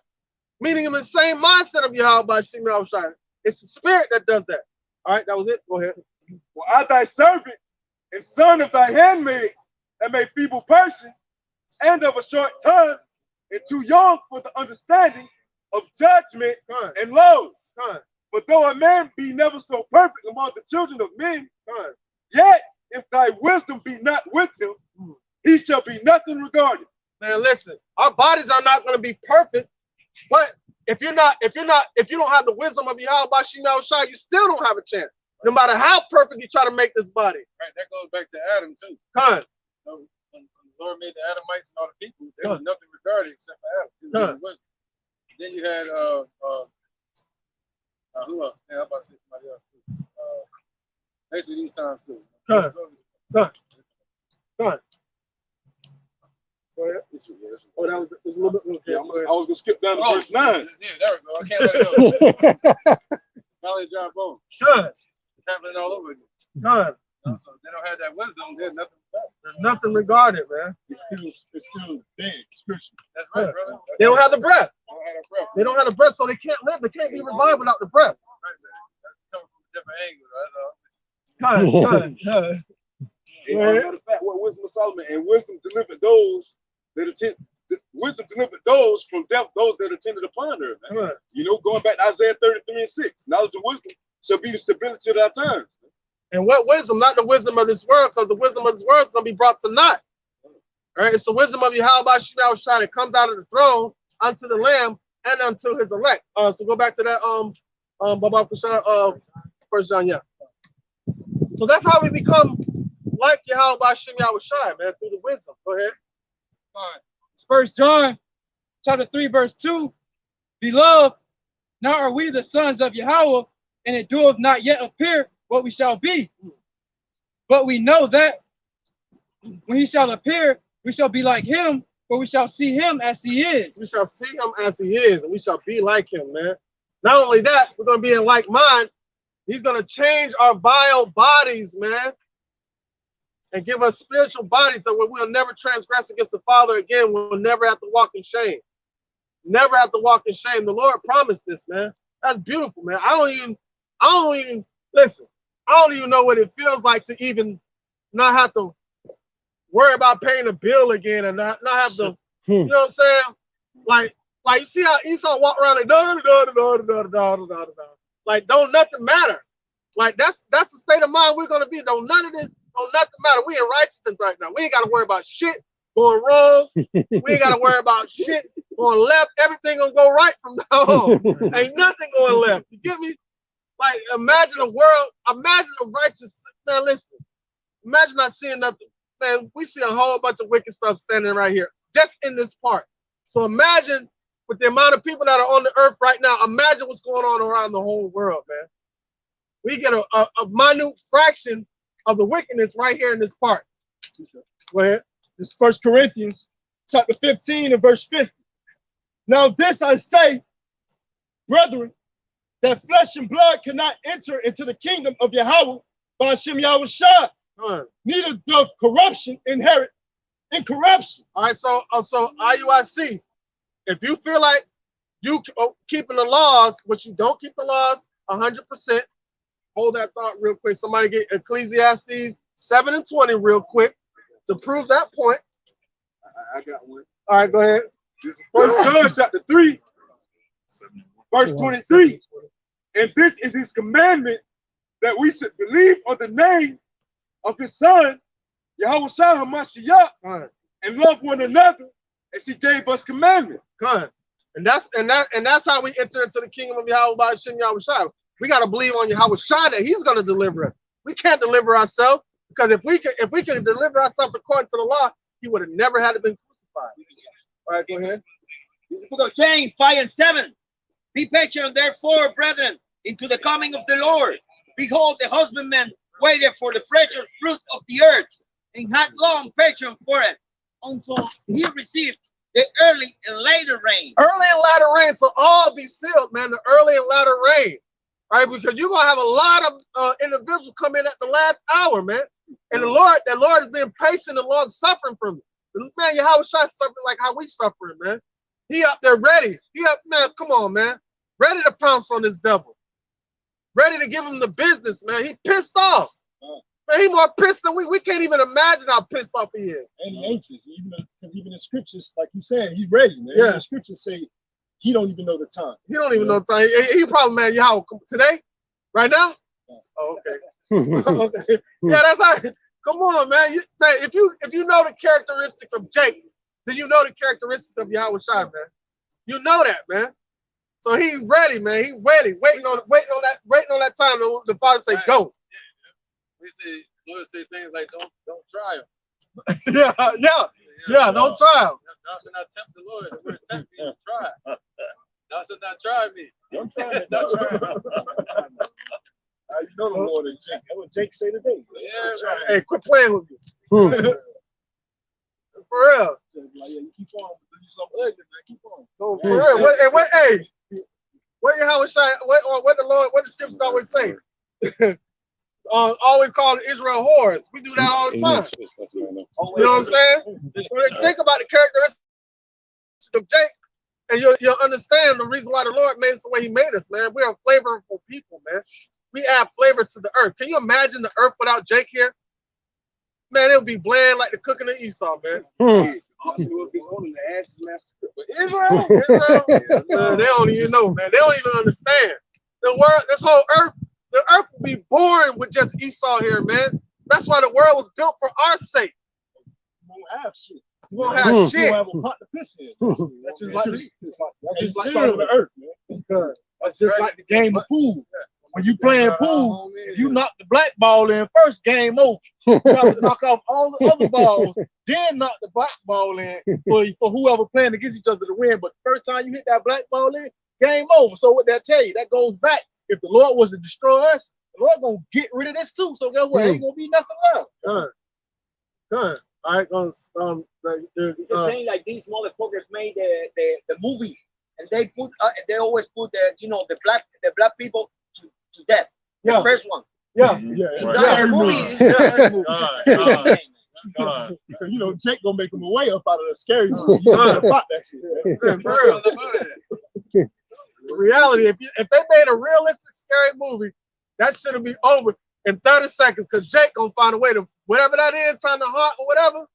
Jake gonna what was that movie? That movie, The Conjuring, the little ugly little thing from the Nun. The little ugly little nun looking thing, right? Somebody posted a meme of that saying, "Would you spend the night with this for $20 million?"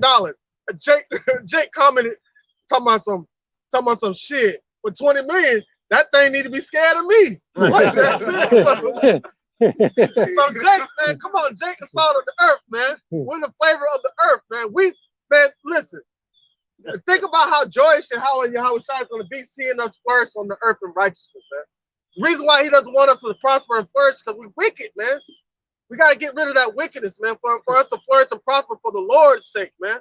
It's not about us, it's about Yahweh Shai.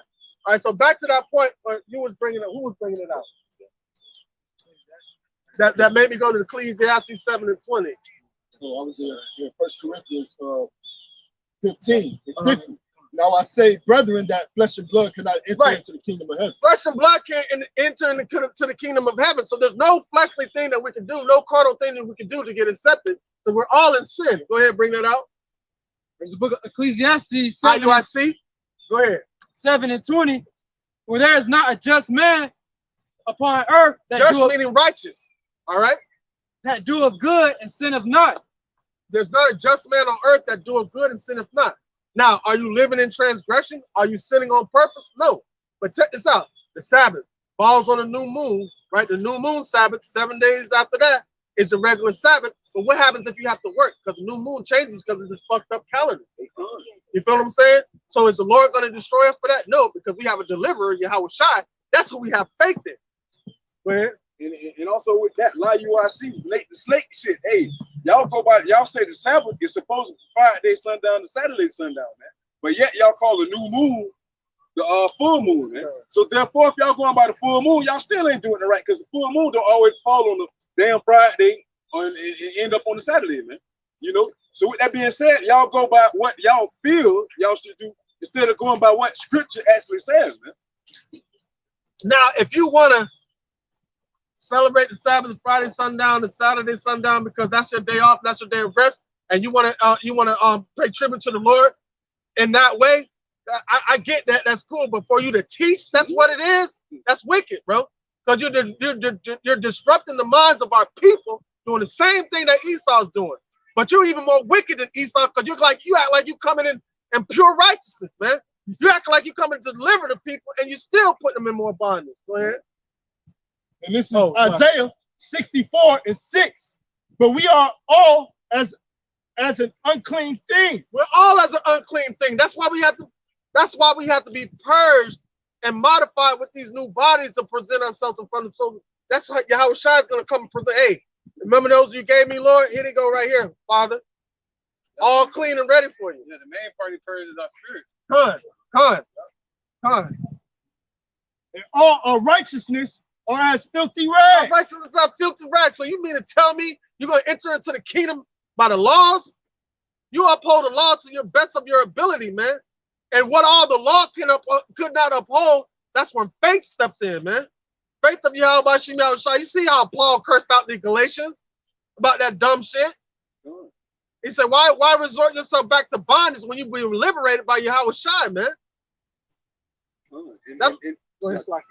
And faith is a gift which is not given to LIUIC, to Zariyat, General Yohana, so forth and so forth, man.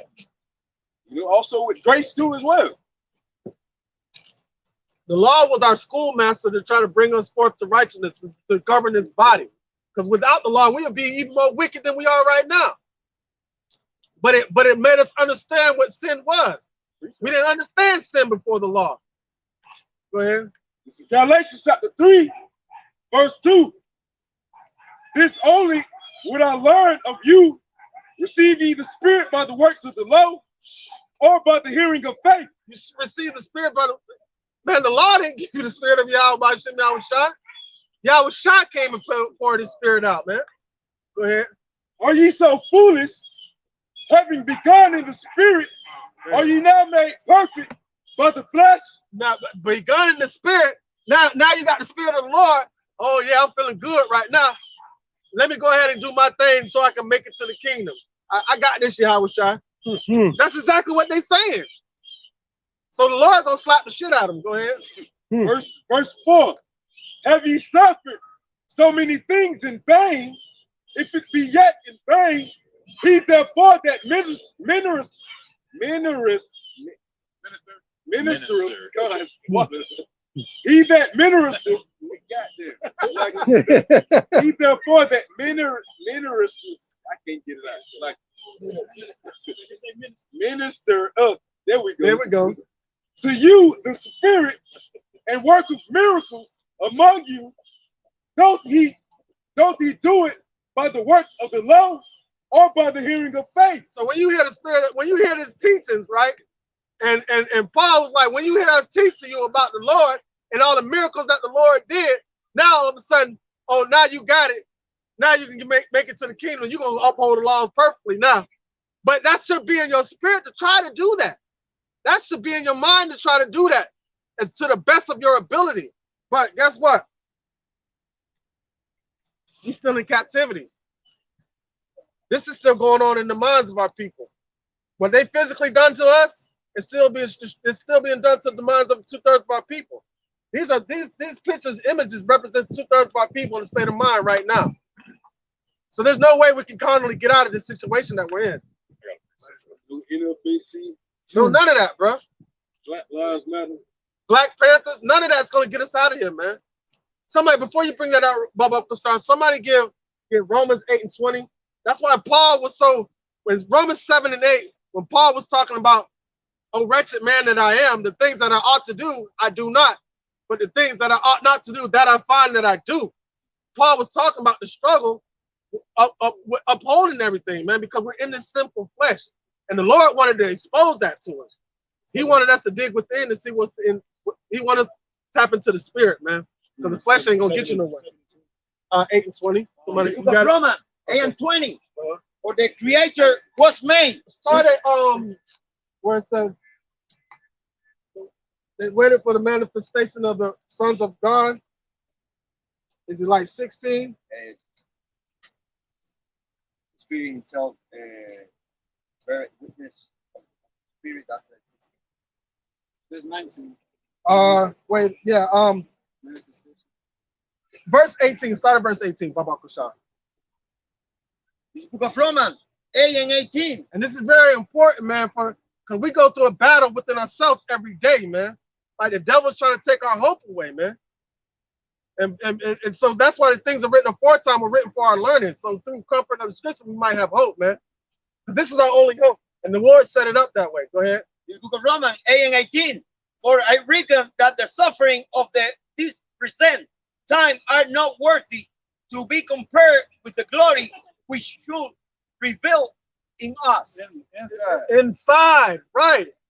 So the glory that's revealed inside us, man, through the spirit of Yahweh by Shemel Shai. That's why it's so important to dig within. That inner man is what's important. This is nothing but an exoskeleton.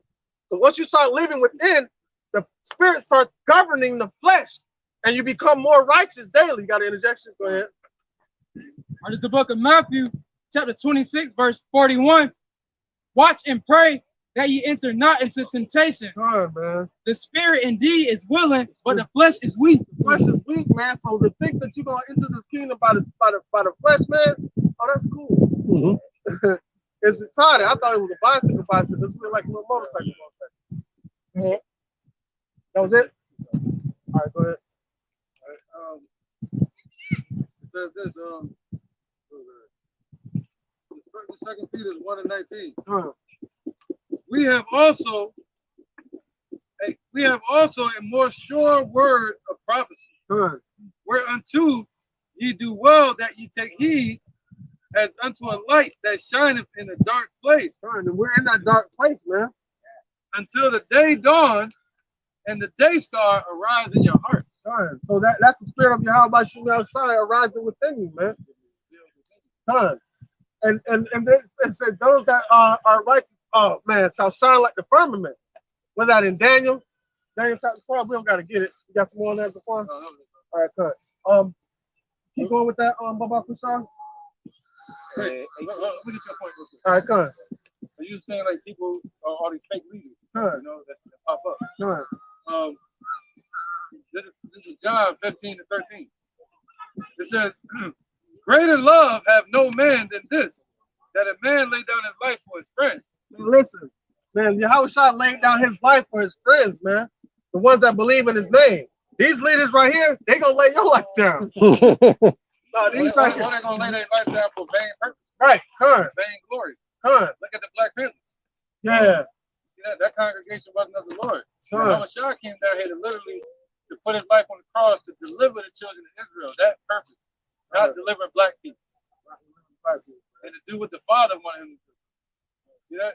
He said he's about his Father's business. None of these other leaders were about the Father's business. They were about their own agenda. That was at the age of 12. Con. Go ahead. My bad. 1 Corinthians 3:11. For other foundation can no man lay than that which was laid, which is Yahushua. He's that chief cornerstone, man. The rock of offense. That stability of Israel, man. Everybody gonna do that for us what he did. No. Everybody lay no new foundation, can't do anything. Can't do nothing. That foundation, it represents our deliverance. That represents our growth. You start the foundation, then you plant the trees, you send the water through the vine to the branches. Other than that, we have no foundation, nothing. We can't even be planted. And that's funny because a quick testimony. And when I'm at work, I have to have meetings with my bosses and stuff like that. And I always relate everything back to the scripture, right? Esau want to be down. So with that being said, right, we have a new system that we're setting up, right, to run the whole company. And they asked me my thoughts on it. And I said, y'all haven't laid any foundation. And I started bringing out scriptures on that. I'm like, y'all haven't laid any foundation. Y'all bought a whole bunch of furniture, right, and put it inside the house that hasn't even been built yet. And that's exactly what this system is doing. And when I said that, they thought about it, and I'm like, but think about it to this day, man. You have other false leaders that are doing the same thing. They're buying all this glamorous furniture to build a house that hasn't even been built, and that's going to be destroyed. Instead of building on the foundation that was already set in Yahweh Shem Yahushua. All right, go ahead. Y'all probably got the same one too. Go ahead. I got 1 Corinthians chapter 3:11. For other foundation can no man lay than that is laid, which is Yahushua Mashiach. Now, if any man build upon this foundation, gold, silver, precious stones, wood, hay, stubble, every man's work shall be made manifest. For the day shall declare, the fire shall try every man's work of what sort it is. All right, so all the work you've been doing on this earth, it's going to be tested by fire. All right, cool. All the works that everybody does on this earth is going to be tested by fire. All right? So now, if your fire get burnt up, your work was in vain. Go ahead. So just like the brother was just speaking on, man, hey, your work is going to be tested by fire, man. So therefore, if it's not of this truth, it's not going to suffice in that day. You know, just like Esau, your gold, your silver, your rubies, none of that shit is going to suffice, man. You know? All right, this is Job chapter 20. And I'm going to start at verse 4. It says, knowest thou not this of old, since man was placed upon earth, that the triumphing of the wicked is short, and the joy of the hypocrite but for a moment. So if you don't have patience, you're going to get anxious, and you're going to try to move according to the flesh, and you're not going to be patient and wait on the Lord. You're not going to let patience have the perfect works, that you may be entire, wanting nothing. Once you get to the point where you want nothing out of this place, then you can move in the spirit of the Lord. Yeah, you're gonna work and get your daily bread, but you ain't trying to capitalize like how Esau trying to capitalize. You're not trying to capitalize according to the flesh.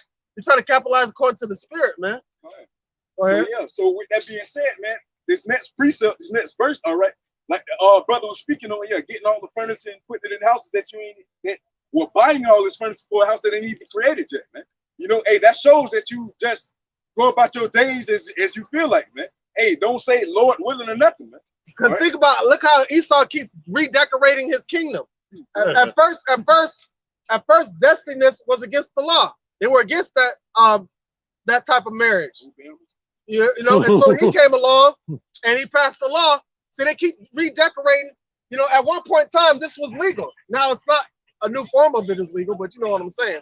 They keep rearranging the furniture in a house that isn't even solid. Go ahead. So God, hey, so y'all getting all this damn, buying all this furniture up, man, for no reason, all right? Verse 6 of Job 20. Though his excellency melt up to the heavens, and his head reaching to the clouds, yet he shall perish forever. Like his own tongue, they which have seen him shall say, where is he? He shall fly away as a dream, and shall not be found, yet he shall be chased away as a vision of the night. So it's gonna be like he ain't never existed, man. God. You want to see that some more? You want to say on it? Hey, God, man. So yeah, it's gonna be like he never existed, man. You know, once this kingdom is eradicated by those 200 million missiles, all right, hey, Esau's going to go through 1,000 years of hardcore slavery. Then after that, his ass going to be cut off. You know, that life support is going to be cut off, man. Pull the plug. And somebody can get Psalms 126 and bring it out after this one. Go ahead. Huh. Haggai 1 and 5. Now therefore, thus saith Yahweh of hosts, the Lord of hosts, consider your ways. Ye have sown much and bring in little. Ye eat, but ye have not enough. Come on, man. That's that rat race mentality that our people chase after, trying to keep up with the Joneses. Ye drink, but ye are not filled with drink. Are they false doctrine? There are the philosophies of Esau, that drink that's in the hand of the whore. That tap water. The tap water. He clothe you, but there is none warm. Why? Because they still on, those covers, man. Those covers of these other idols, these other nations. filthy rags. Filthy rags, man. And he that earneth wages to put them into a bag with holes. Come on, man. Thus saith the Lord, consider your ways. Consider your ways and consider your doings, man. Are you doing it in the spirit and the righteousness? Now, we're not saying like you got some people that are in the truth that are rich. But the scriptures say if those that are rich have a good heart towards the Lord, still have your mind set on Yahweh Shai and be prepared to lose it all. Be prepared to lose everything, man, because there's nothing on this side that's going to be able to compare to the glory that's going to be given unto us by Yahweh Shai. Nothing at all, man. Ain't no job, ain't no woman, ain't nothing, man. Ain't no status. You can become the president. Still, there's no glory. Everything is vanity on this earth, man. When Joseph was made Pharaoh of Egypt, he wasn't given glory because he was Pharaoh of Egypt. He was given glory because he was doing the will of Yahweh Shai. Because the famine that was going to come. And Israel was able to eat because of that. The Lord set all that up. Just imagine if Joseph would have got prideful and would have been like, hey, yeah, y'all sold me. Nah, fuck that. Y'all gonna starve. Imagine if he would have had that mindset. So be mindful of the things that you do on this earth, man, because you're not going to be able to prosper in anything the way the earth is set up right now. But everything that you prosper in, Esau gonna take it. That too. Everything's gonna be destroyed, man. The only thing that's gonna be standing is righteousness. Precept. All right, come on. Joshua 1 and 8. This book of the law, now we live by the law of faith, shall not depart out of thy mouth, but thou shalt meditate therein day and night, that thou mayest observe to do according to all that is written therein. For then shalt thou make thy way prosperous, and then thou shalt have good success. Ooh, so you want us to see with the way the world's going in right now? That's what, yeah, have your mind on Yahweh Shai for success, man. All right, for uplifting. All right, for prospering. Not like let me get this. Not like the prosperity doctrine that they teach. They teach you to pray for money, pray for a good job, pray for a house, pray for a whole bunch of things that's going to take your mind off Yahweh Shai. They don't never tell you to pray for wisdom.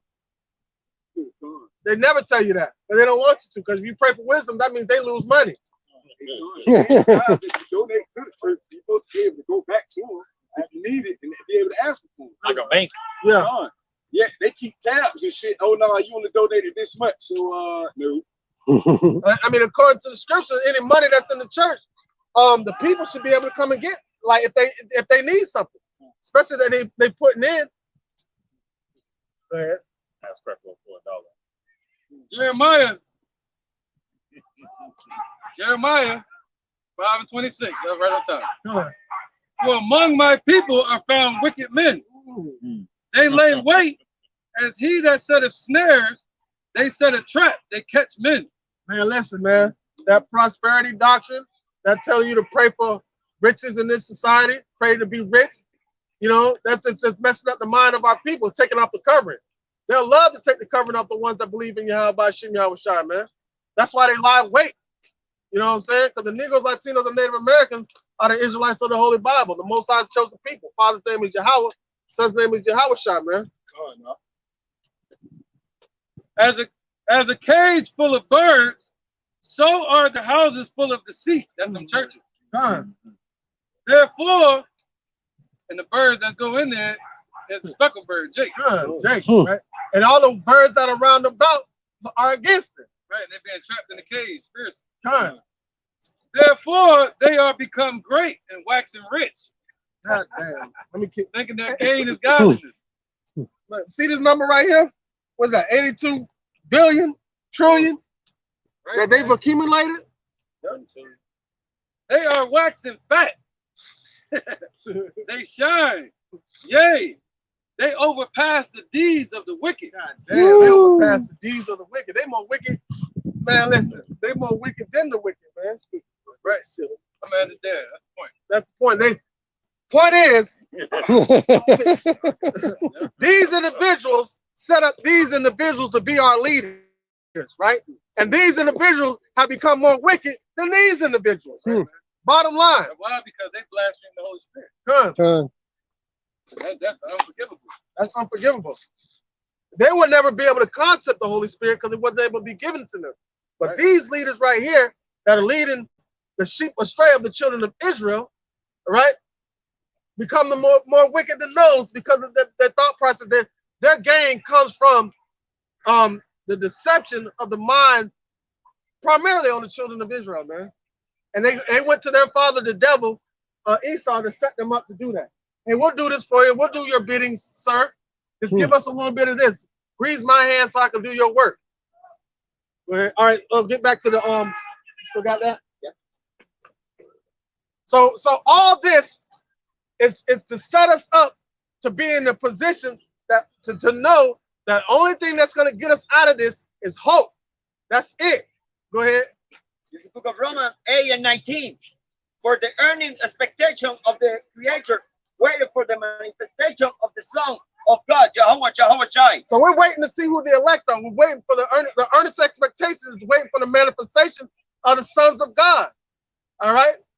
All the way from Adam, all the way till now, man. Yasharallah, the princes of the power. Go ahead. Number 20. For the Creator was made subject to vanity, not willingly, but by reason of him who has subject the same in hope. So the creature was made subject to vanity, not willingly. All right, but he was showing the Adamites something. He was showing Adam something. All right, giving us full understanding because we didn't know what wickedness was, but we damn sure found out. We damn sure found out because these individuals, the Caucasian race, they're the poster child of wickedness. They can show you. You want to know what wicked is? They can show you. They damn sure can show you. They're showing you now because they'll tell you not to forget 9/11. But guess what? They're taking slavery out of the history books, and they're taking funding away from the schools that teach the history properly, that teach about all the wicked deeds. They're taking funding away from the school. They're trying to hide their wickedness. Right. They're not worse than their militaries either. Come. They're soldiers. They're going around the world just killing and murdering. Murder in the name of democracy. Yep. They're trying to create a one world government, which was going to be a united world socialist society to where everybody is going to be reliant on the powers that be. Totally. That's it. The powers that be serve Satan. Good. So everybody be subjected to the devil. Not the men of the Lord, though. Not the men of the Lord.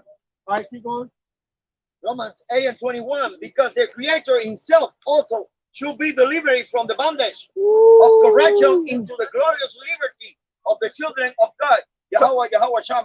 Because the Creator himself shall deliver us from the bondage. Yahweh Shai set all this up for us to be in the spirit of hope, to deliver us, the ones that hope and have faith. Like what's the bondage of corruption?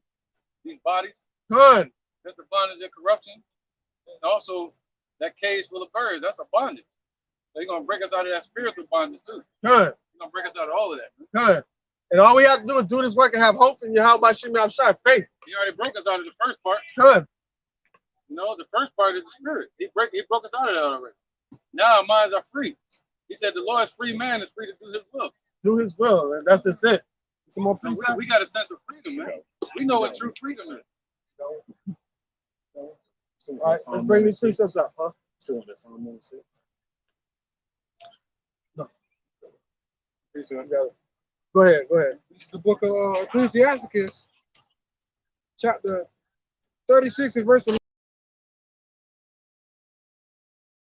Gather all the tribes of Jacob together and inherit Zalzim as from the beginning. From the beginning. That's those two sticks being brought back together. That's why we all had to be brought here to America to serve out our bondage together, man. To bring us back together. All right? We inherited coming out of Egypt. Come. And now we're witnessing the birth of a nation. All right, and we shall no longer be brought down low anymore, man. All right, go ahead, Tanyala. This Malachi 1:1, the burden of the word of the Lord to Israel by Malachi. I have loved you, saith the Lord. Yet ye say, wherein hast thou loved us? All right, so right now we're feeling like an orphan child, because that's how the majority of our people think, that God doesn't love us. You see everybody around us prospering. Everybody, all these other nations around us prospering. Man, you got a couple of Asians get thumped in the head, and now they got Asian hate bills that's passed. We've been getting our ass kicked since we came out of Egypt, and we can't get nothing because the Lord don't want us to get nothing from these devils, man. The Lord's gonna give us everything. Go ahead. Just like what they said, they're gonna give us a recompense. Going to pour that recompense upon their head. Upon their head, bro. I don't want that shit. Get that shit. And I'm gonna give you back double. How about that? Lord gonna fuck them up, man. That's like he hardened the hearts of Pharaoh. Come on, man. He's doing it right now. He's hardening the hearts of Esau, the modern day Pharaoh, man. Look at Biden. Why he the Pharaoh? He Antiochus. He about everything in the book, bro. So he gonna bring down the straight hammer on these people, and he's telling you, it don't matter if it don't matter if it takes six minutes, 6 weeks, or 6 months, but it's gonna be done. And he dropped the mic on that one and walked off. And walked off, man. Straight out, he declaring the mark of the beast, 666. Come on, man. What is it? What is that patent that Bill Gates got? 06066. Come on, man. They showing their horns, man. Revelation 12:12. Woe to the rejoice ye heavens and ye that dwell therein. That's why our conversation is in heaven. That's where our minds are. That's where we dwell. That's where our domain is. You feel me? No. But it says, woe to the inhabitants of the earth, because the devil has come down having straight grab, because he knows they have but a short time. So the Negroes, Latinos, and Native Americans need to step up to the fact that they're children of Israel, man. Yahweh's chosen people, and call upon the name of Yahweh Shah for deliverance. All right, go ahead. Was not Esau Jacob's brother? Esau, the Lord. Esau's Jacob's brother, but Esau should feel like the orphanage child, because guess what? Man, he's running around here like a spoiled kid that gets no discipline. The Lord is not trying to prune him. He wants him to go wild and be wicked. Go ahead. Yet I loved Jacob and I hated Esau, and laid his mountains and his heritage waste for the dragons of the wilderness. The dragons of the wilderness, man. This place is going to be destroyed. Ain't nothing going to be dwelling here. But you're going to see nothing but smoke. We're going to ride by this place and take our kids like, hey, see that over there? Hey, that means don't be wicked. That's what that means. Don't be wicked. How you say your son say, that's bad. That's how our children gonna be. They're gonna see Esau. It's gonna be more so like, because all we're gonna know is righteousness. Good. And it's gonna be more so like, dang, that's how powerful our Father is, Yahweh, right there. Good. But He's the one that brought us through this. We're gonna be able to tell the story. Good. We're gonna say, hey, He brought us a long way. A long way. And then 1,000 years down the line, when you have more children and they're born, they're gonna want to know too. You're gonna tell them, hey, Father, right here, He did it. He brought us from over there. Over there. That place over there, that dark land over there. Like in the Lion King, man. Land of the North, man. Yeah, you're gonna pull us out of the second Egypt, the second time. The second Egypt, which is America, man. Man, the majority of the deliverance is gonna be right here. Because this is the mother of all harlots, man. So most of the destruction is gonna be right here, man. And this is the place. This is the place that was preserved for us, according to Revelation chapter 12. Right, Esau's inheritance. Con. They're gonna bring fire upon it. Con. Yes, man. Babylon, they inherited this land. They took it from yeah. So they inherited what comes with it. Go ahead, number one. This is Proverbs chapter 10, verse 27. It says, the fear of the Lord prolongeth days, but the years of the wicked shall be short. Man, that's it. The Lord has set the bounds that he cannot surpass. He has put a time limit on his wickedness. But guess what? He hasn't been straight to reason because he don't know when that limit is, and he think that he's going to go on forever. That's why he's setting up everything up the way he's setting it up. That's why they building them bunkers. They're going to have all this chaos going on, and they're going to be in the bunkers eating popcorn, watching Friends and shit. And then they're going to come out of them bunkers. They're going to see men of the Lord. Yeah, come on. Come on, go ahead. You want to put them on, or you want me to put them on? And then they're going to see real. See how they do it? How the police do it? Snatch us up out of cars and handcuff us. We're going to snatch the hell out there, out them bunkers. Come here. My first child,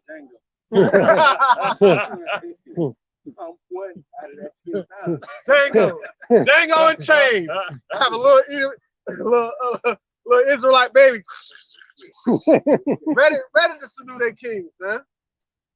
Because they're going to think, when all this stuff is destroyed, they're going to think they purified the earth. I have chosen like names like so the Conqueror. They got to deal with it. This is my son. Hey, and this is my son, Edom Slayer. Hey, I got that wrong.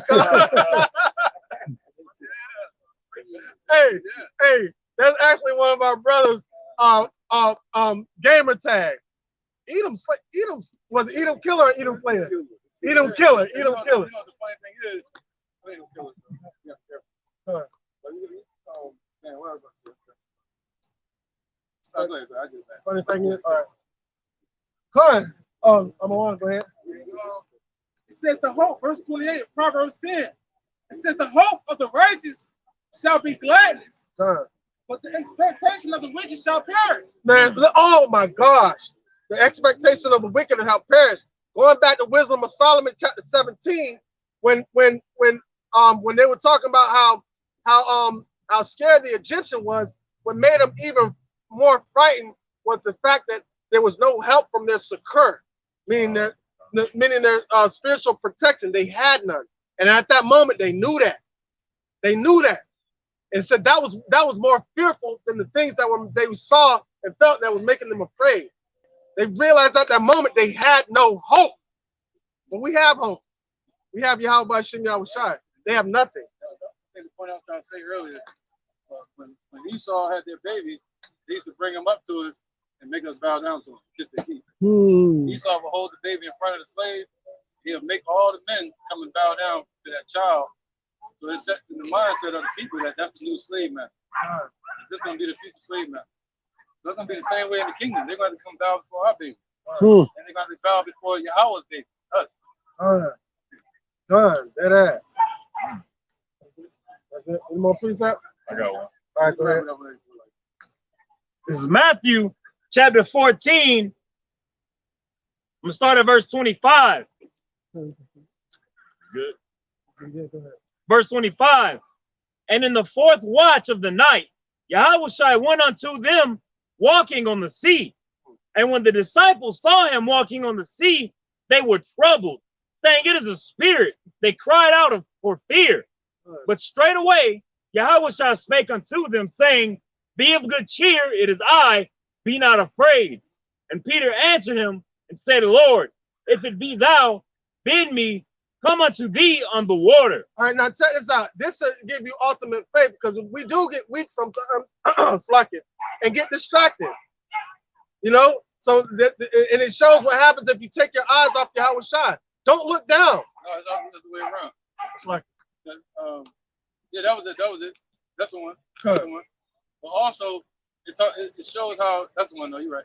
It also shows how Yahweh Shai is going to show up walking on the water again. Good. Good. Good. He going to say, hey, don't be scared. That's scary ass. That's just me. Good. Verse 29. No. And he said, come. And when Peter was come down out of the ship, he walked on the water to go to Yahweh Shai.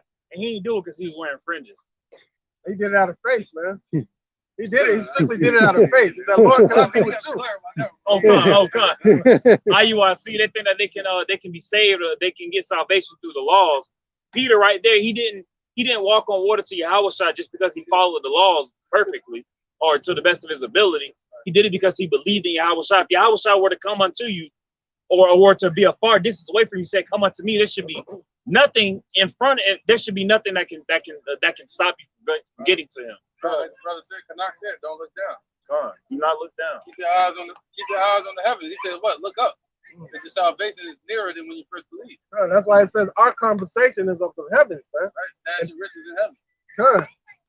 That's beautiful. That's it. I got one scripture.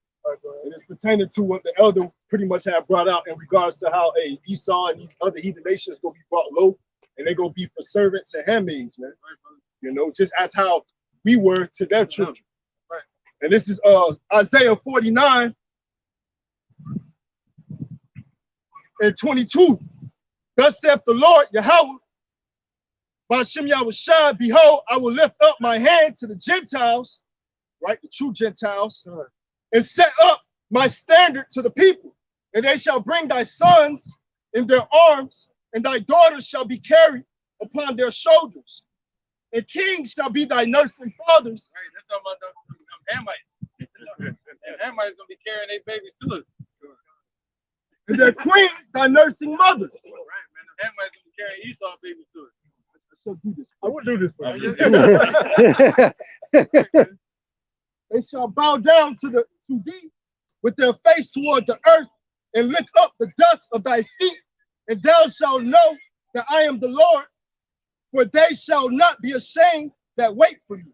And that's beautiful because all the places that we were brought to, the Lord's gonna give us glory in all the places that we were brought to shame, man. You're sitting there like, yo, this really happened. For real. He gonna say, yeah, you're gonna know that at that moment that he loves you. What? And like he told Israel, you can't possibly love Israel more than I love Israel. There's no possible way. Man. Yeah, love somebody even though they're doing you wrong. And to give your life for them in the midst of their sins.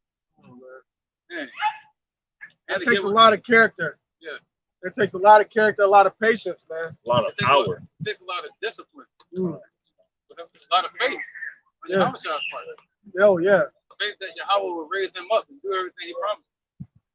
Faith that if he came down here and died for us, Yahweh will raise him up and send the Spirit to us and have us be able to understand his word.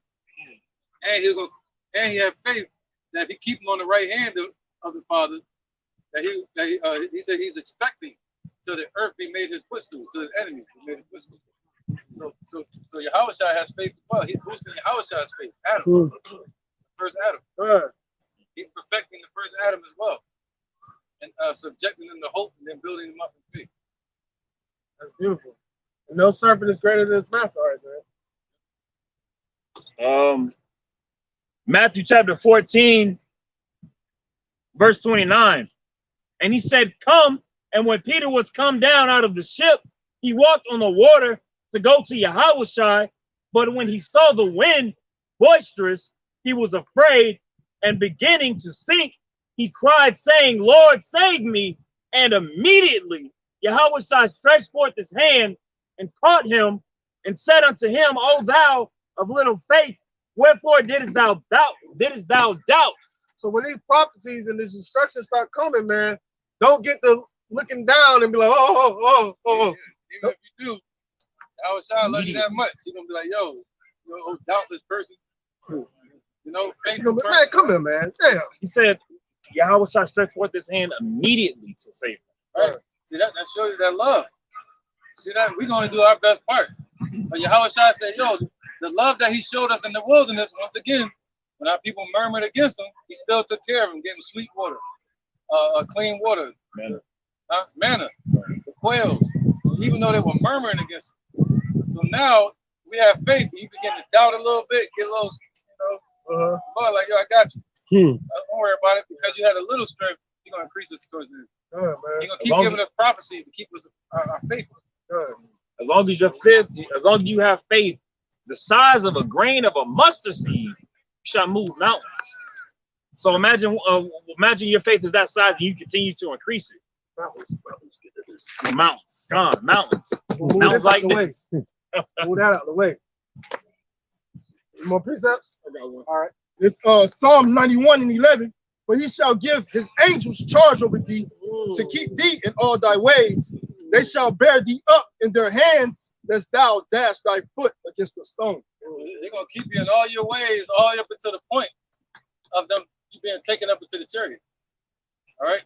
So they're gonna keep you in all your ways right here on the earth. And then ultimately they're gonna bear you up in their hands. So they're gonna keep you all the way up until they get you in their hands. Because the Lord gonna give them charge over you. And the same way they grabbed Yahushua when he was taken up into the chariot, they ministered unto him and they grabbed him. See that? They're gonna do the same thing with us. You go to the chariot, they're gonna grab you right into the chariot. So the Lord said, put your hands on it, go get them. So I will send for many hunters. So you're gonna send them out to get you so you can be a hunter. They're gonna bury you up in their hands that you're gonna dash your foot against the stone. You're gonna have faith that you're not gonna fall. You get on one of these damn roller coaster rides today, you nervous as hell. I was getting planes, you be nervous because they don't know if that shit gonna fall or not. Chairs, you're gonna have faith. You're gonna be like this. Sitting in the beast chair on your way to heaven. What you do? Real, man. Ain't no afraid of heights. No afraid of heights, none of that. Nah, you're gonna have faith. Like, yo, I'm about to take all of this in. I'm gonna look. You say, somebody say only with your eyes so you see the destruction of the wicked. You be looking at everything. You know, you get scared. We be like this. You know what I'm saying? Try to close your eyes, like, take me up, take it up. You don't want to see that. You're gonna want to see every part of it. You're like, go ahead, let me drive the chariot. Can you imagine? Because for real, man, imagine the sense of relief you're gonna have, man. Like every sense of anxiety that you ever had since you've been on this earth is gonna be taken away. It's really being taken away now, but because we're still in this flesh, we still got a brain and thoughts enter into your mind, but they're purged out through the Spirit of the Lord, though. Hey, look at the introduction. We're gonna meet the angels first, and then Yahushua. You know, we're gonna meet the angels first, man. All right, some more precepts. Meet the angel, you're gonna think you met Yahushua right there. For real. You're gonna try to bow? No, I'm not him. Take it to him. Oh, yeah, I knew that. Yeah. Oh, before we go, somebody get Psalms 126. I guess we'll close it out with that. Oh, 126. Yeah, 126. What do you say? 126. No, 126.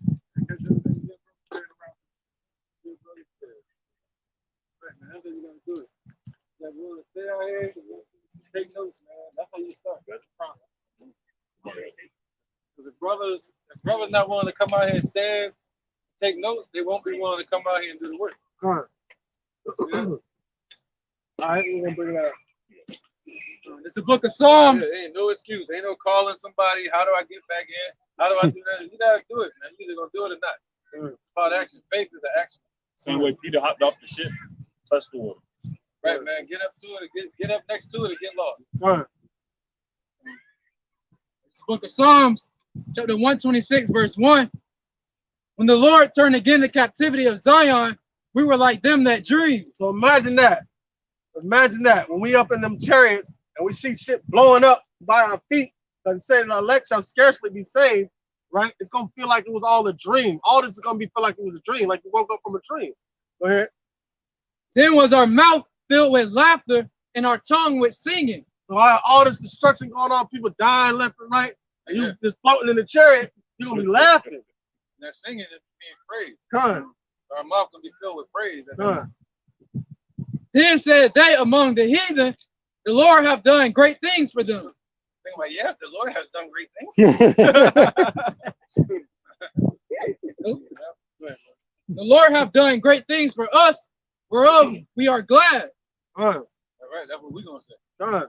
Hopeful elect. Done. Turn again our captivity, O Lord, as the streams in the south. Then they sow in tears. They that sow in tears shall reap in joy. They that sow in tears shall reap in joy. That should have been there. Oh, well, go ahead. Yeah. He that goeth forth and weepeth, bearing precious seed, shall doubtless come again with rejoicing. Shall doubtless come again with rejoicing, man. Bringing his sheaves with him. That was it. So that's the mindset we're gonna be in, man.